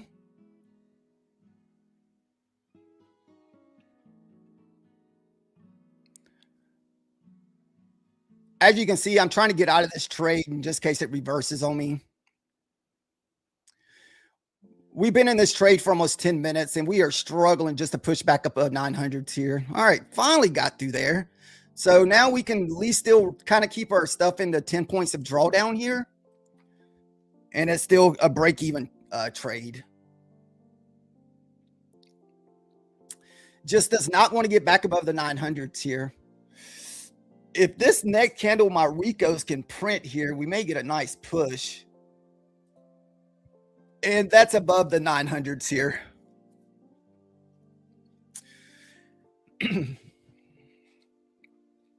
So just so you guys know what I'm doing here is with this choppy price action, I'm just looking for 5 points in a runner. This way, man, like I said, we could come back to the 65 here. And I may even mark out the 65 and see if we get a bounce off of this 65. Like, I don't think the runner is going to survive here. All right, guys, it sounds like forms are dropping. So get your keyboards ready. All right, runner got stopped out. So another break-even trade there.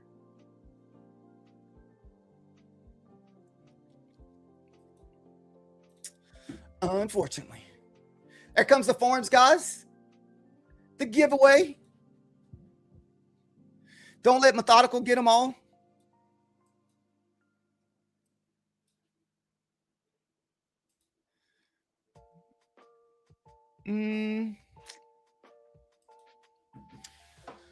All right, guys, we'll have to sit on our hands for a few more minutes and just see what kind of pullback we get here. Good luck to everyone. Hey, thank you guys for helping us get over 300 likes. You guys have been awesome for helping us get there. I don't have a Methodical over here cheering you guys on. No, the Tom Sabo box is strong with this one, guys. The Tom Sabo box does not want to give it up. So it's still holding. So unfortunately, it's just chopped and there's just not anything to do here. So just kind of have to sit on your hands. Yeah, giveaways are in the chat. Fill them out and see if you're one of the lucky ones who are going to get a free account. I would love to have a free account this week. This is a free account week because if you can do something with this week, that's awesome.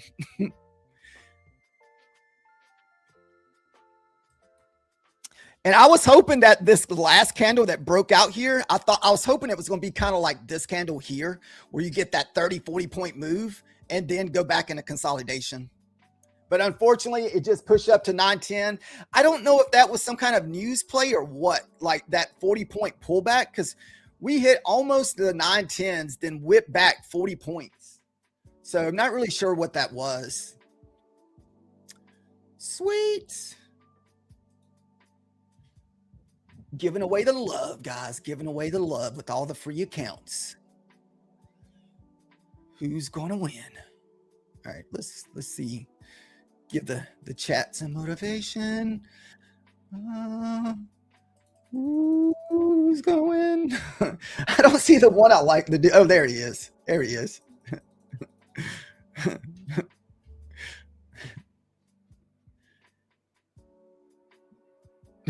I forgot the keyboard midway through. Oh, it's all good, man. Hey, that's the good thing about watching all the MyFundedFutures streams. Like, every segment they're giving away free accounts. So you got what? 1, 2, 3, 4 opportunities to try to win a free account between the time Tom and Terry starts until I go. And then after me, you got Matt and Ash also. So there's like 6 opportunities of free giveaways all day long. So what is that? 30 accounts, I think. 30.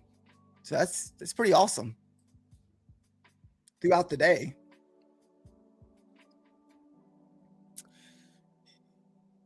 Yep, 30 free accounts per day they're handing out. So, oh well, actually, even on Fridays, I think they've been doing 10 for the duck race.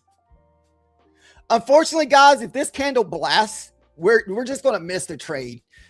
I've already tried this long once, and we were in it for like 10-15 minutes. So unfortunately, there's just no way. I'm not going to chase this. I gave it the Tom Sabo breakout try, and it did not work. So we will see. We will see. I've always been kind of curious with free accounts, how well people do with those. Like, how often do they get those to fundeds, and how often do people get those to payouts and stuff like that? Because to me, I feel like it's a struggle trading free accounts because you don't have that you don't have no emotions tied to it.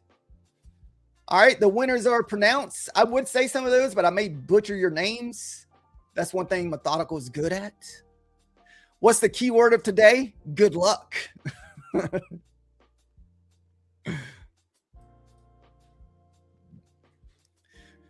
Congrats to all the winners.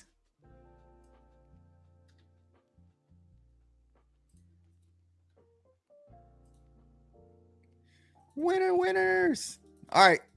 What did I say? 65? I mean, we are grinding back down to 65. I just don't know if I'm willing to risk 15. You may have to, I would have to risk at least 10 points if I tried the bounce off to 15. That's kind of like your 21 EMA bounce for anybody that trades off that 21 EMA on the 5 minutes. Let's go over here and look at yeah. Actually, no, this is June contracts. We can switch over and see what this looks like in September contracts. So that's all the way. Actually, no, that 21 is still like following the 9 EMA. Because that's in at 67. Your 21 is all the way back down at 23. This is what I was looking for the bounce while ago out of the 50s here. So this is why I was kind of while ago, whenever I had my 50 set up, I was looking for that 50 bounce.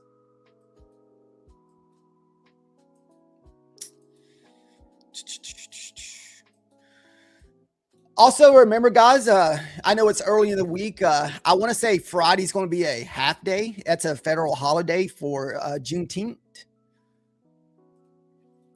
So another federal holiday. And so the market's usually only open half a day that day.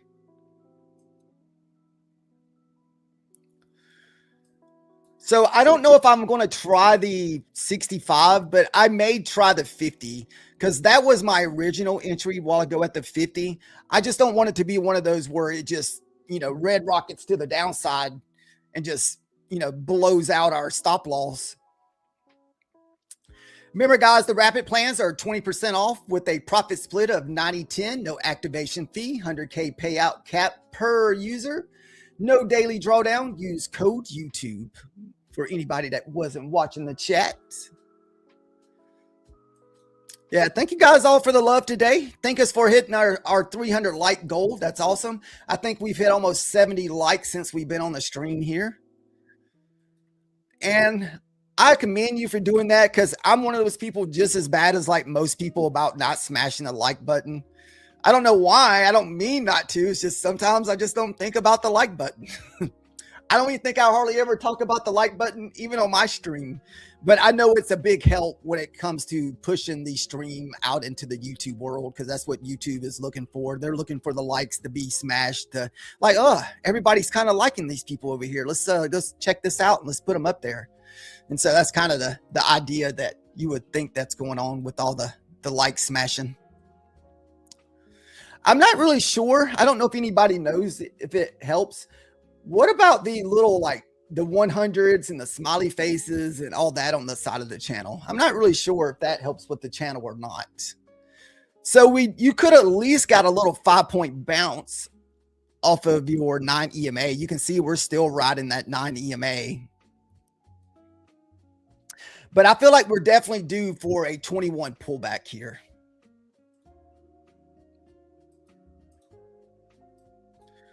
Just have to see. I'm almost debating. So my goal for the rest of the week is to only take one funded trade, guys, unless I just have to, because I haven't traded the account in a few days.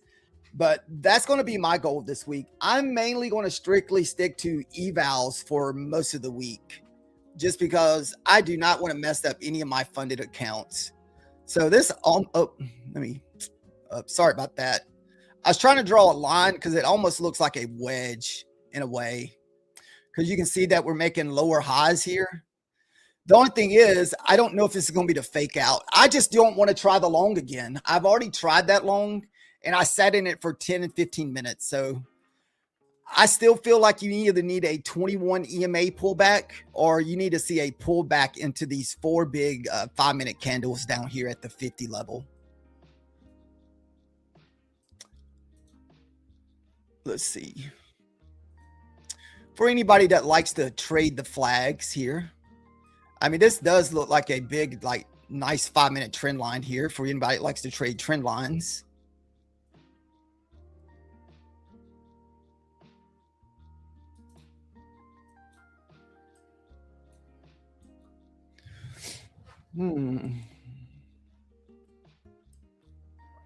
Like I said, guys, I'm not going to chase this long here. The only way I would be interested in a long if we had a pullback to say 850, 854 would be my long spot. Is there anybody in the long right now? Did anybody hold the long looking for the breakout? This is where I was talking about, like, let's just say this candle does break out here. This is where I was saying it's so hard to catch these consolidation breakouts like this. Because, you know, you're thinking, you know, it's almost like you almost feel like you're, I want to say, I guess, borderline, you know, a lot more riskier taking these breakouts here because it could consolidate 1, 2, 3, I mean, 5, 6 candles and finally get the blast. Or like this one a while ago, what did we get? Like 2 candles, 4 candles before it blast? No, this one right here. We had about 2 candles before we finally got the push up. Or like this morning, you pretty much consolidated for almost a whole hour and a half before you finally broke out of the box here. So, yeah, nice if you're able to hold on to that. And where did we get the pullback to? 67. So I was about 2 points off on the pullback. I was thinking 65 was going to be the pullback, but I guess I probably would have had my order sitting at 66. So I still would have missed that pullback on that 60 level, because that ended up being 67 or maybe 68. So we would have missed our. So nice if you're able to hold into that. Good dealio.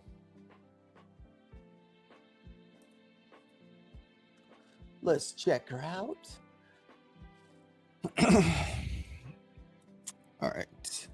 So going back to the news this week, if, like I said, this is mostly for people like maybe you're new to trading. Like I was the same way when I started trading. I didn't know much about the FOMC week. I didn't know much about rollover week. I didn't know much about the OPEC Friday week. So to kind of break down the dates here. So this is your rollover day. This is kind of the start of your rollover week here on Monday. And most of the time it takes about 3 or 4 days before everybody's finally over to the September contracts. Or there's somewhere you can go on some of these broker accounts like Ninja or Quantower. It may tell you which one of these have the most volume in it, but I'm not positive where to look for that. Wednesday is your FOMC news day. And I don't think we're supposed to have any interest rate decisions. I think interest rates is supposed to stay the same. So I don't think we'll get like too crazy price action. Usually the crazy price action usually comes whenever they're anticipating like a interest rate increase or decrease. Then Friday is OPEC Friday. So what OPEC Friday is, that's when the end of the options close. So if you're into options, like, you know, if you're buying options, that's when that's comes to an end. So either you made good money on the options. Another thing that I saw that this week that could be kind of pushing the market too is, I guess they're debating on like the SpaceX options for, I guess maybe at the end of the contract's end, for people to start buying the options for SpaceX. So you're going to probably get a lot of people either shorting SpaceX because it's a new stock. And a lot of times on those new stocks that, you know, the prices are so volatile that, you know, it's just up and down. Like I wanted to buy into SpaceX, but it's so hard for me to buy a new stock because, you know, eventually we're going to have a big pullback, then straight back to the moon. But, you know, no one can tell. So it looks like we may end up missing the breakout here. And so here, if you're looking for another pullback, you would want this to pull back into the 90s, find resistance here on top of all this 5-minute resistance here. So nice if you had the boys to hold. No, there's just no way for me to hold that, man. That's man, the Sabo box got me. Unfortunately, we didn't get it. We weren't going to chase it again. I held it for 10 or 15 minutes, so we had to let that one go. But nice if you did hold it. And I didn't do my add-in at 65. We would have missed our 65 target too because we hit 68. So dun, dun, dun. Like I said, let's see. What the hell? What the heck? Yeah, just draw your little Sabo boxes here. Unfortunately, I was early to the Sabo breakout. I thought it was going to be this candle right here. And you see, I don't know if Trump said something here, but this one got me. I think whipped back 40 points. So that got me. Let's see. Your other Sabo box. Or the Ricky Bobby, if you're on the Ricky Bobby box. Spam W's with the chat, guys, if you wouldn't mind. Thank you. Thank you. We'll WW up. Smash it. We're going to have Matt coming up here in about 2.5 minutes.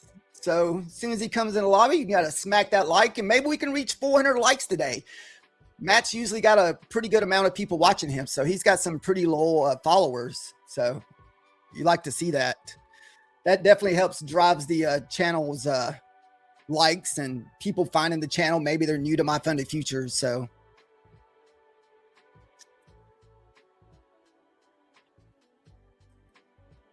all right.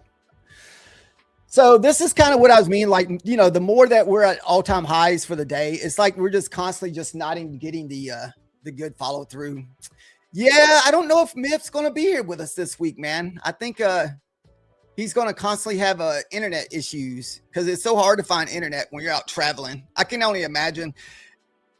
I'm hoping I don't have it. I know I'm supposed to go out of town, but not till August, mid-August. But I think I'm at one place, so I won't be like driving around. So I'm hoping the internet's fine there.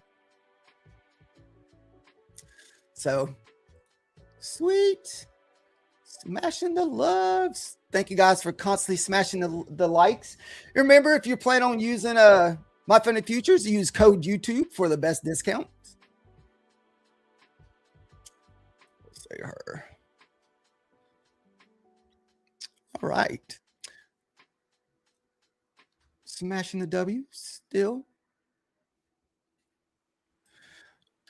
Hopefully, if you're green today, you put your accounts to the side. Usually, that's what I've been telling everybody. If you're green from this morning on like one of those breakout candles, it's best to sit out on the side. You can see the price action that we're getting today.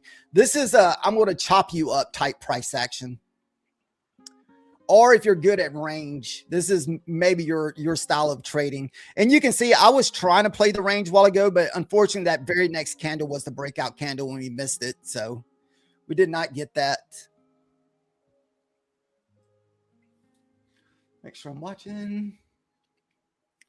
So right now we're hovering around 900s. We still got a long ways to all-time highs. All-time highs is all the way up at 31,000. So we still got 1,000 points of room to the upside. So that just may be something that we are hitting on most of the week, but unfortunately it just come at this week.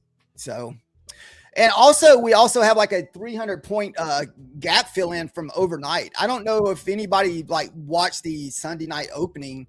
There was like a 300 or 400 point gap fill. We're up over 1,000 points from the Sunday opener if you count the gap. So big move overnight. And so that's pretty normal too. Anytime that I see that we're over like 500 points, whenever I come in, most of the time I just try to stay away from it. All right, guys, I appreciate you guys watching and smashing the like button and the subscribe button today. I much appreciate it for helping me get over to the 300s. Matt is ready to come in, so get your glasses out and get your rocket symbols going, and have a good evening, and thank you, guys. Electric veins in the night. Feel the pulse, feel the vibe.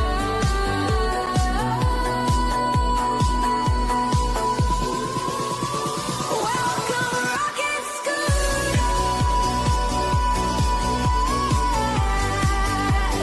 Burning trails where you're.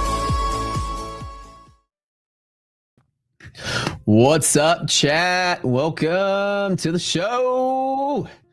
Good to see you guys. Man, bull market's back. Hold on, wait, I gotta mute myself here. Bull market's back. Bull market's back. Bull market's back. Bull market's back. Told y'all. I told y'all last week.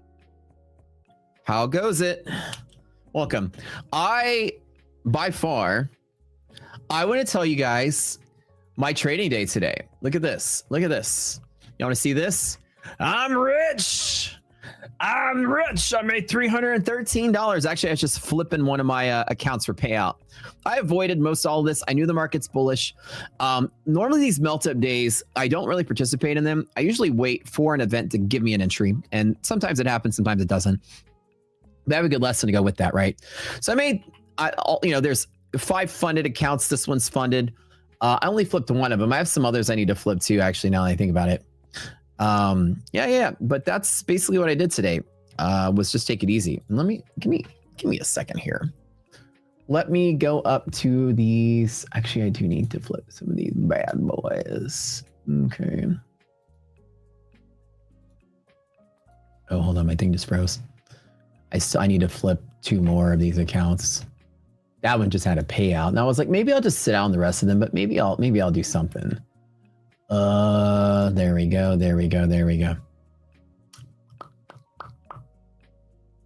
Good deal. All right, all-time highs. Let's talk about it. Am I skipping for anybody else? Oh, hopefully not. With that big P&L, baby, you like it big, huh? Yep. The old 313. Okay. So bull market's back. Didn't we tell you guys that? Remember, I tweeted this last Thursday, right? Let me revisit for y'all the old tweet and teach you guys my technique, right? So let me show you my technique here. Y'all were mostly all here for it, but let me go through it again.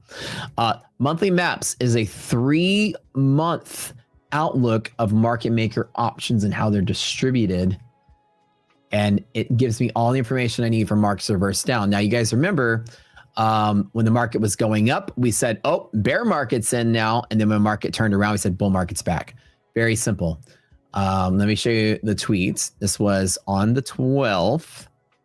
Bull market's back if we hold 73.45 and bull market's back, right?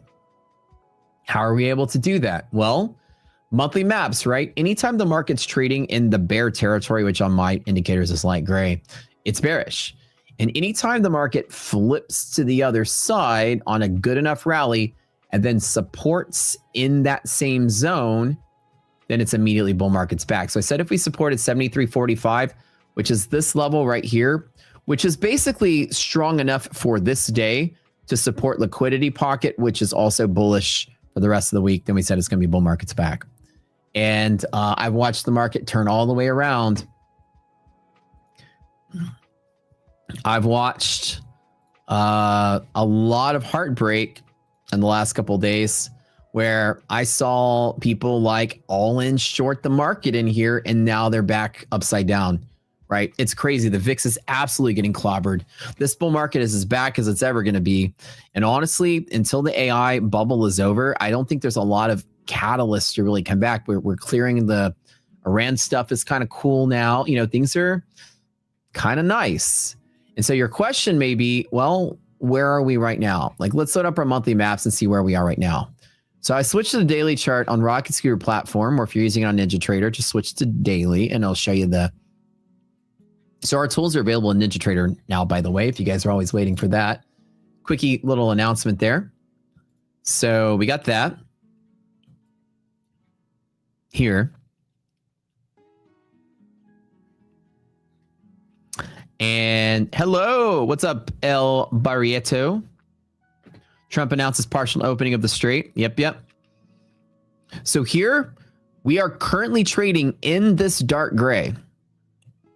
In this dark gray is bull zone. We have completely after it was this one day here where we were like, man, it's kind of dangerous. Bear market could be here, and then we crashed the next couple of days.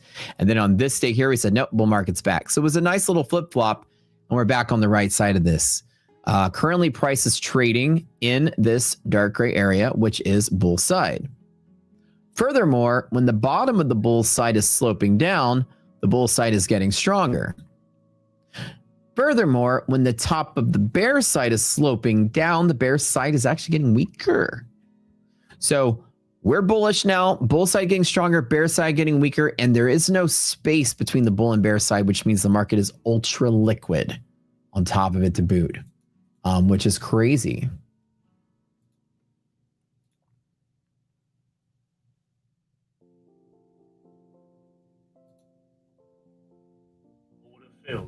Actually, wait. Oh, I don't want to short. No, let me close that one. Oops. I don't want that one. That's the wrong account. Okay, let me close that one. I need a flip. So I'm going to take a quick short to flip. Well, I'll keep that one. Let me trade this one instead. Hold on. Let me do this one. I'm flipping it for 200 bucks. I'm going to do a quickie little short for it. Sorry, this is it. I'm just shorting quick to make 250 to flip it. That's all. There we go. That's it. That's just a flip. I actually want to trade this one. Sorry about that. We're back in positive gamma. Yes, we are. Okay, so that flipped account number 2. These are just, they need to make 250 to flip the payout. There's not even really trading. I don't want you guys to copy what I'm doing. I'm just chasing candles to get a quick 250 to flip them. See, no, I'm not. I'm in and out. That's it. I already closed the position for 250. That's what I'm saying. Like, that's why I'm like, take it off the screen, because everybody's gonna be like, well, that's shorting. No. That's just flipping accounts strategically. I saw some order flow come into the downside, in and out. That was it. I already closed the position. Look, I just need to make 250 bucks. I shorted 2. I closed 2. It was that simple. I don't want to trade that one though. I want to trade this one, because I actually got to trade an account. I'm not shorting. I'm still longing. That's it. I made 260. I'm just flipping the account for payout. See, half you guys, are you shorting? Wait, Matt shorting? No. I'm just waiting for markets to move, and I'm just trying to take just a couple points, just enough. It's $20 a point. So with 2, I just need to make 6 points to flip for payout. I don't use order flow. I don't use order flow tools, but I do order flow my old school way. Here. So this one right here. So that one open and close, and look, there's 260 bucks. That's it. I was just making 250. I'm just trying to flip them all. They need to count for extra days. So there's one more I need to flip. Yeah, one more. Okay. I look at order flow by looking at tick charts. I'm really good at sensing it and feeling it. What I'm looking for is the way the tick chart develops. Like it's hard to explain. It's the speed at which the candles are forming. I use a 25 tick chart to feel the order flow. You see right now it's very slow. It's just every couple of seconds, right? But when those candles start filling up very quick, then that's a high amount of order flow into selling or buying, whatever it is. So that's basically how I'm reading it. Like right now, and I look at on a tick chart is a time independent chart. And I look at the horizontal axis and you see where they compress a lot. It means there's a lot of activity when the time difference is really small. So 32, 33, 34, they're compressed. 37, 38, 39, they're not. So when it gets really compressed like this, like it's selling and selling and selling, and there's a lot of order, and it's consolidating lower, I just jumped in the chase short for the whatever 6 points it was. Sorry, that's S&P. Nasdaq, same thing. So I'm kind of just like watching. Again, this is before Bookmap was ever a thing. I'm just really good at staring at the chart and being like, okay, I can see the order flow. I'm watching the DOM. I'm staring at this and I can feel like right now it's stable. It's light. It's nothing crazy. And so you'll see like this sort of activity when like Bookmap would probably be firing off the same kind of signal. Yeah. But I look at order flow by just watching a tick chart. It's so old school. I know. Do I ever use time and sales? No, I don't. I mean, you can leave it open, but in all honesty, it's like this kind of stuff was probably useful when you're trading like illiquid stuff and you care to see the history. In all honesty, time and sales and active trader, I don't ever look at the level 2. I don't look at time and sales, never. It's too much information for your eyeballs to really process or even any useful activity. I think like time and sales, it just, especially in futures or anything super liquid, it just flies by too fast. I'm saying if you have like some kind of quantitative algorithm that's grabbing all that data and processing it and giving you something out of it in real time, then maybe it's useful. But I'm saying like if you watching it tick up, I've seen people's charts where it's all like, or people's streams where it's like level 2 flickering lights and the time and sales like this. And it's like, I mean, you know, when I first started day trading in 2010, right? I went and got myself a TV to mount in the corner and turn CNBC on. I'd wake up in the mornings with my coffee to the sound of Aaron Burnett and the Nigerian brothers talking about the stock market. It's a long time ago. I would walk in there and I felt like a trader. I'm a trader now. I got the CNBC on the TV, got my coffee, don't have to go in an office. So I feel like the people that put that on their screen are like, I feel like a trader now because I got all this flickering lights and crap in my front of my face. It's just like putting CNBC on while you trade. It doesn't make you any more of a trader to be staring at epileptic level seizure driving light show. I think that information has become so abundant that it's almost become useless. Whenever given the option to buy level 2 data, I never buy level 2 data. I don't care what the bid and ask looks like. Unless I'm trading maybe an illiquid stock or something, and I care what the bid size and ask size are at different tiers, like maybe that's important. But for futures, I mean, it's just random noise. And I don't look at it.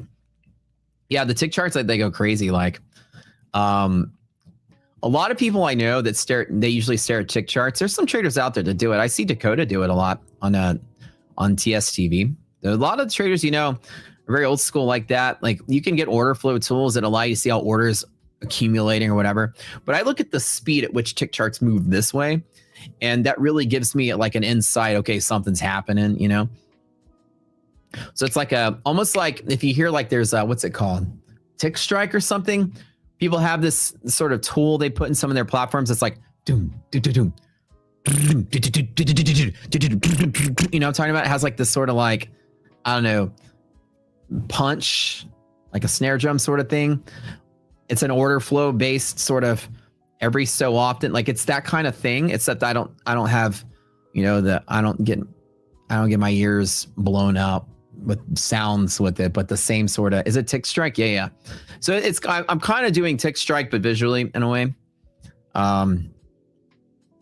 Yeah, which kind of helps you see that like something's happening, like again, you know, some audio cue or visual cue or something. But it allows you to basically see big orders or small orders, equilibrium. What I did before I became a trader, I was a chemical engineer.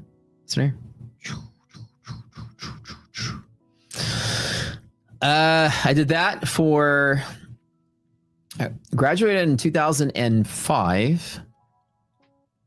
I was an engineer, got laid off in 2010, started trading, still worked left and right for about like 5 or so more years. And then went full-time as a trader in 2015. And I still did some consulting work through about maybe 2017.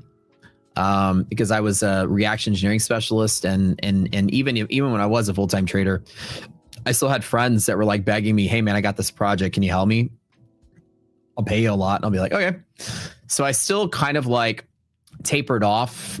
2015 is where I went like full-time trading, and I did some consulting work for like another year or two after that. Just because my expertise was still in demand at the time, there was a lot of need for what I did. I was a reaction engineering catalytic engineer, which is a very rare subset of chemi that a lot of people don't go that path. So, and people that do go that path become PhDs and do research and work for manufacturers, catalyst manufacturers. They don't work in plant design or in plants themselves. So to run chemical reactors, catalytic reactors is a rare opportunity, and designing them is a rare opportunity that I still, even to this day, dude, I still get people like, "Hey, are you still in the job market? So-and-so's hiring for like a 6-month contract for a hydrocracker or hydrotreater repack. We need a catalytic engineer." I'm like, "Nah, my resume's been off the market for a long time," but I still get opportunities pop up. I haven't done an engineering gig in, oh God, like 10 years, maybe over 10 years. But yeah, that's what I used to do. Use tick strike in the old school. There you go. That's the way to do it. Yeah, it's fun. I liked it. Like if I still had a job, I wish I had the same job I got fired from. That was the most fun I ever had as a employee for a company when I worked for other people. I had a great time. Half of my job was just hanging out and bullshitting with everybody, like just chilling. Nothing's going on, monitoring the plant. The other half of my job was like high intensity, high technical. I loved it. So you're like crunching insane amounts of numbers and data and math and looking at the physics of everything. Half the time, the other half the time, you're driving a golf cart, shooting the shit at the operators and, you know, chilling out, just hanging out, waiting for something to happen and get some sunshine on your face, you know, working outside. I loved it. I also liked, because I was the reaction engineer and the younger guy, whenever you do turnarounds, it's kind of nice. Turnarounds when they take a plant, they shut it down, they open everything up, they clean everything out, put it all back together sort of thing. Usually, you know, you schedule those every once in a while, clean everything, install new stuff, then turn it all back on. That way, you know, you're not interrupting operations so much. And in turnarounds, being the young guy, I get to work nights a lot because the superior, higher ranking engineers would get the daytime and I'd get like the night shift. So I basically would just like babysit, right? Nothing be going on. I just make sure nothing bad happened. I call people, something bad's happening. So I'd sit there and I just chill in my office and hang out, go out and run my rounds, inspect stuff, come back. That was fun. I very much enjoyed it. That's what I did before that. I also, in years before when I was in college, I also taught engineering classes at the University of Houston. So I was a big fan of being an educator, even in college. I like teaching. That's why I like teaching you guys and talking about it. Some people say I'm a natural at teaching. I never would have known that was something I was good at, but you guys seem to think so, and I'm glad y'all do. I like it. I like coming up. I think as like a musician, right? If a musician writes a song, you like coming up with something that people enjoy and they hear it and you see them smile and you feel like I did something good. I touched people with the song. You're a chef. You whip up something, you serve it, and people are eating it and they go, oh, out and you see them and you're like, I did something. Well, for me, I get that same feeling when somebody says, Matt, your risk management strategy, bro, I got a payout. And that's me like being a chef going, cool. I like it. I love the feeling of having that, just that rush of connecting with people in some sort of art or some kind of creation where people like appreciate and like what you do. And it was a moment for them, an experience for them, or even life-changing experience for them in some cases. But I love it. That's why I love teaching. I love chatting. I love teaching. It's cool. That's why my boot camp is $1 a class. I just enjoy doing it, to be honest. I love every quarter teaching you guys trading. And then every time these big tournaments come up, these trading tournaments, who's on top? These guys, you guys, you know, it's really nice. It's really nice. It feels nice to walk around in a room and everybody goes, hey, that's Matt. That's that guy that won that tournament. And that he's the one that his guy won that last tournament.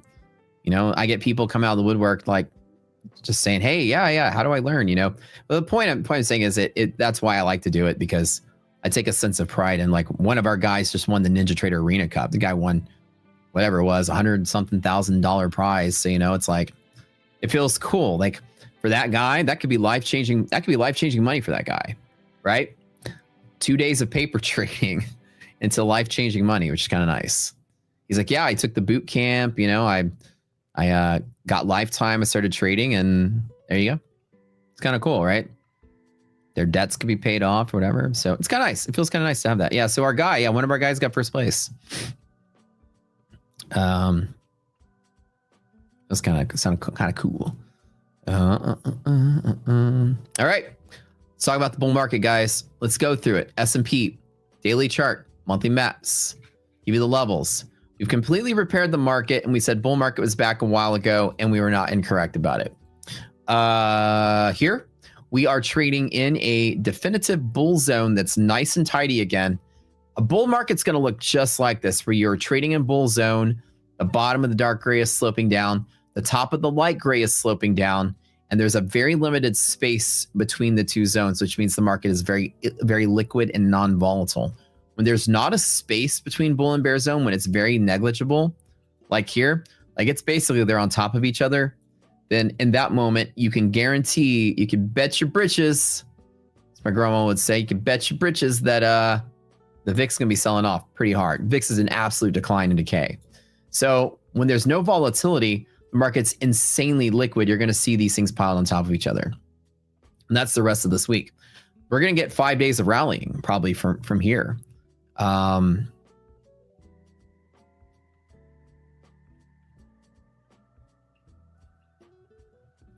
People said, what was I like for trading? What inspired you to enter the market? What is Matt's link? Oh, let me give you my link. Hold on. It's about like, I have a YouTube channel. I have a link to my YouTube channel and a link to my our tools and stuff. Yeah. So here's a link to my YouTube channel.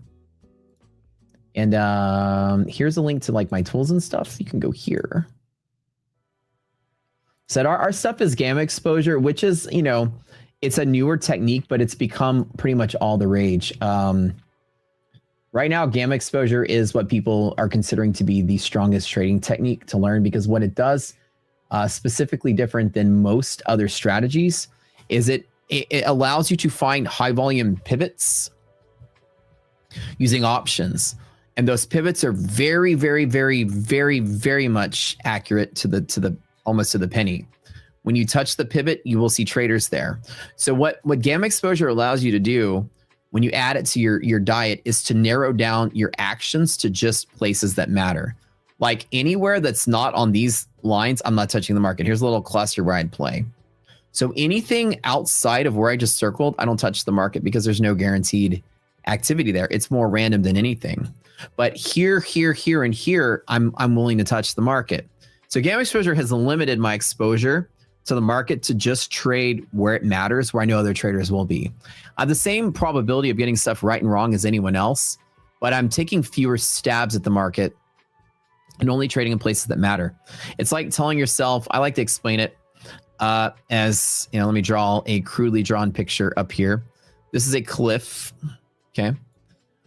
This is you standing up here, right? You've got a telescope. You're like looking down. Again, you're holding it with your hands, right? You're looking, and you could see way off into the distance. You see like a little army right here, right? This is the distance. They're so far away. And you see another army right here, right? This is like ancient Rome times. So these are like, I don't know, the Spartans and the Trojans. Okay. Marching this way and marching this way. And you, as the keen observer, can say, aha, they're going to fight right there. I'm going to take a bet that the battle will be decided right there. I'm watching them walk there. I'm watching them walk there. Same thing. I'm watching the market. And I'm going to say, you know what? I'm going to take my bet here because I know that's where the fight's going to take place. We get to the levels, the volumes. You know, I'm not going to bet that the army loses the war right here when they're not even touching each other, right? You're like observing where activity will be and then make your bet then, because you have fewer chances of being wrong if you're wrong at the right place. An example is, say that the market falls right here and I decide to long, and then it squeezes, and I stop, and then the market rallies. I'm like, I was right, but I was kind of right from midair in the wrong place. If you actually limit your betting to the right place, you have fewer of those you were right, but you got stopped out kind of trades. Because if you trade in periods of illiquidity, there's no guarantee that traders are going to come in after you when you have no evidence that will happen.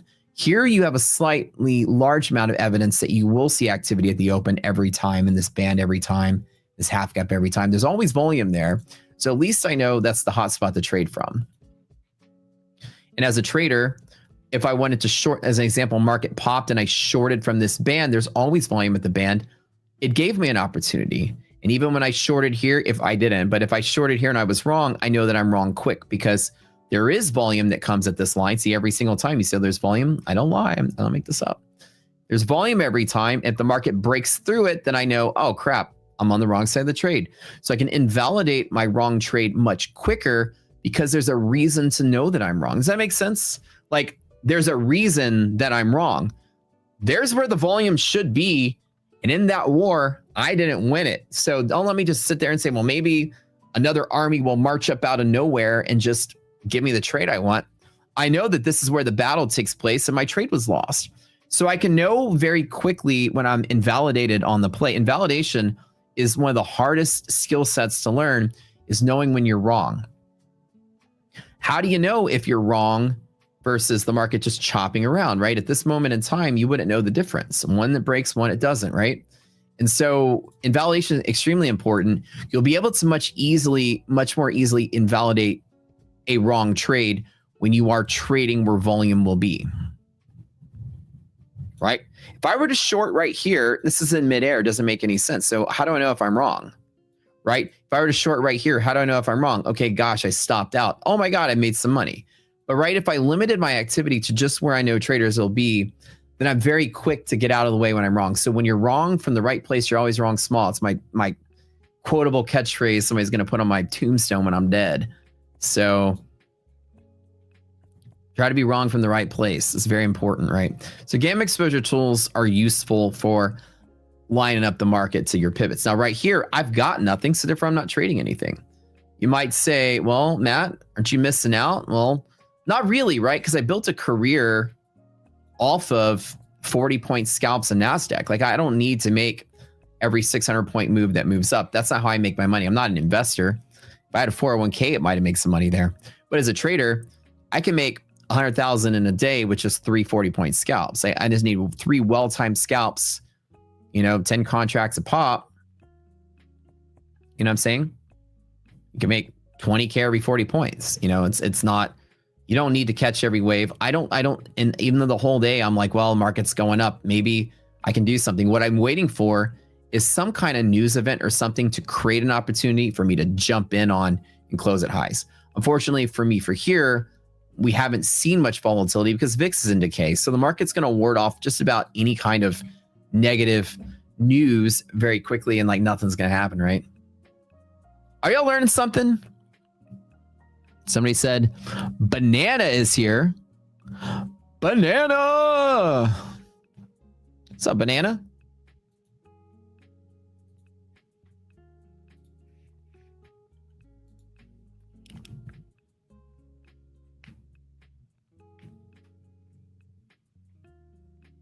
All right. Okay.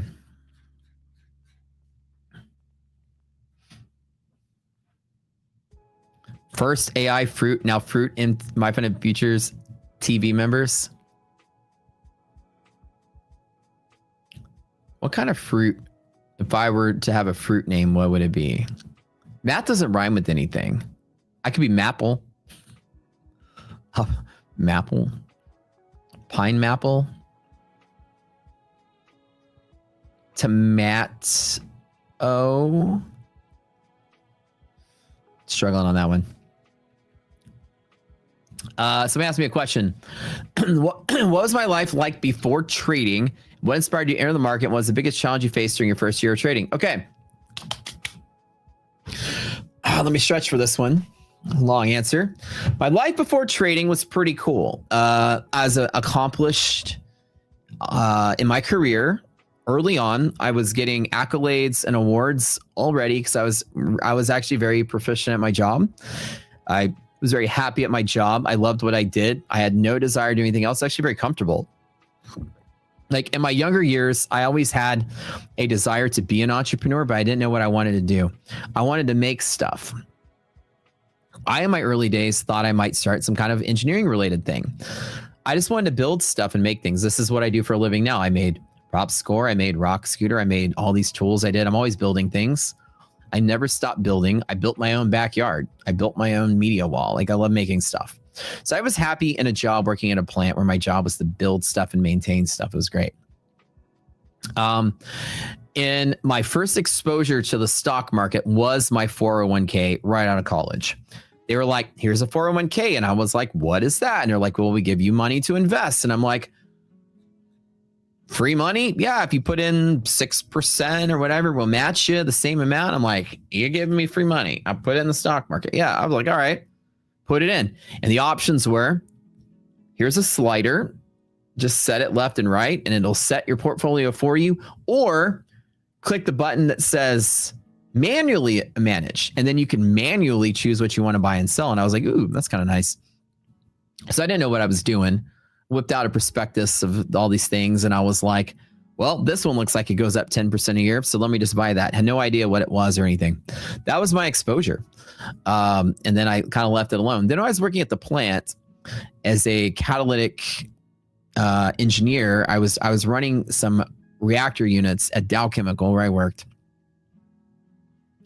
And our inside of the reactor, it was a heterogeneous pellet catalyst reaction that took place. So I had these little pellets. They look like little Flintstone vitamins, like little, powdery looking things.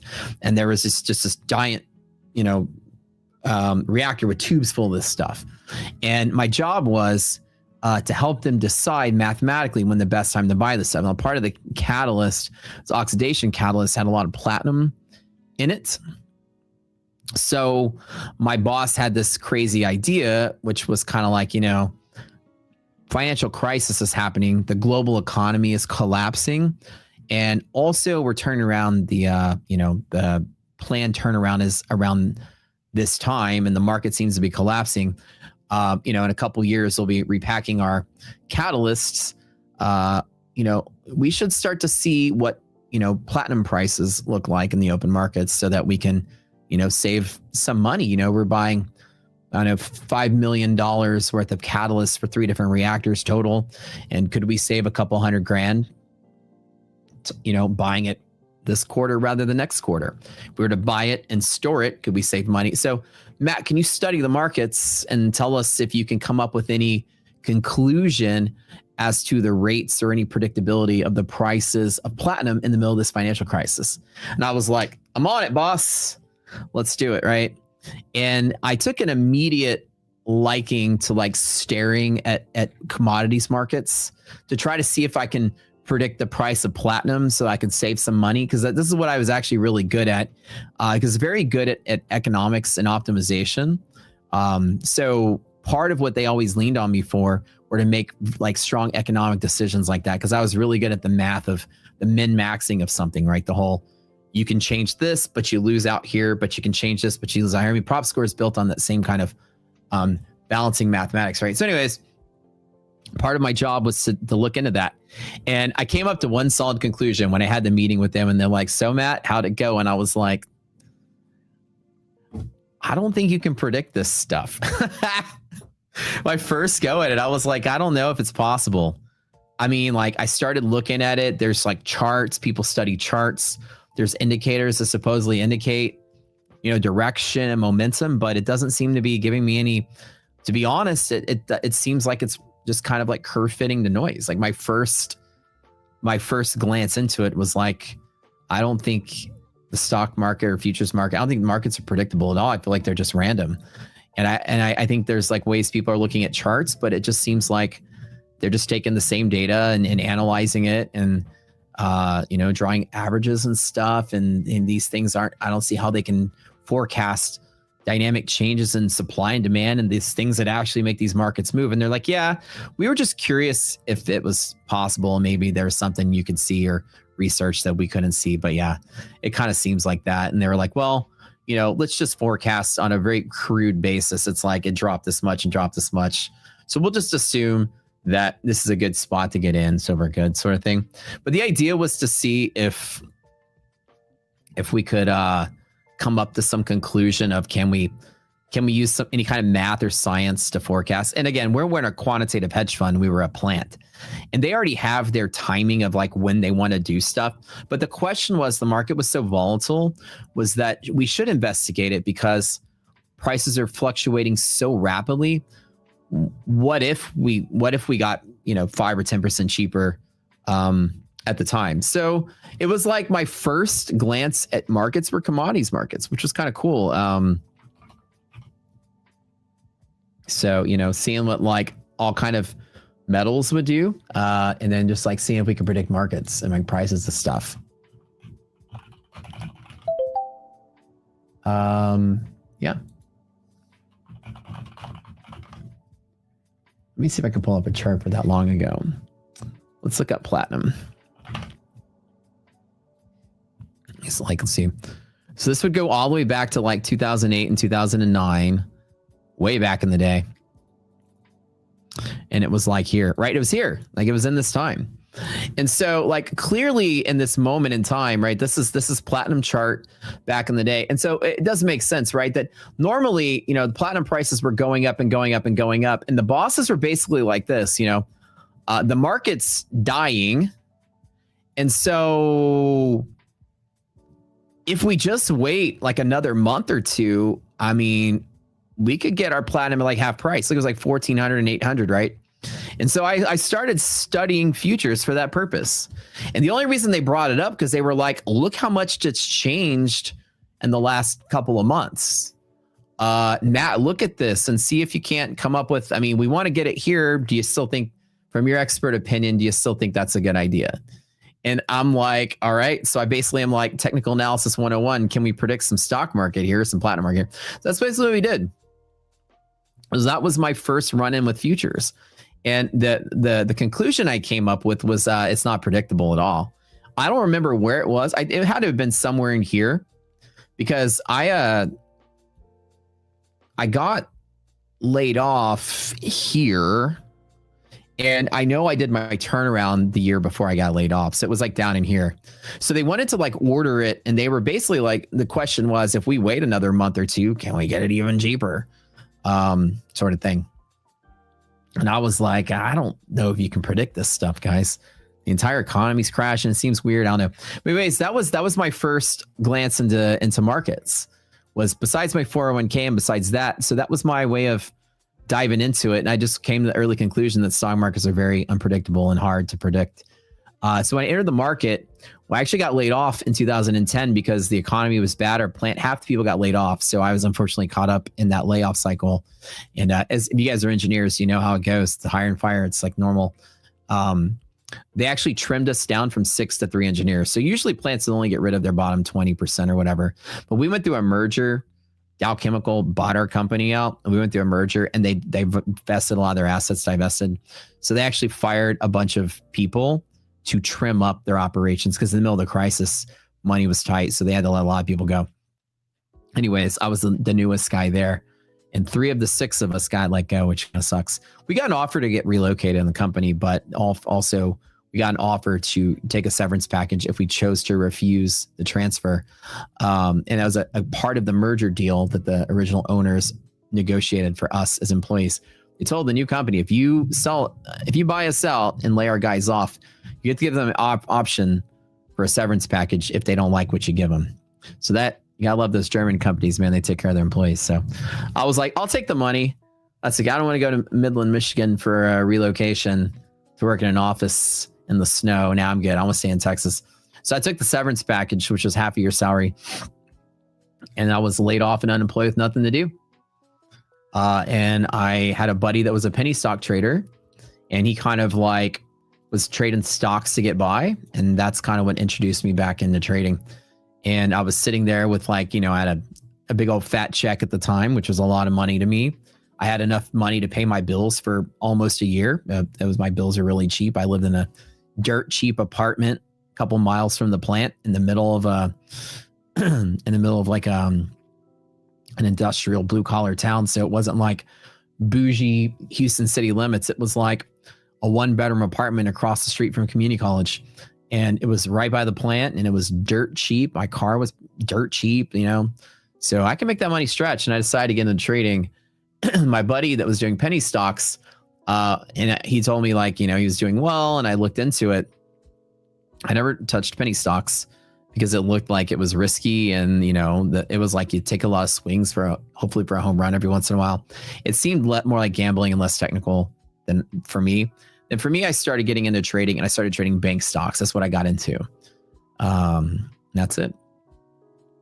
Long story short, I jumped into bank stocks because the Fed was bailing out the economy, and the government's bailing out the Fed, and the government's bailing out the banks. And I'm just like, okay, everyone's getting bailed out, so let's just long some banks. And that was my strategy out the door. No, just get in. Just get in and trade. And I didn't know what I was doing. So in the first year, the biggest challenge was emotionals. Like, I have a limited supply of cash and no other income coming in.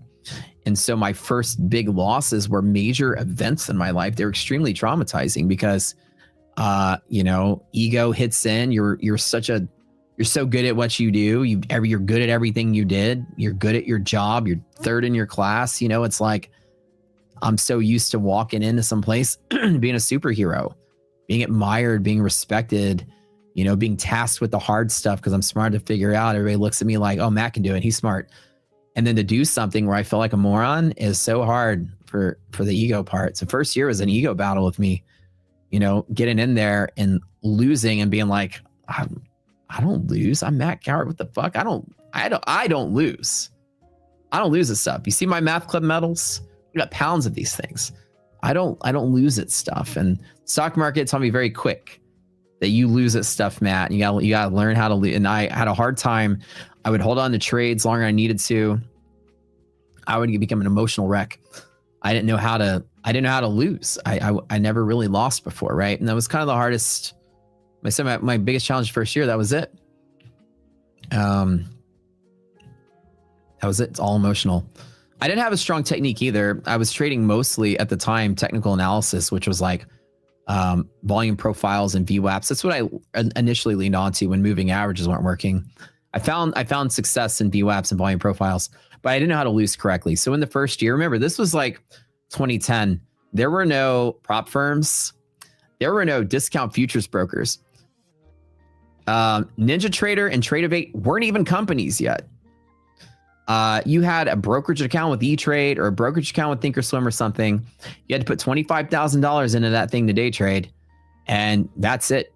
Nobody touched futures. You couldn't afford a futures contract if you wanted to. And micro futures weren't even invented yet in 2010. Those came out in like 2019. So, and that's crazy to think about, or whenever micro futures came out. Isn't that crazy, right? To imagine a world where micro futures are actually a brand new thing. It's crazy. So, putting in your money and making $300 or $400 a day was a lot of money for me. With I think I put like the first time I actually remember the first time I traded, I put like 5,000 into the trading account, and I rolled 4-day trades back to back to back to back. And then I got a phone call from the broker like on day 2 that was like, you have to deposit $25,000 now or we're going to block your trading account. You guys know that, right? You get that phone call. Forgot what kind of margin call that was. It was called a reg. It's a reg call. Hold on. You trade more than 4. You get a, what is it called? Y'all know the name of it? It's been so long. It's a PDT rule, but there's an actual name of the, what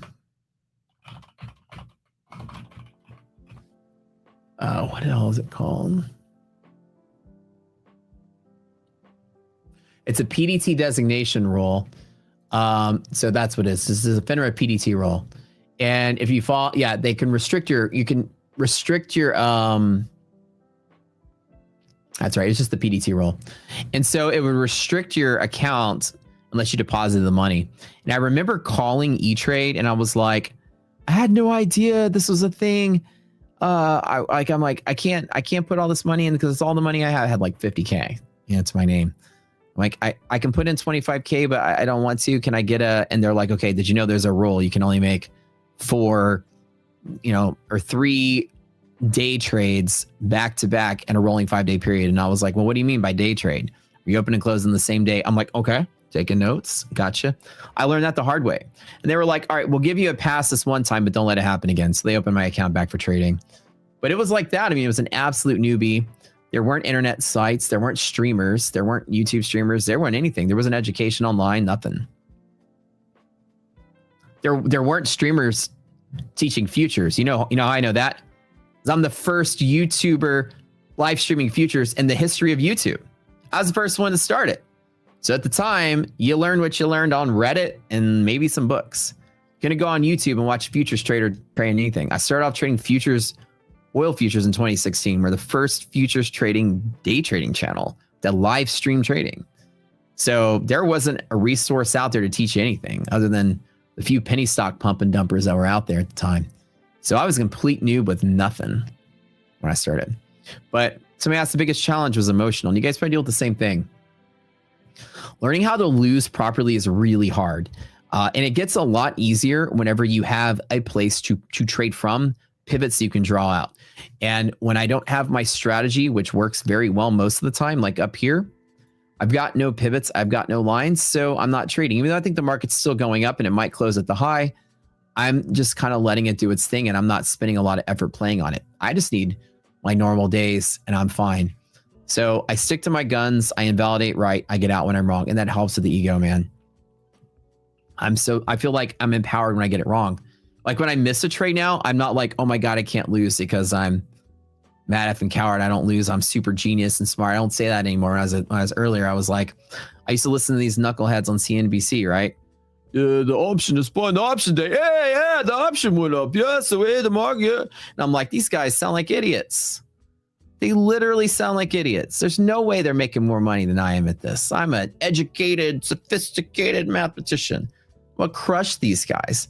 These guys don't even look like they graduated high school. That's what I thought. They sound like morons. I got this. It's going to be so easy. Don't work like that. Not on Wall Street, not in the market. Doesn't work like that. I was immediately humbled, and it took me a while to learn how to be humbled and how to do this the right way. And so, yeah, that was it. The biggest challenge, ego. Learning that you're going to get it wrong. But now when I get it wrong, I'm like, I'm so smart. Like how I know I'm wrong and everyone else, they're probably trapped right now. And then I tell myself, there's my ego there. I channel differently. Look at this. Market went up here. I'm not longing, but you know what? I'm not shorting. Okay. And even if I did try to short, which I didn't, I'd be out very quick and the market would go up. You know what I tell myself?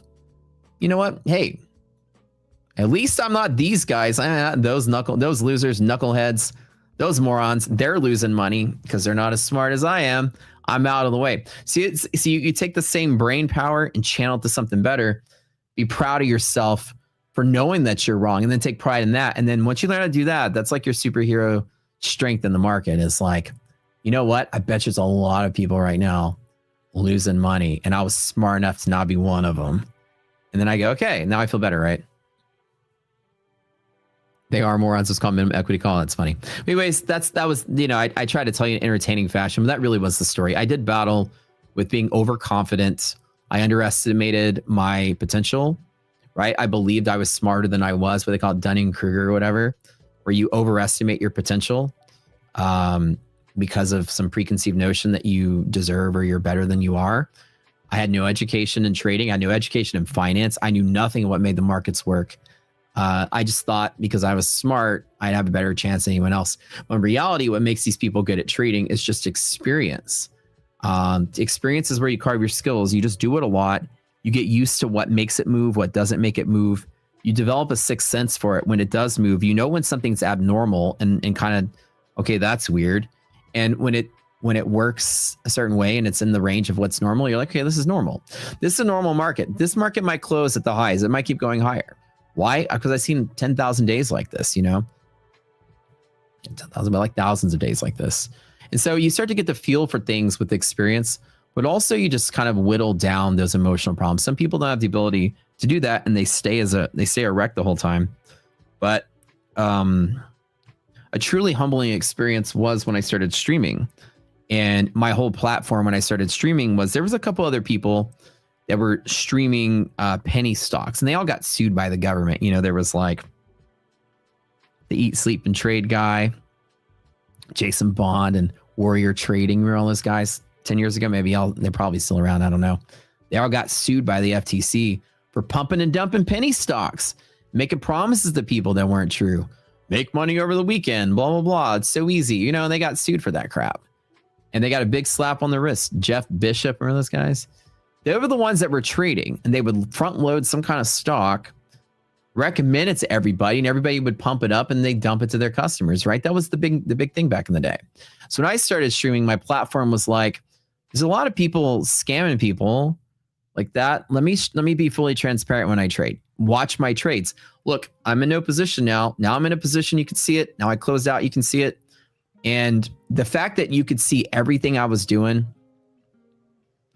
I thought was, you know, that was something that the space didn't have. And then, you know, as a trader, as a futures trader, nobody traded futures, but I did. Traded oil futures at the time when I started streaming. And the idea that somebody could see everything I was doing immediately whipped me into shape. It was kind of a humbling experience because I wasn't allowed to gamble. I wasn't allowed to be stupid. I wasn't allowed to be extra risky, or else the few people that watched me would probably stop watching me. And this was when, like, I would turn on my stream and 30 people would show up. And then 3 months after I started, another guy named Matt, trades by Matt, right? Y'all know Matt. Matt's a good friend. He started streaming that same year. And between Matt and me, 50 people watched Futures Traders in 2016, 50. At the time, you know, Matt was newer than I was. So, you know, we started off, I was like slightly ahead of Matt, then Matt took off, then I took off. Like, we've moved at different paces. But early on, we were both like nobody's in the space because nobody knew what futures were. Futures was like an elitist nerd trader sort of like quant thing, you know, like futures are expensive, they're risky, they move too fast. Who would trade that? Why not to trade stocks, right? So getting in, and the small community of futures traders that there were that hung out with me were very highly technical people. They were very smart people. And, you know, there was almost a zero tolerance for fooling around because we were so technical about things. So we really were like, I was forced to trade with like ultra amounts of risk management early on just to keep people from making fun of me. Is Warrior Trading still there?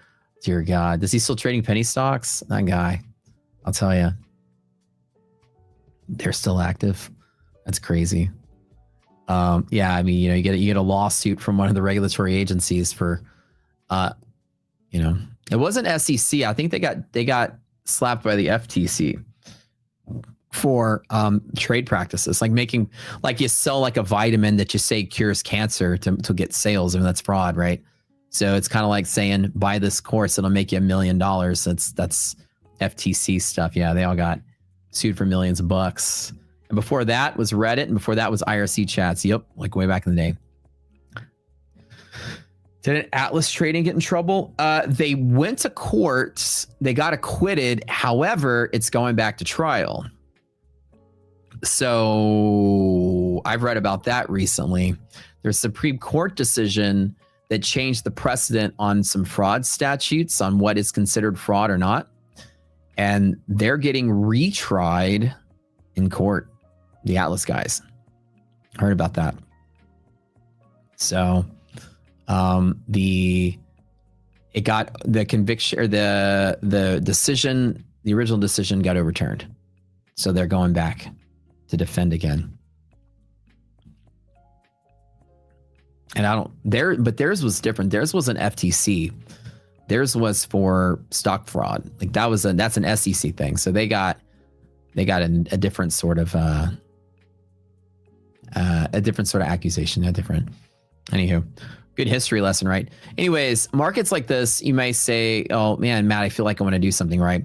Here's something you don't notice, right? I'm talking my way through it. I'm doing something to stay distracted.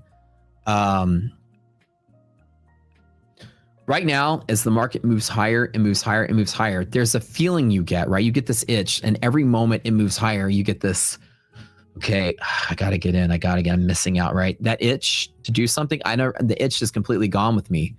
And I've learned over the years that that's one of my biggest skill sets. That skill set wins me tournaments. That skill set makes me a lot of money as a trader. It's waiting.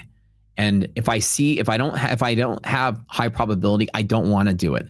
I don't let the market move up and then I say, I got to get some of that, man. I'm missing out.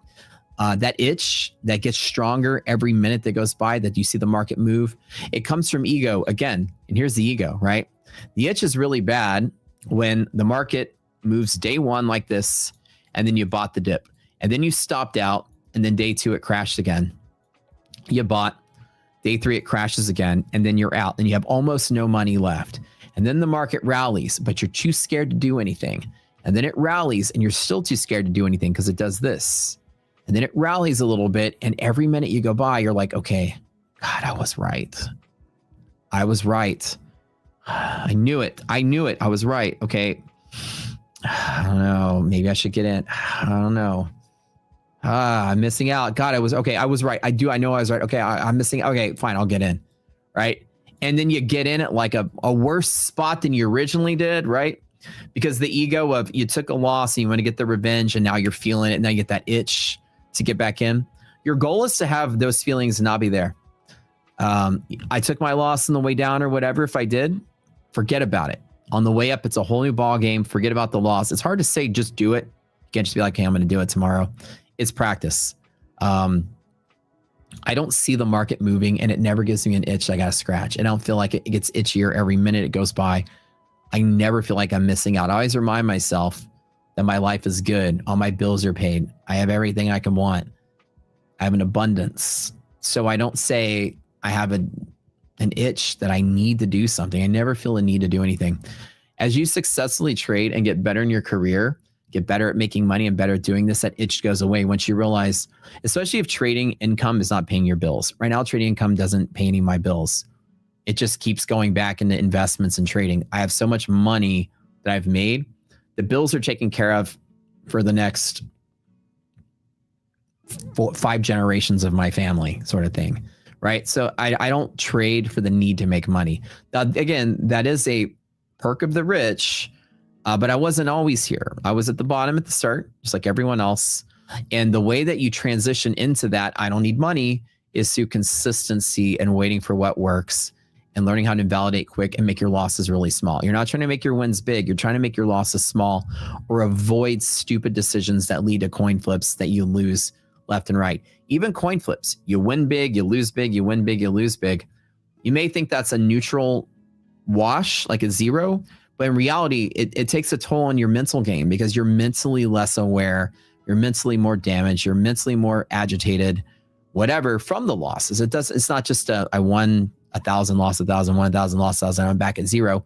Your emotional capital is down 10% from all that journey that you took. So I figured out less is more. The less I trade, the better I feel.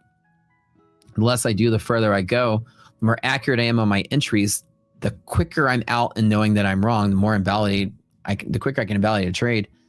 And all that stuff has helped me to get to the point where now all my trading income is bonus money. So it even enhances that feeling even further of, I don't need money from trading. I can wait 10 days if I need to. What's the urgency? And so as you like accelerate into like the golden zone where your emotions are under control, then you start to get bigger and bigger, and the advantages just pile on top of themselves. Imagine a point where you're so rich you don't need money, and then you put 10,000 in a trading account and you trade a micro once a week. You think you're going to feel any sort of way? You're not going to feel a thing. You're going to feel like invincible. Yeah, well, you're going to take a big loss. You're going to laugh. Oh, I lost like $1,000. I got millions of dollars on the side. Who cares, right? And you laugh off losses. You shrug them off easily, and that is a perk of the rich, right? But you can also start training that way early on. Learn how to be quick and be outright, like be out quicker when you're wrong, right? But as you get better, the emotions get even better. And again, like once you start straying away from that gambling mentality, you always have to trade. You start to like the snowball picks up speed and momentum, and your emotions get better and better and better and better, like super quick. And then once you start making money, you're not afraid to lose it. You're not afraid to chase. You're just strategic, right?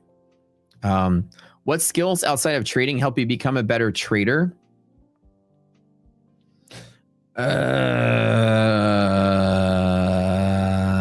Nothing. I don't think anything, man. I don't think there's anything you could do outside of trading that can help you be a better trader. Because there's nothing you can do outside of trading that has a skill set that's comparable. Trading is like being an astronaut. I got to go in a second. Trading's like being an astronaut, dude. You got to do very quick, complex, risky, life-altering decisions on a moment's notice in an environment that can kill you the moment you turn the wrong way. And operate under high amounts of stress, emotional duress, and everything's on the line if you fuck it up once. No mistakes. You know, like a surgeon. I mean, it's really hard to say that there's something you can do outside of trading. But I do know there's one skill set that everybody that I know that is good at trading is good at on the side. And maybe there's correlation. And I got to go because Ash is here. But the thing that everybody I know that's good at trading has one thing in common, and it's they're really good at budgeting and finances. They make great financial decisions in everything they do. They're good at budgeting. They're good at keeping track of their money. They can tell you how much they spent that one day on that one thing a year ago, right? They've got a mind wired around value, saving money, balancing, keeping track, budgeting.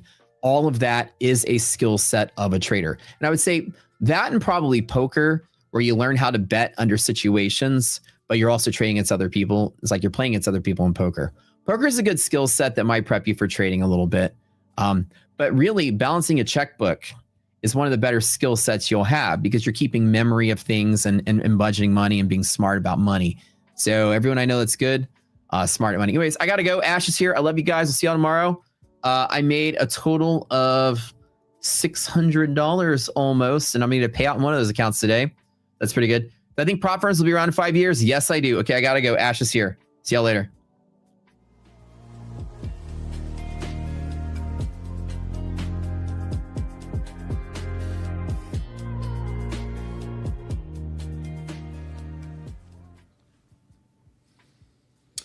Hey, good afternoon, everyone. Happy Monday. How's everybody doing today? Good afternoon. Welcome back to a week in the markets. Just going to take a moment to welcome everybody into my segment, and then we'll talk about some of the stuff we got going on the screen. Good afternoon. Happy Monday. Welcome back to the markets. Let's see who we have here today. Mango, good afternoon. DeQ, MFTV, good afternoon. Lucky Mon, good afternoon. Tris, how are you doing today? Rod, good afternoon. Kim Capital, how are you doing today? Kush NQ, what's up? Good afternoon. Adity Gamer, good afternoon. Bilo, how are you? Smoke Trades, good afternoon. Trading Markets, how are you? Good to be back. Hope everybody had a great weekend. Hopefully everybody had a chance to reset, recharge, and get ready for another week of work. How's everybody's week starting off so far? Throw a 1 in chat if you're green to start the week, 2 in chat if you're red to start the week, and 3 in chat if you've yet to trade this week. Just going to take a moment and welcome everybody into the segment before we get into some of the information here. Let's see how everybody's doing. Taha Trades, good afternoon. Lakith, good afternoon. Adam Daz, how are you doing today? Couple 1s, couple 2s, all right. Couple more 1s, couple more 2s, seems pretty 50-50. All right, well, let's start to go through some of the information here. That will help understand what we're looking at currently. No matter what, this is going to be a winner. There's a trail stop in place for, what is that, more than $2,000. So no matter what, this is going to be a winner. Let me just double check how many points this is. 124, so that's about $2,500, just a little less. So no matter what, we go home with $2,500. We'll see if we can get anything more other than that. We'll see if we can keep heading back towards all-time highs. We'll see. Let's go into this information, start talking about it now. I left you all off on Friday with one simple analysis, and it was right here on the daily chart. On Friday, we were looking at this bullish SMT at the lows. We had specifically stated that if we were going to get this candle closure on Friday, confirming the bullish change in the state of delivery, that we're looking for higher prices. We were looking for price to fill this gap, and what a move it was. Seeing that they filled this gap here, and more specifically, did not get rejected at all. They sprinted through that gap, showing you that the bulls are in control, right? For all those inversion traders, you'd probably be calling this an inverse fair value gap now, right? So seeing the inversion here just made it very simple to understand that we are still heading higher. If we're not getting rejected from the bearish FVG on the daily chart, there's only one thing left to target here. These equal highs. So it's clear that the bulls are in control. The bulls are in control. Clearly we are going higher, so do something bullish. Ready? We'll go in here, and everybody's going to be able to recognize what this is, right? At the moment that I do this, or let me hand it over to you guys. What is this? Before I just hand it out, what position is this? We have really only looked at 2 different ways of engaging with the market this year during my segment specifically. What is this? You really have a 50-50 chance here, so it should be pretty simple. Why is this a long? And what kind of long is this? You tell me. Throw it in chat if you know the answer. If not, I'll keep going forward with my analysis so that I could show you. Simple stuff here. Very good. Exactly. The initial balance. Okay? I was bullish from the daily chart. Therefore, get into a long. Whether you use the initial balance or this game plan right here. The higher time frame says get long. Now we just need to get into a game plan that will get us long. This was very simply put the initial balance. So if you take a look at the first hour of New York Open, you can see here that the low was set at 9:30, the high was set at 9:45.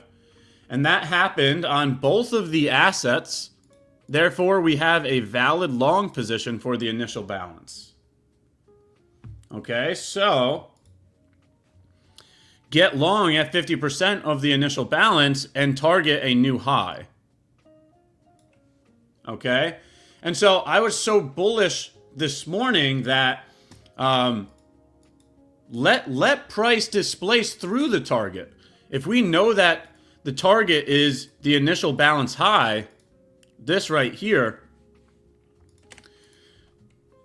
Sorry, I'm trying to get the drawings correct. That red dot would not go away. Here we go again, last try.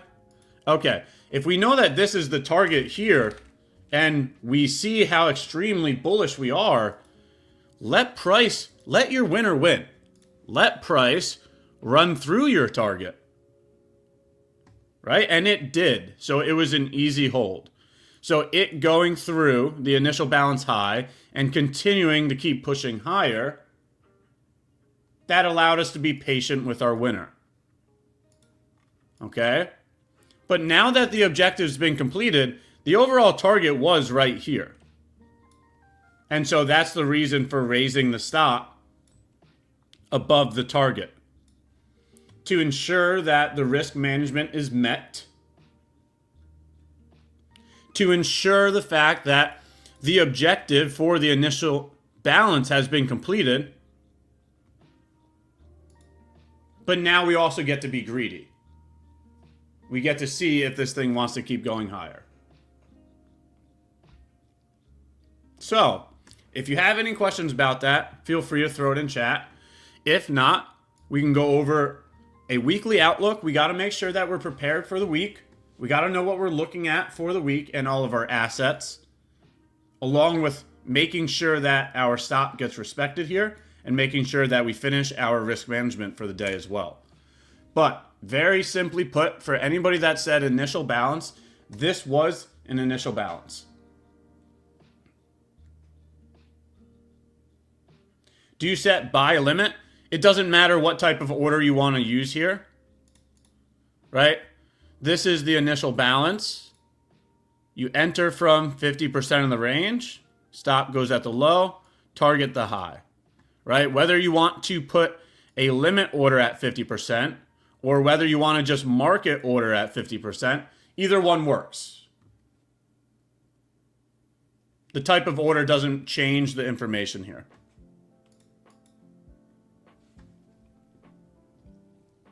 Ash, finally, initial balance cooked. Haha. Finally a TP after a red week with low frequency. Was the initial balance red last week? Is that what's going on? Either way, this was a picture perfect initial balance for today. So this was absolutely gorgeous. I could have used the initial balance as a confluence for my long off the 15-minute fair value gap. Totally forgot about that. Listen, if it's not a part of your plan, then don't add it to it. We need to make this as simple as possible. So if you're not already using that as a confluence, do not. Right? It's very simple. The more information, the more confused you're going to get. You need to have a checklist of 1 or 2 things to get into a position, and that's it. You do not want to have a checklist of 10 different things. It's going to be very hard to get into a position. So if you're not already using this as a confluence, don't start now.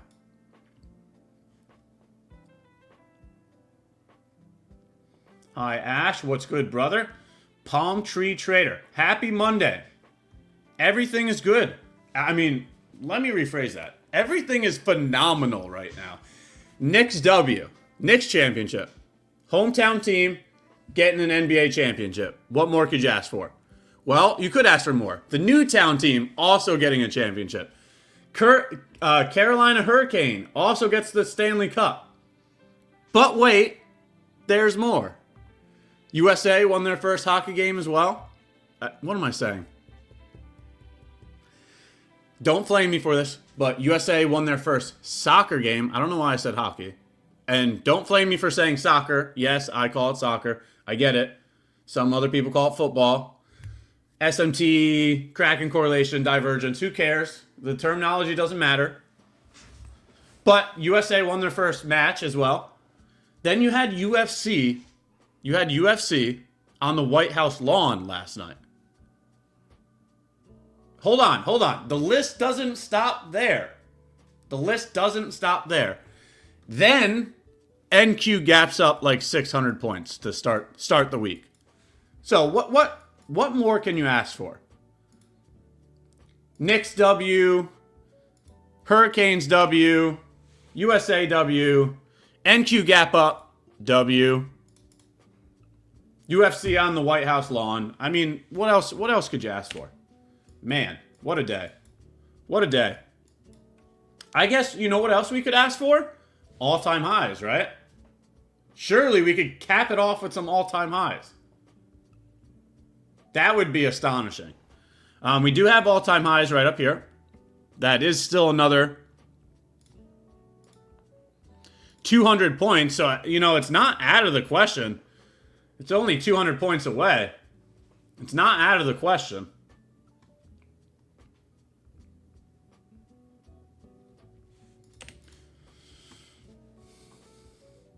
It's not out of the question. So we'll see. Either way, this is going to become a winner. It's $2,500 minimally.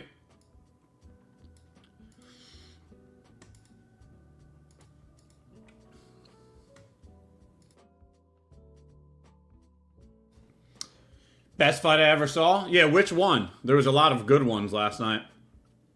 Which one? Targeting 5K. What I'm targeting is new all-time highs. So however much this is what I'm actually aiming at. Does that happen today? I have no clue. I have no clue if that happens today. Doesn't really matter if it does or doesn't, because no matter what, this one's a winner. But what I'm actually targeting is this right here.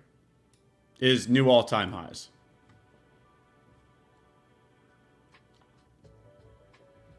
So, perfect time for a poll right there. Take a look at the poll. Poll says, should ask take profit? Question mark. Yes, he's being very greedy here. So that means, yes, he should close it. Or no, let it run or get stopped out. What's your opinion? What do you think? What do you think?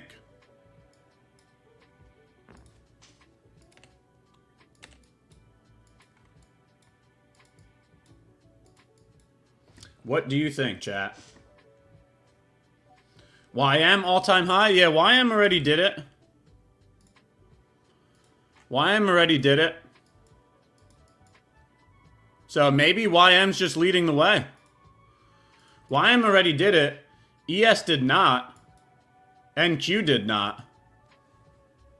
So is YM just leading the way?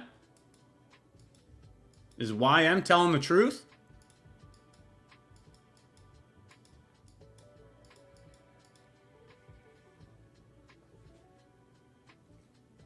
Change the stop to an ad. Okay, ET1 Invest gets it. Let the winners win. Love to hear it. Trail stop based on the 15-minute candle closure. It's based on the market structure. So this is a very clear swing low in terms of market structure, right? If we're thinking about a trend, here's a high, here's a low.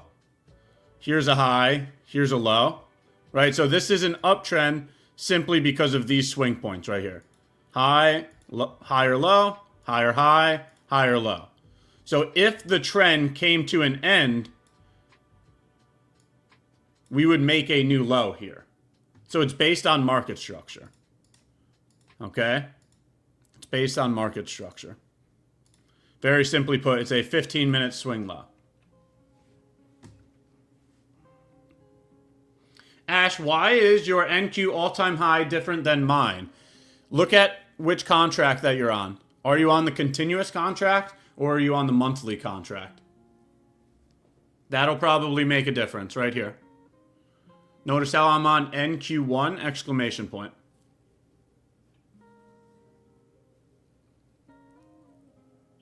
So if you're on the monthly contract, you probably have a different number.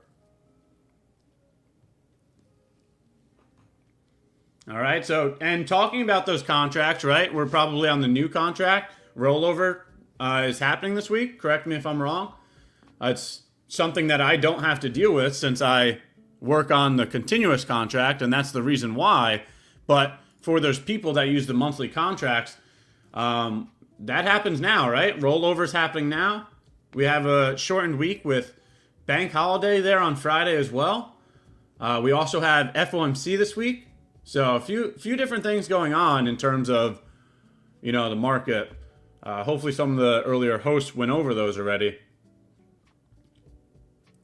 Same here, I'm on NQ1 and Be Just Like You, but it's showing we're already at all-time highs.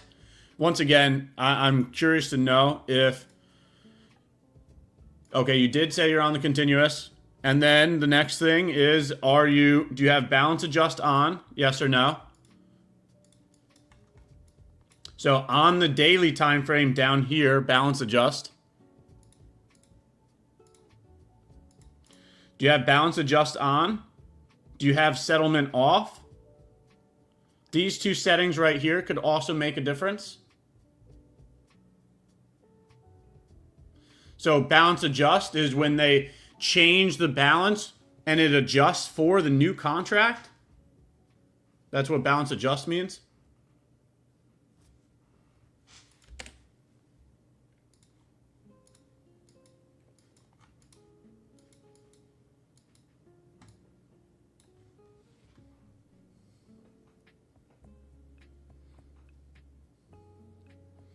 Ash, is that not bearish SMT on NQ? I don't know how else to show how bullish the market is other than the market being up 1,200 points and 4% on the day. I have no interest in looking at any type of bearish information. I don't care if YM is above all-time highs and NQ is not. This is extremely bullish right here. I don't need a divergence to tell me that. 4% higher on the day is astonishing. That's extremely bullish.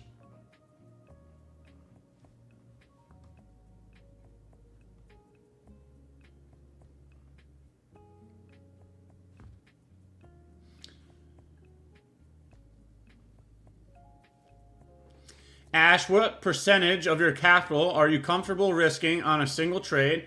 How do you prevent emotions from influencing your decision? So I'm risking about $1,000 a day right now. That's the first thing in terms of risk management. Okay. The next thing is that's only a portion of the live account. And the live account is a very small portion of the overall net worth. So in terms of a percentage of my capital, it's a very small percentage. It's a very small percentage. I'm diversified across different markets.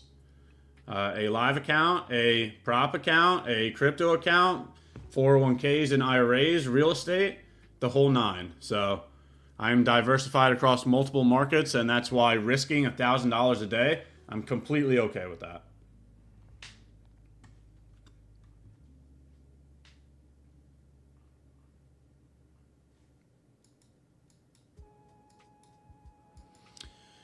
Any questions, any information, feel free to throw it in chat.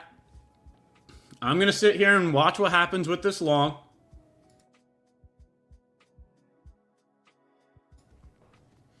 Either the trail stop gets hit for plus $2,500, or we see if we can make a run towards all-time highs. That's what we're working with here this PM session. Either plus 2,500 or a run towards all-time highs.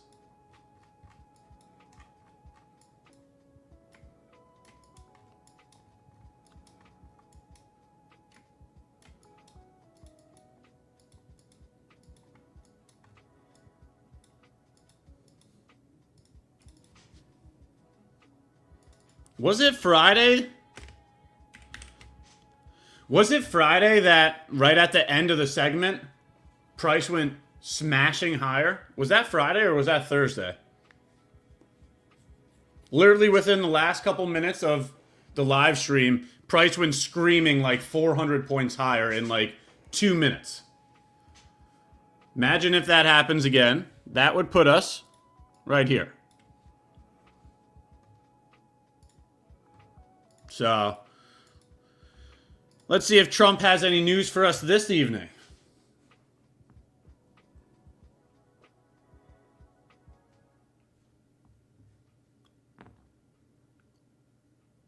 Ash, bro, what mindset change had the biggest impact on your profitability? Being process driven instead of being emotionally driven. Once I stepped away from my feelings, some of my intrusive thoughts, once I was able to detach from the outcome, once I was able to focus on the process and forget about the result, that was what made the biggest difference. That's what made the biggest difference. Because if you're sitting there, you know, biting your nails, worrying about every dollar, getting too fearful to enter the market, that's going to make trading much harder than if you can completely detach from those emotions and just carry out your system every day. Became so much better off when I became process driven instead of result driven. So that would be the key there.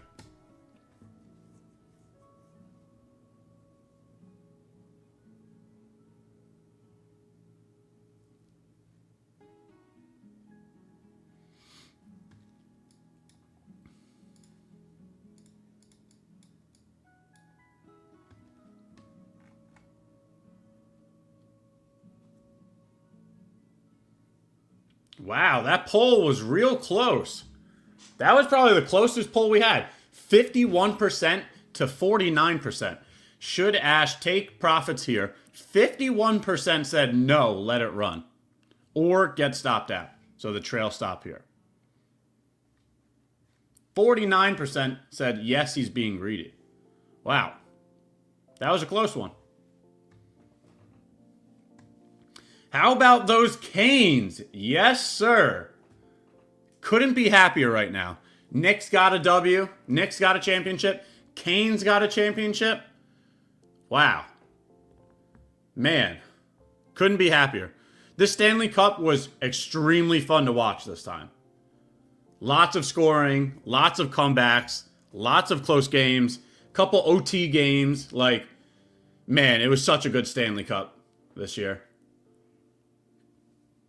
Going to see if they're going to do a parade in Raleigh. See if maybe I could go to the Stanley Cup parade. I was able to go to game 1 of the Stanley Cup and sit center ice. Man, it was absolutely electric. The stadium, the crowd, the game, absolutely astonishing. Couldn't be happier about the Canes, to be honest.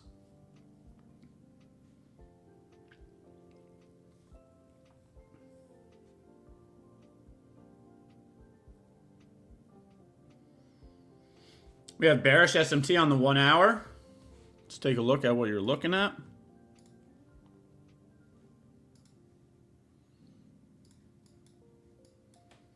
I mean, unless you're using information from way back here, yeah, you got, that's, I don't know. I'm not looking at that. That's not something I would even bother with. I'm much more interested in the most recent information, and the highs on the hourly right now for the most recent information does not show any bearish SMT. So it's just not something I'm going to look at.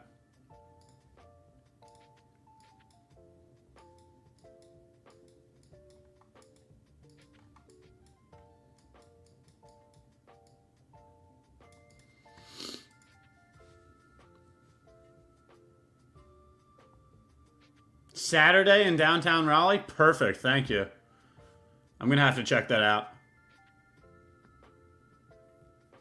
Spain is losing right now, too? Ooh.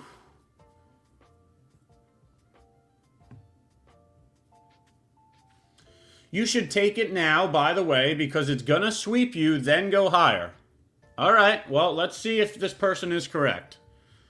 They're saying that I should take profit right now, right here, because it's going to go here and then go higher. Let's see. Let's see if they are correct.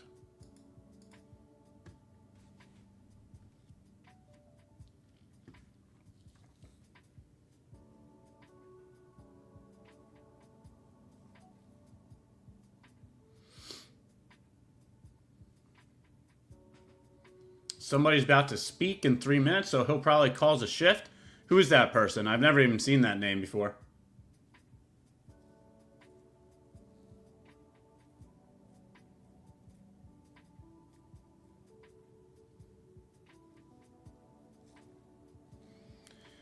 Take 80% profits now.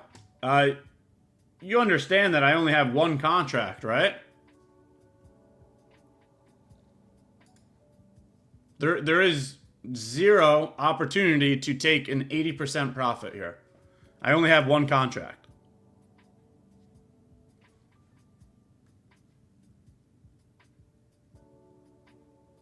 Oh, PM of Israel? I should have known that. I should have known that.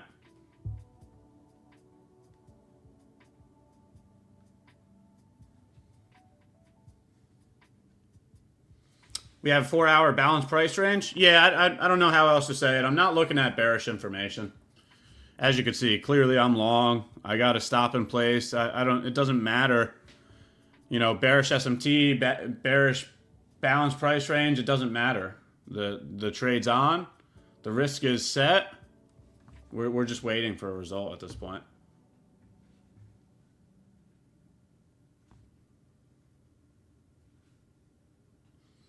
That's why you can't take advice from anybody. You shouldn't, ever. I've told you guys this many, many times. This is a you versus you business. If you wanted to have a boss, just go get a day job. If you want to listen to somebody, have somebody else make your decisions for you to create an income, just go get a 9-to-5 job. Okay? You should never listen to anybody. You should complete all of your own trades. Plain and simple. Nobody will ever press the buttons for you. So why would you let them make the decisions for you? Seriously.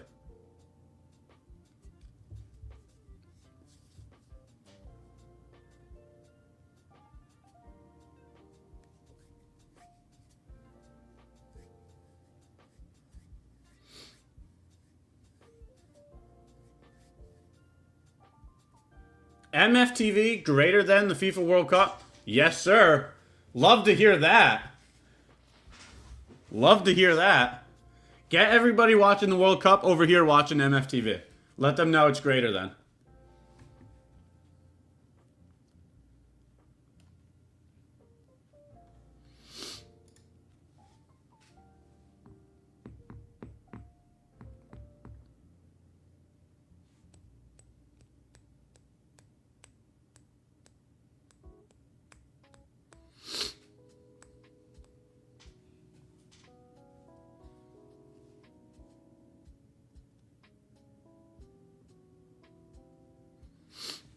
Starting to head towards the trail. Maybe we get trailed stop. We'll see.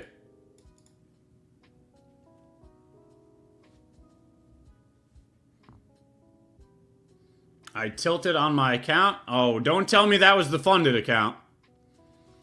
Don't tell me that was the funded account. All right, plus 2,500 chat. Lovely trade. Lovely trade. Trail stopped. Very happy with it. Very happy with it. So, another quick top-down review. We'll take a look real quick. Very simply put, the entire idea comes from the daily chart. The entire thesis to the trade, the entire idea, the entire logic, the entire understanding, everything comes from the daily chart. Same exact thing that I told you on Friday. It's still the same information right now. We had SMT at the lows. After having SMT at the lows, we had a bullish change in the state of delivery. Once we had the bullish change in the state of delivery, we could then target the unfilled portion of the gap. This target was completed from the gap up overnight. This target was completed from the gap up overnight, right here. After we gapped up, we ran right through the FVG, right? So there was no form of resistance here, okay? Since there was no form of resistance, that was the telltale sign that we are still heading higher. So all we had to do was go into New York Open looking for long positions. This long position was the initial balance. So W Mr. Zinc, somebody at Mr. Zinc saying IB is goated because today IB is goated. The entire idea came from the daily time frame. Since we were bullish, we then looked at a bullish initial balance. Since both of them set the low first and the high second, both on ES and NQ, that confirmed that we had a long position here. Okay. Therefore, getting long from 50% of the initial balance, targeting initial balance high, is a beautiful long setup.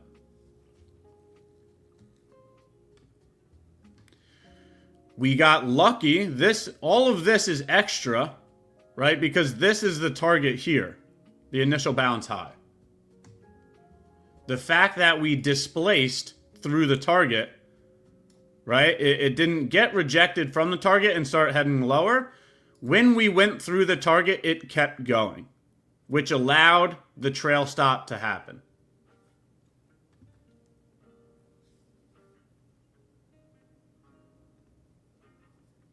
Now, this is one of those examples of allowing your winners to win while always having a defined downside, right? Because if my losers are $1,000 and my winners are $2,500, then at a 50% win rate, you're going to make progress.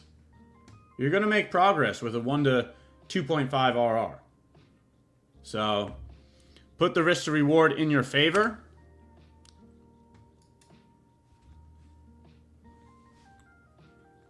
But I'll turn it over to you guys. If you have any questions or information about that, feel free to throw it in chat.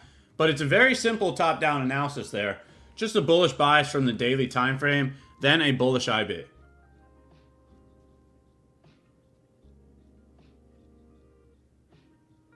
All right, so feel free to throw any questions or information in there.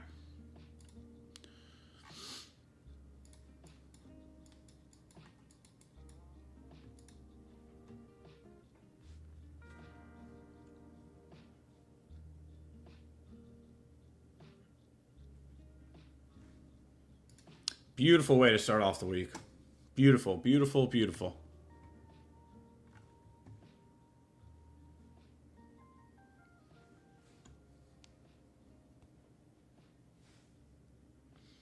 Ash, are we going to pull back to the change in the state of delivery on the daily time frame? I have no clue. I have no clue. But what I will be looking at is this right here. They just inversed the rest of this gap. So I would think that I would think that resistance being broken then turns into support for continuation higher. I don't think we're going to pull back to the change in the state of delivery. I think I'll look at this area to act as support for continuation higher to this target here. And that's just an opinion. Price can and will do whatever it wants whenever it wants to. Price doesn't care about how you feel. Price doesn't care about what you think. We have to be objective to it.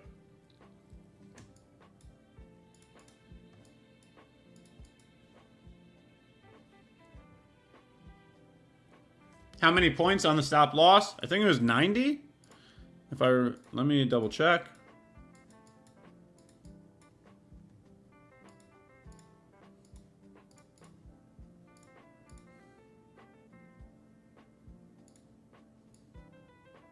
97, close. So you have 97 for the full IB. Looks like everybody's starting to use IB 25 though. So give me a second here. I'm trying to put something else on. Oh, it's on here. Hold on. All right, so if you used this as your stop loss here, I'm starting to see people do this. 50 points for 0.75 as your stop loss, or the full IB at 97. So either one. Either one.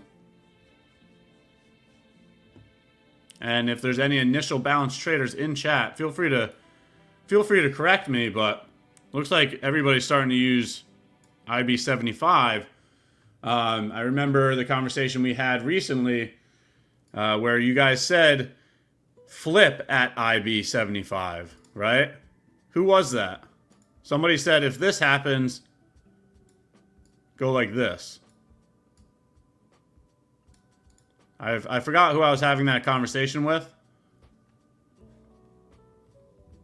But you guys recently said flip at 75 to target the low if that got invalidated.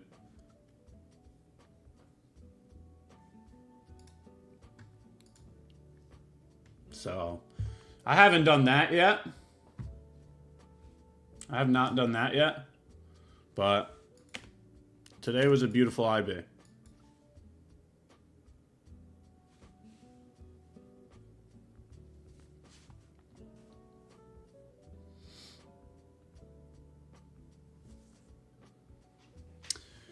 We got another 20 minutes on here.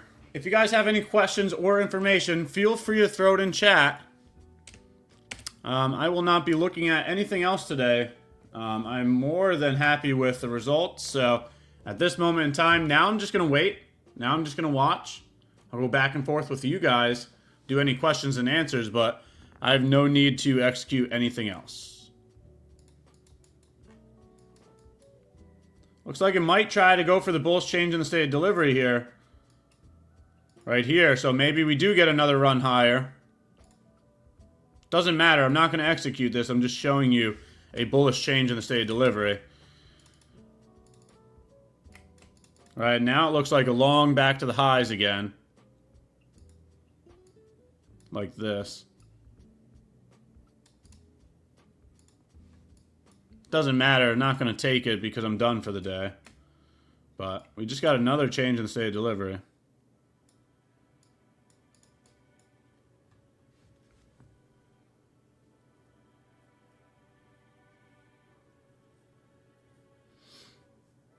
Water and a banana shake.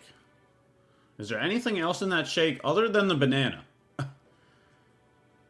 Maybe some protein? Maybe some peanut butter or almond butter? I have the water though, so. Cheers.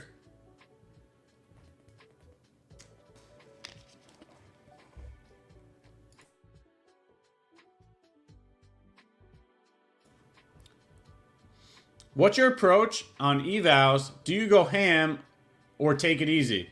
Time is money. Plain and simple.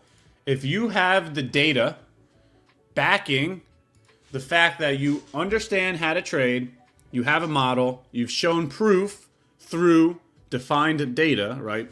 Prior experiences show that you have a system, you adhere to it, and you can make it to a payout, right? You have enough information backing the fact that you can expedite the process of an eval, right? For experienced traders like that, that's where I say time is money. And that's where I say get through the eval as quick as possible, okay? If you're still learning this business, right? You're learning your emotions, you're learning your process, you're learning, you know, the chart and the technical analysis or the fundamental analysis. If you're in any stage of learning, then just use that as your learning opportunity, right? So there's two different people that I'm talking about here. The very experienced person that has proof that they can make money from trading. That person, I would say, time equals money, and expedite that process as quick as you can. The other person, which is the learner, the student, the person that's still developing, that person, I would say, use that time to learn. Do not rush the process. So it depends on who you are.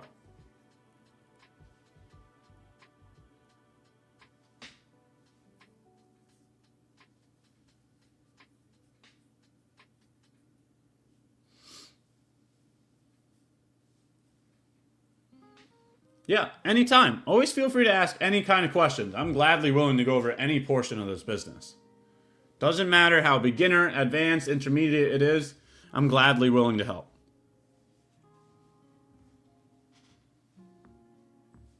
Gladly willing to help.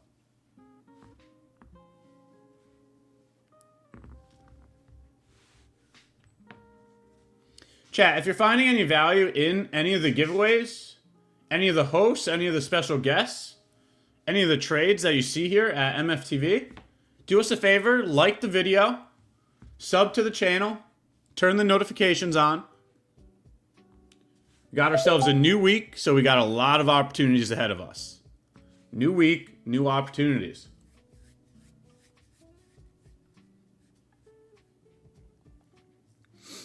So just remember the shortened week, though. We do have a bank holiday there on Friday.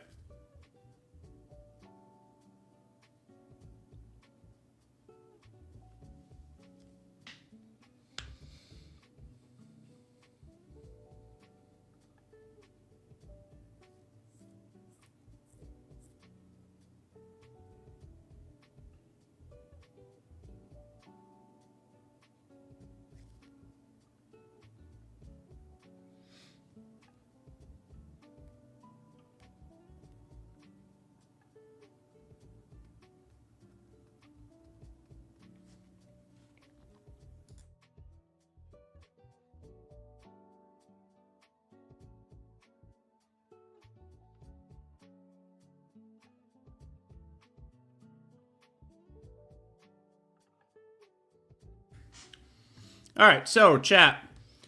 Now that that position has been completed, I do want to get through our weekly outlook for the rest of our assets.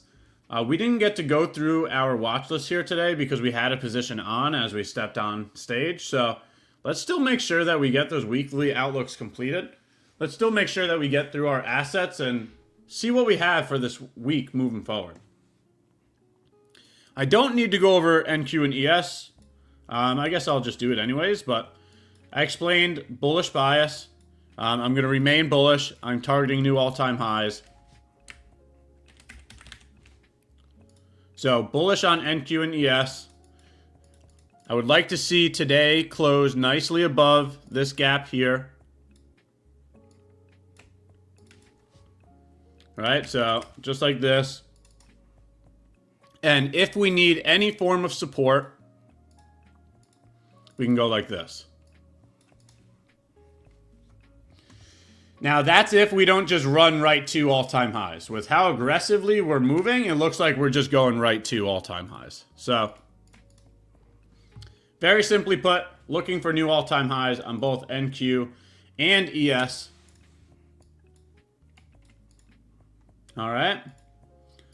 Oil. Oil, I left you all off with on Friday one simple analysis. And it was these lows right here.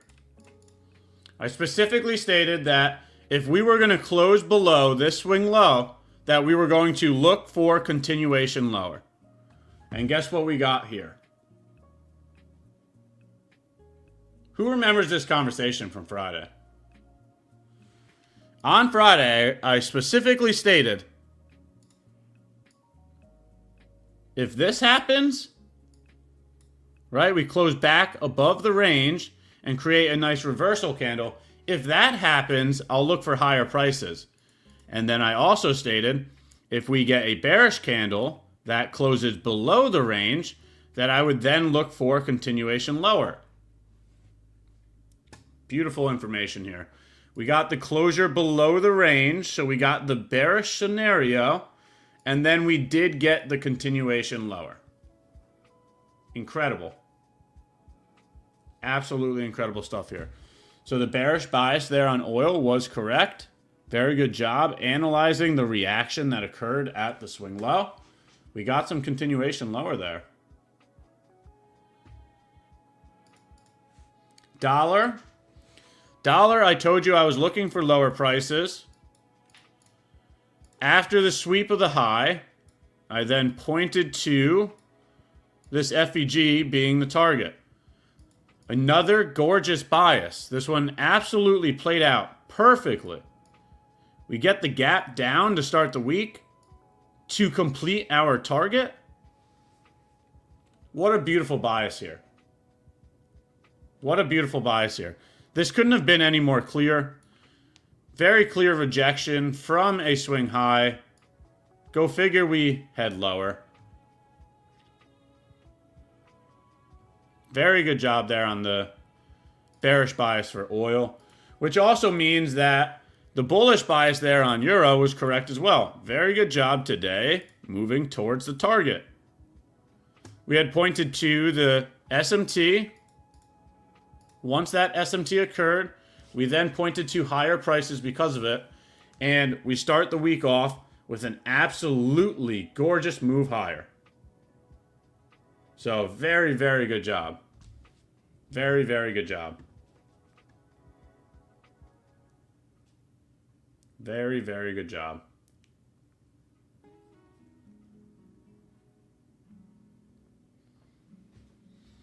Now, for moving forward. I want to see what kind of candle closure we get here. I would want to see a candle closure above this bearish fair value gap to think that we can continue to keep moving towards our target. So I'm going to wait for today's daily candle closure. If we close above this gap, then I'm going to continue to keep targeting these highs right here.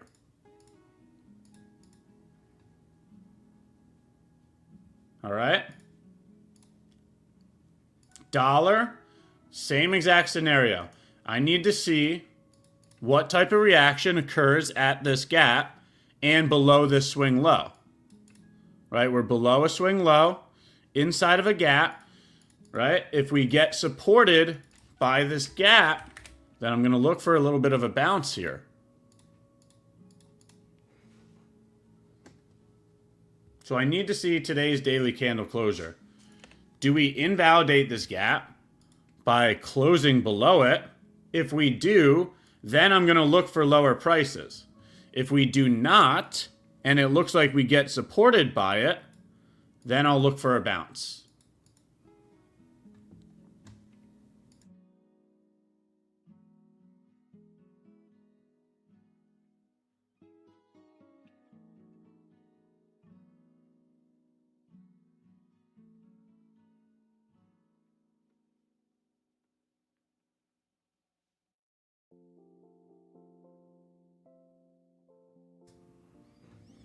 But that's pretty much what we're looking at for this week. We have FOMC on Wednesday. We have a bank holiday on Friday. Okay.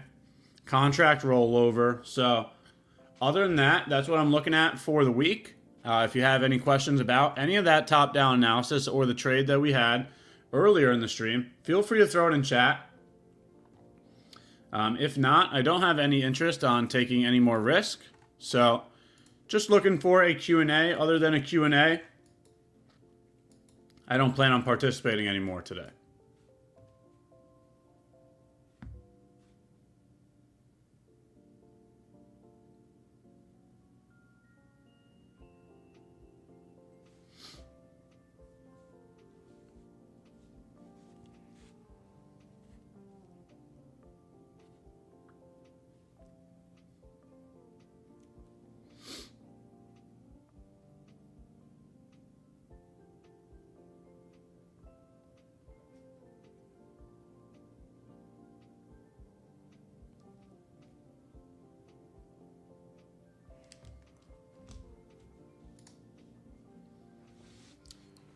But got about 5 more minutes on here. So any questions, any information, feel free to throw it in chat. Kind of just fizzling out now. Looks like it's just going sideways.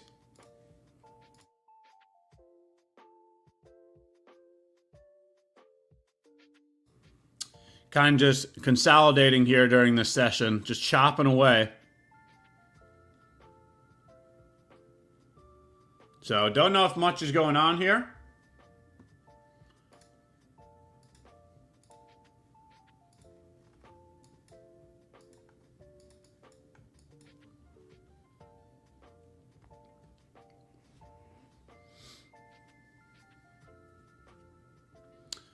What is the most unusual lesson you've learned from the markets? If you could have dinner with any famous investor or trader from history, who would it be? I mean, how can you pass up on Warren Buffett, right? Like, this guy is legendary. He's like the Mount Rushmore of investing. If I could have dinner with him, I absolutely would.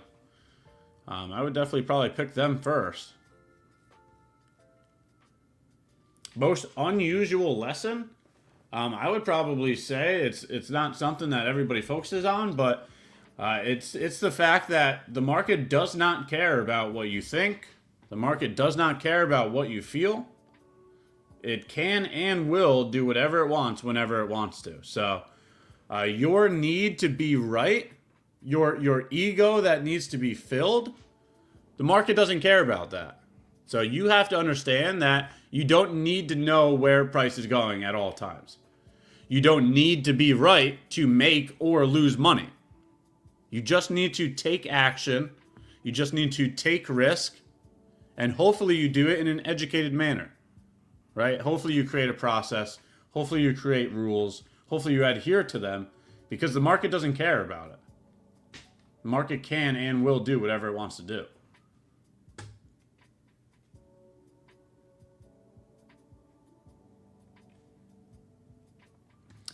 Just trying to shake off the longs. Okay. Yeah, maybe. Got me out.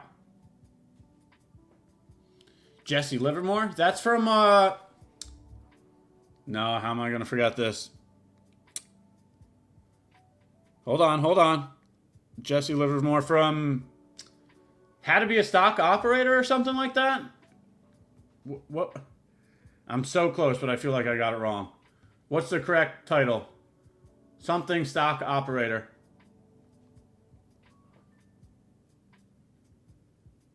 What is it, chat? What's the real answer? What is Jesse Livermore from? All right, I'll look it up. Let's see.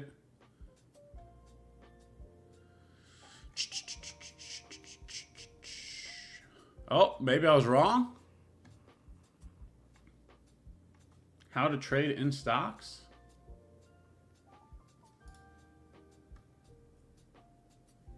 Reminiscence of a stock operator. Perfect. I don't know if that's what he's from. That was just my guess.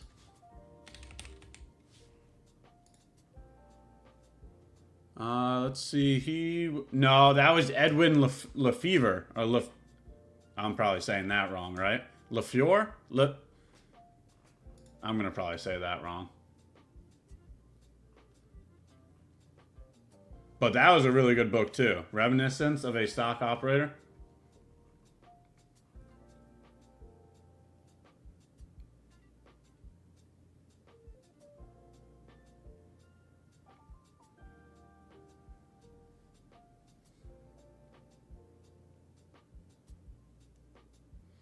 Oh, that's what it was. Okay, thank you. It's parody of Jesse Livermore. Perfect. I thought there was a connection there. Awesome, so I wasn't far off. Close, but not close enough.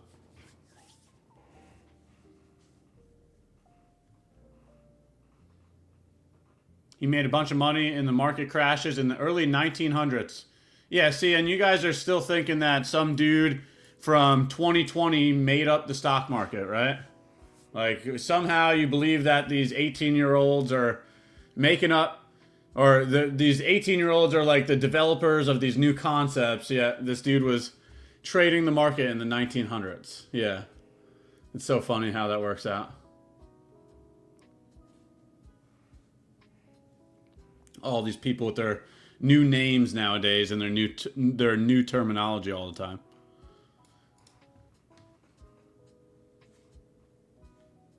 I would love to have dinner with Pelosi. Yeah, probably one of the best traders of our lifetime, to be honest. Pelosi crushes it.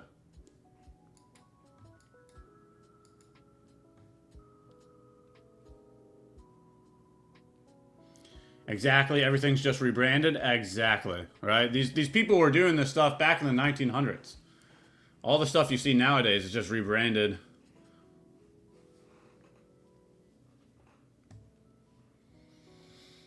Well, chat, I must say, time flew by today. What a lovely session. Nice W. That is going to be the end of our segment. So, just want to take a moment to say thank you to you all once again. Thank you once again for showing up. Happy Monday. I hope everybody has a phenomenal week. Check out the Asia segment, okay? SK is going to go live for Asia. So we'll see you during the Asia segment, or we will see you tomorrow morning at New York Open. But thank you for your time today. We greatly appreciate all of the support, all of the consistency in showing up every single day in these markets. So let's have ourselves another good week. All right, focus up. Let's carry out our process and manage our risk. Thank you for your time today. We will see you during the Asia segment. Have a nice day, chat.